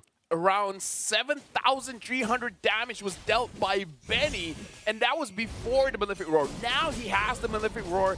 It's going to be trouble for Yudu Red Giants. Innocent on this Chang'e has to make it work, because going up against a Moskov, this Moskov is full build. You got to show why you pick up the Chang'e against this pick. Confidence is key, but Meteor Shower is going to come up, maximizing that damage on towards Royal Milk's side. Dax, he's going to get brought in. Oh, 3-man stun from Stormy! And now it's on the opposite. They are on the defense. Falcons have to disengage. Black Dragon form to guarantee it as he guides the way for the rest of his team to disappear. Yudu Red Giants, do they still want to go for it? Because they need some kind of map control. Right now, they have their inhibitors, so the super minion isn't spawned just yet. Oh, Falcon Esports, they're controlling the mid. Will they get Yums or Crab? Well, let's find out if they nope, do. neither. No, neither. Not one of their priorities. Unless it's Innocent or Guys, it looks like Falcon's not going to bite the bullet here. Make sure they're clearing up that mid wave, making sure that tier 1 is still strong. You think that YRG should start splitting open the map into 2? I feel like if you're gonna do that, let guys do his own thing. Like, you gotta protect Innocent because at this point he is very vulnerable to attacks. Perhaps he deals a lot of damage, but he needs some kind of protection. Once again, losing space over the mid lane, forcing YRG to move back. Retribution being committed by Dax as well to guarantee something away from YRG, and they did at least get one flicker. Immortality purchases are still being bought, and PX7 still getting value from Yums' Primal Marath ult. Look at the damage leaderboard. PX7 is the highest, so it looks like the Stardom Scythe works. Innocent is actually the second highest, not far away from PX7, and I believe like 4th or 5th is Benny on a Moskov, but I feel like it doesn't matter because he is a very good finisher. 2-0 and 3. Looks like I'm thinking he's going for a Windtalker as the last item for the Moskov here. And Innocent goes for a Sea Halberd. The Sea Halberd to denying some form of healing. I respect that. I respect that a lot, especially with the Hasclaw and DHS on the side of Benny at this point of time. Both sides just posturing. They're just posturing for each other, right? They know that this game can be won in a single fight. They haven't seen Cram just yet. Yums already gone for the ult, and they go in. Yep, Benny, he finds Cram isolated, trying to get as much damage down upon him. Royal Milk does not connect with any of his abilities. Not able to close the distance just yet. PX7 as well, still having the Primal Wrath. This guy goes on to PX7, forces the Primal Wrath early. Okay, so with no Primal Wrath, this might be an opportunity for YRG to get invested in this fight, right? PX7, he just purchased a Holy Crystal. He's got plenty of burst damage now. And you to Red Giants, none of their waves look like they're in the right place except for mid. Top side is going to be set up for a slow push, but bottom side is naturally pushing in. Right now, Dax, as the Fredrin, has definite advantage over this Lord. Royal Milk is gonna be able to zone everyone away from Utero Giants, so he finds Sky. Sky's gonna have a difficult time trying to contest for this. They've got to time that penalty zone. Yums coming in with the Primal Wrath as well. Spirit Destruction lands onto nobody. It's a 50-50, but it's not looking good as Royal Milk is already chunked and Dax is low. They're going to reset this. They've got this initial stun on towards Benny's side. He's trying to outplay him, but PX7 gives up his life, and the Lord falls into the hands of YRG as they chase down Royal Milk on the edge of the Meteor Shower. I don't even know what happened there, but it looks like Benny gets taken down by Stormy, and Dax has nowhere to go. Mega kill for Innocent. The amount of damage, 17,000 damage. This is not looking good. YRG, they're not low enough to actually reset. They're going to start walking down with the Lord Empowered minions. And now we see a Windtalker purchase coming in from Innocent. Royal Milk, he just wants to play the game, but Cramp says no. Oh no, he's the only one, man. They're gonna end this. They're gonna end this before the Lord even comes by. Somebody help! Black Dragon, Oh my he's gone! Where did he go? And that's game for YRG 2-0. This Changa pick, he's cooking. Dude, I'm looking at Stormy's face and he's like, yeah, we make Changa work. The question is, Gideon, is the Changa good? Or is it just Innocent? I don't know. Right? I think, man, that last engagement, I really thought they would be able. I thought Falcons were going to get the Lord, right? They've got everything in their favor. They got the Black Dragon form, zoning out the right targets. They've got Dax, but I think it just boils down to how much value Yums gets out of his ult, because he chunks out PX7, he chunks out Dax and Royal Milk in that duration. Here's the thing, man, is like, I don't know where to start. Because this game looks like Falcons game, no? It Right. Yeah, it did. It's all about just like, okay, Utero Giants, we got to get this Lord, and then they were able to chunk down Dax low enough. Sakai goes in, get the Lord, and then throughout all that, for some way, somehow, Innocent did 17,000 damage in one fight. I mean, it's one of those heroes. It's kind of like Louis, I guess. Like, you don't you don't anticipate that amount of damage. Like, Ah, right? yeah, yeah. I'm thinking of other heroes that, even a Faramis, it's not Nana. super flash. Nana, he's not super flashy. He's just like, wait, why is my HP that low? Yeah, like I against the didn't- jungle, you don't see the damage coming in. Honestly, you don't, right? Once that bar fills up, you just don't expect the force multiplier that it brings to the table. And I think even for me, I probably wouldn't have judged that type of damage Right? as well coming up from Innocent. I'll be real with you. Man, what a game this was. What a game. The most that I've learned so far today, Edith, definitely something to keep your eyes upon. This Changa cook and pick. I'm not 100% convinced, but at the same time, it makes sense, right? I was 100% convinced even before Innocent picked it up. I hate it. I hate it so much. I hate it Gideon, so every much. single time you try to hate something, always remember Uranus exists. Yeah, that's true. That's Yeah, true. As yeah. much as I don't like Innocent on this Changa, I hate Uranus that much more. Let's look at the post-game stats, and honestly, where's Innocent on the list? Oh my god. He dealt the highest amount of damage. Guys, Oh my god. if we're talking about numbers when you do the most amount of damage, doesn't that justify your options, like justify your choices, your life choices? I suppose to a certain degree. I mean, we'll show you in a little bit, but for now, let's look at the item list so far, because as of yet, I think it was a pretty interesting game. I think that Falcon definitely had a couple of moments where they could have really made it work, and I think, the ingeniousness of building the Starlium side, because PX7 is like, I'm not taking anybody else's ult. I'm only taking that True. Primal Wrath. I mean, like, here's the thing. Yes, I do believe that is true. But what if we went for a more traditional, say, a Divine Glaive at that point? Would that be better? Like, meaning to say, even without a Primal Wrath, you still do well, and it doesn't force you to just get the Primal Wrath. Perhaps you could get the Aurora ult, or you could even get the Terizla ult, where it's a better engaged tool, right? That's the thing. I wanted to bring this up to you, but I do think that the Divine Glaive probably was a better play, as much as, like, I think that cute. that the Primal Wrath is in a clutch situation. Yeah, absolutely take it. But if you had the pick of the litter, I would even argue that even the Meteor Shower is pretty valuable here. Yeah, because yeah. they've got so many ways of kind of like sticking onto their targets and locking them down for a short period of time. Like Dax, especially, I think if PX7 and Dax work in tandem with each other, they can easily get a couple of kills. I just feel like he's spoiled for choice. There's a lot of options, but Too he's just many. like, I just want to get the consistent one. He could even take the penalty zone and jump into Yeah, the back against Innocent. Yeah, that's what I Ah, was saying. true. He could have just taken Crams all. Yeah. You're right. I think that Look at Falcons... the damage numbers.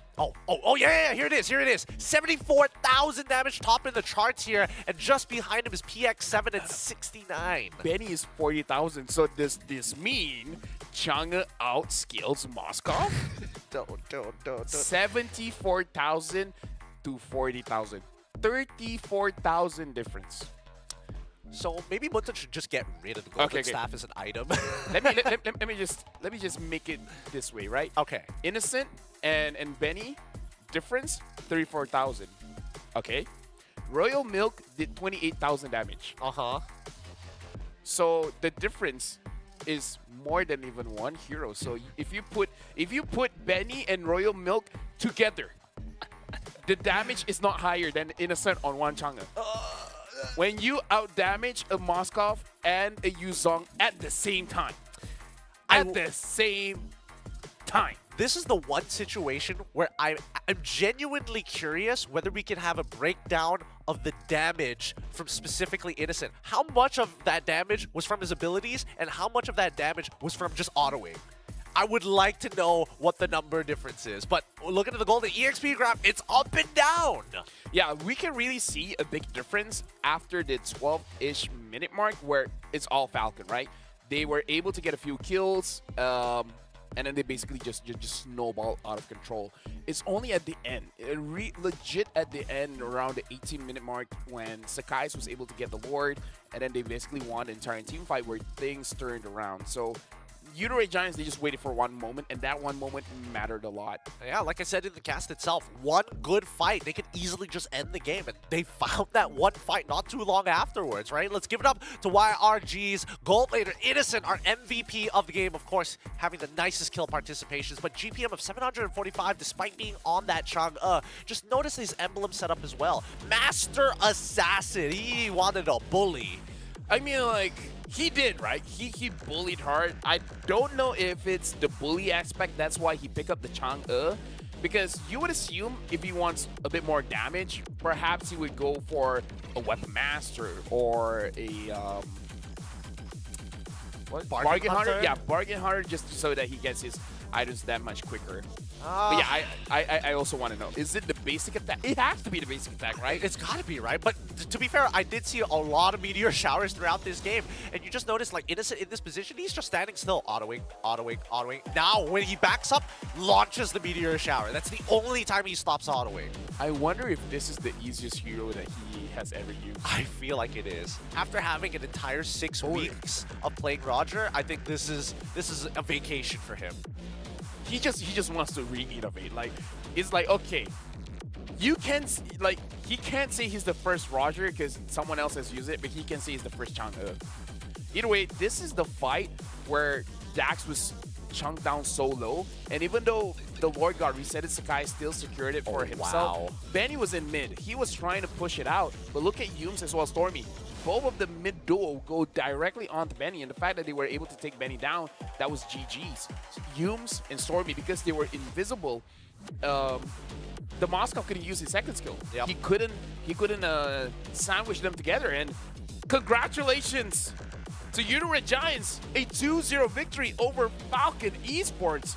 They'll be moving forward to Challenge Finals, right? Yes, they will be moving forward. They've qualified for a slot for the Challenge Finals. The last aspect of this game that I want to talk about was the fact that Stormy actually finally scaled into this game. The more magic damage he has on this Aurora, the longer the duration of the stun. So, once again, well done to YRG, but it looks like, well, Zipper's still letting me know that we got the meme lord himself coming online. Ozora Vecchi, is that you on the other side? Are you there? Can you hear us? Hello. Hello! Hello. Hello. All right, so they can probably hear us now. Okay, here's the thing. I know you guys cannot tell us much of the information, right? But let me just ask you a very simple question. Chang'e Gold Lane, should people use it in ranked games, or should it just be an innocent kind of thing? No rank game, Chang'e, please. No rank game, Chang'e. Thank you very much. Just let innocent play. You guys, no, Chang'e. Don't let him do it. Don't let him do it. I got a question for Cram. How does it feel to be able to, like, play what you want, you know, not feel shackled by having to take a certain pick? You dominated really hard in game number 1. My feeling now, right now, I'm happy and proud to my team because we go into Jakarta. You know, he is focused on the prize, my guy. You know what? Since you're talking about that, how does it feel just in general being a part of Udare Giants, where this is like your first season with them, and now you're traveling all across the globe? I already see in the future when coach me to join in the Yodo. All right. I mean, like, dude, Udare Giants so far, just saying, tournament-wise, haven't lost a match. They haven't lost a match. I got a spicy question for you, Cram. I'm sorry if this is a little personal. I'm curious to know, what is YRG doing that is different from your previous team, last time? Because you're finding so much more success here in comparison to where you were before. What are the major differences that really set YRG apart? What is the difference between YRG and to your previous team? Why are you playing so well here? I think maybe my team is just good and then they trust me so much. Yeah, that's why I play better here. I mean, like, he deserves a trust. Eat together strong. I gotta ask Ozora Vecchi, because we've seen podcasts where we know that you sacrifice a lot for the team. So let me just ask, after you guys won MPL, now looking at all the other tournaments, Snapdragon Pro Series, MSC, and the rest, what kind of other sacrifices have you guys had done to make sure that you guys stay this consistent? I think the biggest difference between our team is really just everybody is very committed to practice or like to target higher. Like we are not only aiming to like win MPL, we want to really show our strength internationally as well. So even after we win MPL, we go into practice really fast again, and the player are constantly asking for practice. So it's not like the coaches are pushing the player a lot. The players themselves also want to practice really hard. I think this is the biggest difference us compared to other team, I think. Is there any issues with burnout? What? Sorry? Is there any issues with burnout? Because like you said, the players requested for more training time. So burnout hasn't been an issue for you guys? So we are also pretty flexible when it comes to schedule. It's not like we must army training. You wake up at 7, you work until you are 2. It's not like that. It's like we are adjusting accordingly. Like recently, Junes had been falling sick and stuff like that. We are like maybe cutting off one more screen so he can get in the rest or something like. Or we are feeling really burned out from too much screen. Like you must do all this. It's like it's flexible and we are always open to discussion. Honestly, I love the energy that you guys bring to the table. I love interviewing YRG. With that being said, final words to your fans out there. It can be in English, can be in Tagalog. We've got the whole world watching you guys right now. Go. Thank you for supporting us, guys. Keep supporting us in MSC and Snapdragon in Jakarta. Tagalog. Maraming salamat sa mga Pilipino na sumusuporta sa akin dyan. Thank you. Alright, thank you so much. Thank you. Appreciate it. Thank you, Cram and Azora Vecchi. Give it up to them. Whew, what an interview Thank you. here. See you guys in Jakarta. See you all in Jakarta. Man, it's hard to not like them. Yeah, they're so lovable. nice. They're so lovable. It's unbelievable. No, trust me, Gideon. They've been so nice to me. Way too nice. They've been way too nice. Like, I feel so humbled around it. It's like, okay, guys, come on, you're world champ. I mean, not yet. I didn't hear it if you didn't hear it. They're Malaysian champions. We didn't hear it. And Malaysia is my world. Yeah. Good. Wait a second. Good save. Everybody, you calm it down. Calm down, guys. I All know how right. to save a bad situation. Okay, I've been in bad situations before. Put down your pitchforks. It's totally okay. With that being said, guys, have a look at today's plays of the day. We've compiled a good number of plays that have happened. And for one, starting off with RSGMY, it's going to be Born Z on his initial. Oh my goodness, look at that. Follow-up engage. Yeah, and that is our first play of the day. I want to see what Z and OP has for us, because I know the Z one. Which one was it? There's two that comes to mind when I think of Z, and I think this might be the Loyi one. Yeah, it's the Loyi one.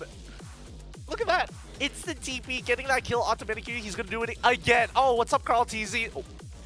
Straight away, blasting them every single time. Great diversions. Could I suggest my play of the day? What are you thinking about? Right? The Detective Maniac. The Detective Maniac. This one's good. This one's good. It's hard because we've got two of these big plays coming in from CFU, and honestly, that should be a title. Oh, look at that. This is like reverse. This is the time stone. This is the time stone. I'm telling you, dudes. This is CFU should be like a title. Whenever it's like, oh man, we got nothing else to lose, guys, CFU, and just run it down and take on these fights. Because they are brave. They're so very, very brave. Look at this initial engagement, right? Oh, dude, three-man knock-up. Dude, if you guys watched the entire match, you know this turned the whole thing around. Team Luka BH, they look like they had an advantage, but then OP is like, nah, fam. Nah, fam. We're going to stop you right at the very beginning. Holy, man. Honestly, we can both agree that CFU is the one team that has really like knocked the ball out of the park. Highlight of the day. Run. Yeah. Highlight of the day. Easily for these slots. And for Group A, we've already concluded that our SGPH has qualified to the channel final, to the challenge finals. However, EVOS Holy, their journey isn't over just yet. They will be facing off whoever wins the lower bracket of KGE versus Evil just to qualify for the LCQ, which they will play more games. I mean, like, here's the thing. You play more games, but I feel like they need more games, if that makes sense. Ooh, do they need more games? Is it because of the level of polish that we're seeing from them? Yes. They need to polish up more because I kind of feel like they need to practice. They do. But let's have a look at some of the other groups that are in the contentions, in the runnings, because we already concluded Group B. YRG now qualified for the challenge finals, but it doesn't mean that Falcons are completely out. It's going to be RRQ and RRQ Hoshi versus RSG SG.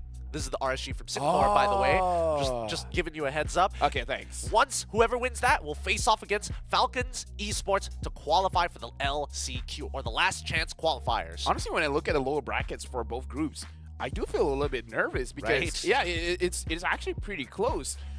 And again, I think even though people have said GSL bracket is brutal, but the more I look at it, the more I'm like, you know what?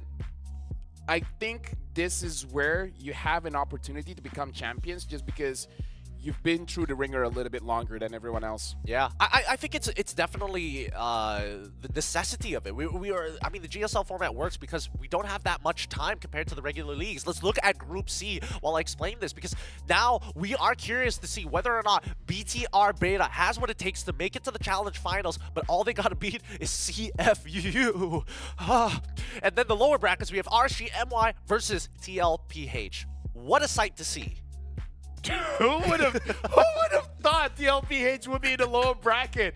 Is it okay for me to put money on CFU?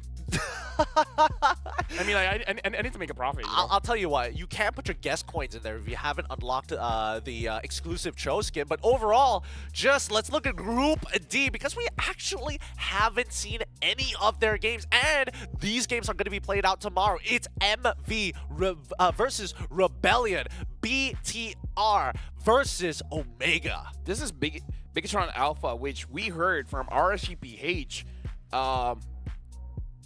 What was his name again? That guy, right? Kusei. He wants to go up against Amon. It's like, you know what, Amon, I want to go up against you again. So, I'm not so sure if they will be able to see each other, but we got to look at tomorrow's schedule to see what's up for tomorrow. With that being said, tomorrow's schedule, we're going to start things off with MV versus Rebellion Esports, Bigatron Alpha versus Smart Omega, and to conclude the day, it's Bigatron Beta versus CFU Gaming. I got my eyes on the first and the last game, man. I can agree with that. But I think, you know, honestly, Bigatron Alpha versus Smart Omega, both of these teams who didn't qualify for MSC, whoever didn't qualify for MSC are coming into SPS with like an insatiable hunger to win. Yeah, I mean, like, Bigatron Alpha and Bigatron Beta, they have a chance to go to Jakarta. yes, I mean, it's like, good news, bad news. Good news, you get to travel. Good news, bad news. Oh, boy. Guys, if you guys happen to be living in Jakarta, then you have an opportunity to get the tickets for the challenge finals. Please pick them up while they're early. There's so many times where it's like, hey Gideon, hey LaFell, I got 10,000 IDR. I can easily pay for it. Are there any spaces left? No! Just scan the QR code. Quickly, take it while you still can. And then once you have the tickets, you can move around and you can ask people questions, English or Spanish. That's the hottest of topics amongst the casters. Players about to go in. Hey, Amon, English or Spanish? Oh goodness! And then just use Bigatron Alpha gets disqualified. No! Please! I don't want to be responsible for that, man. I don't want to be responsible for that. With that being said, that wraps up the day. My name is Gideon Q, and this is LaFell. Once again, we want to say goodbye and thank you to everybody who's been watching the SPS from wherever you are. This is the APAC region, Season 5 MLBB of the Snapdragon Pro Series, brought to you by ESL. We'll catch you guys tomorrow.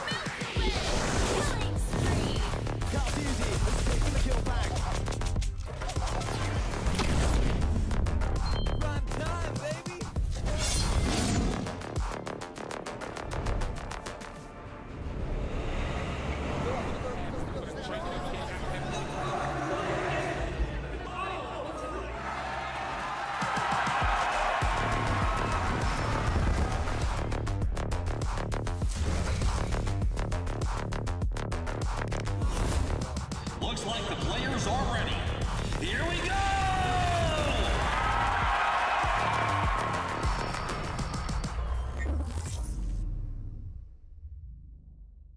The Snapdragon Pro Series is brought to you by Snapdragon Elite Gaming, Monster Energy, and DHL. Call it a savage love, just till I had enough of us.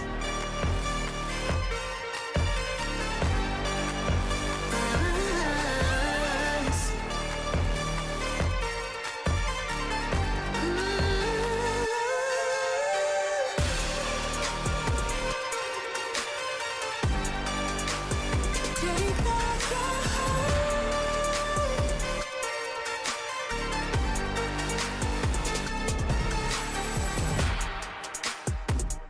Yeah, yeah.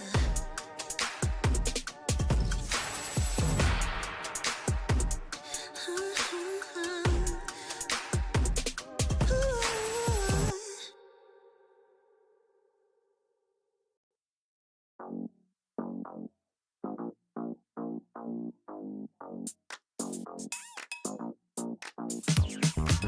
Cutie, dressed up and I'm glistening. I'm the gift, don't wrap me like it's Christmas. Want some yours, you'll know what you've been missing. Feeling like we should get into mischief. Listen, you've been looking like you're down on your luck. Need a girl like me to come through, lift you up. Hold me in your hand, I like when you touch me. Keep me around or you might get lucky. I'ma keep you with the good mood. Keep you up all night. Never, never around you. Baby, this is so vibe. Got me dancing like a soul train. Laughing the whole time. Got me singing in the shower. Baby, are you all mine? Baby, I'm your four-leaf clover. Your rabbit's foot, your charm bracelet, horseshoe. Baby, I'm your good, good omen. You wanna keep me with you. Keep me with you. Yeah, it's not hard to see. There's a pattern forming when you got me. 777 all wins, big money. The tramp over here never see me coming. I was in your back pocket the whole time. A quiet power, a silent gold mine, a big old confidence boost. You never delude. Just know that you'll be winning cause I'm with you in the building. I'ma keep you with the good mood. Keep you up all night. Never, never around you. Baby, this is so vibe. Got me dancing like a soul train. Laughing the whole time. Got me singing in the shower. Baby, are you all mine? Baby, I'm your four-leaf clover. Your rabbit's foot, your charm bracelet, horseshoe. Baby, I'm your good, good omen. You wanna keep me with you. Keep me with you. You been looking like you're down on your luck. Need a girl like me to come through, lift you up. Hold me in your hand, I like when you touch me. Kick me around and you might get lucky. Baby, I'm your four-leaf clover. Your rabbit's foot, your charm bracelet, horseshoe. Baby, I'm your good, good omen. Yeah, you wanna keep me with you. Oh yeah, keep me with you.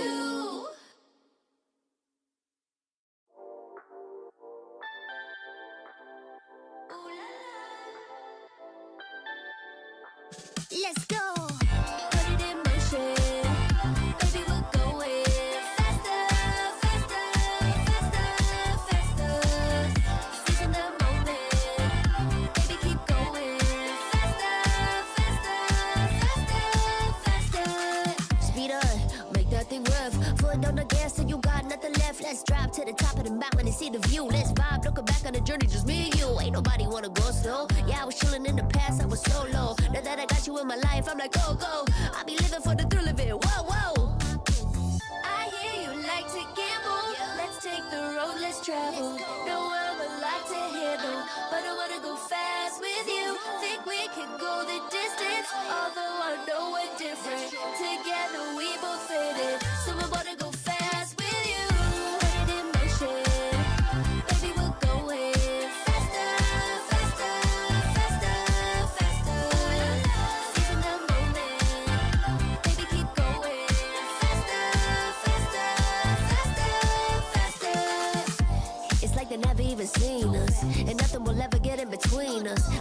by your side every season. And if anyone try to stop us, we just speed up. Yeah, always keep it at 100. Top down, pretty face, so sun-kissed. Know it's scary, but I swear I really love this. Big shades on, summertime in London. I hear you like to gamble. Let's take the road, let's travel.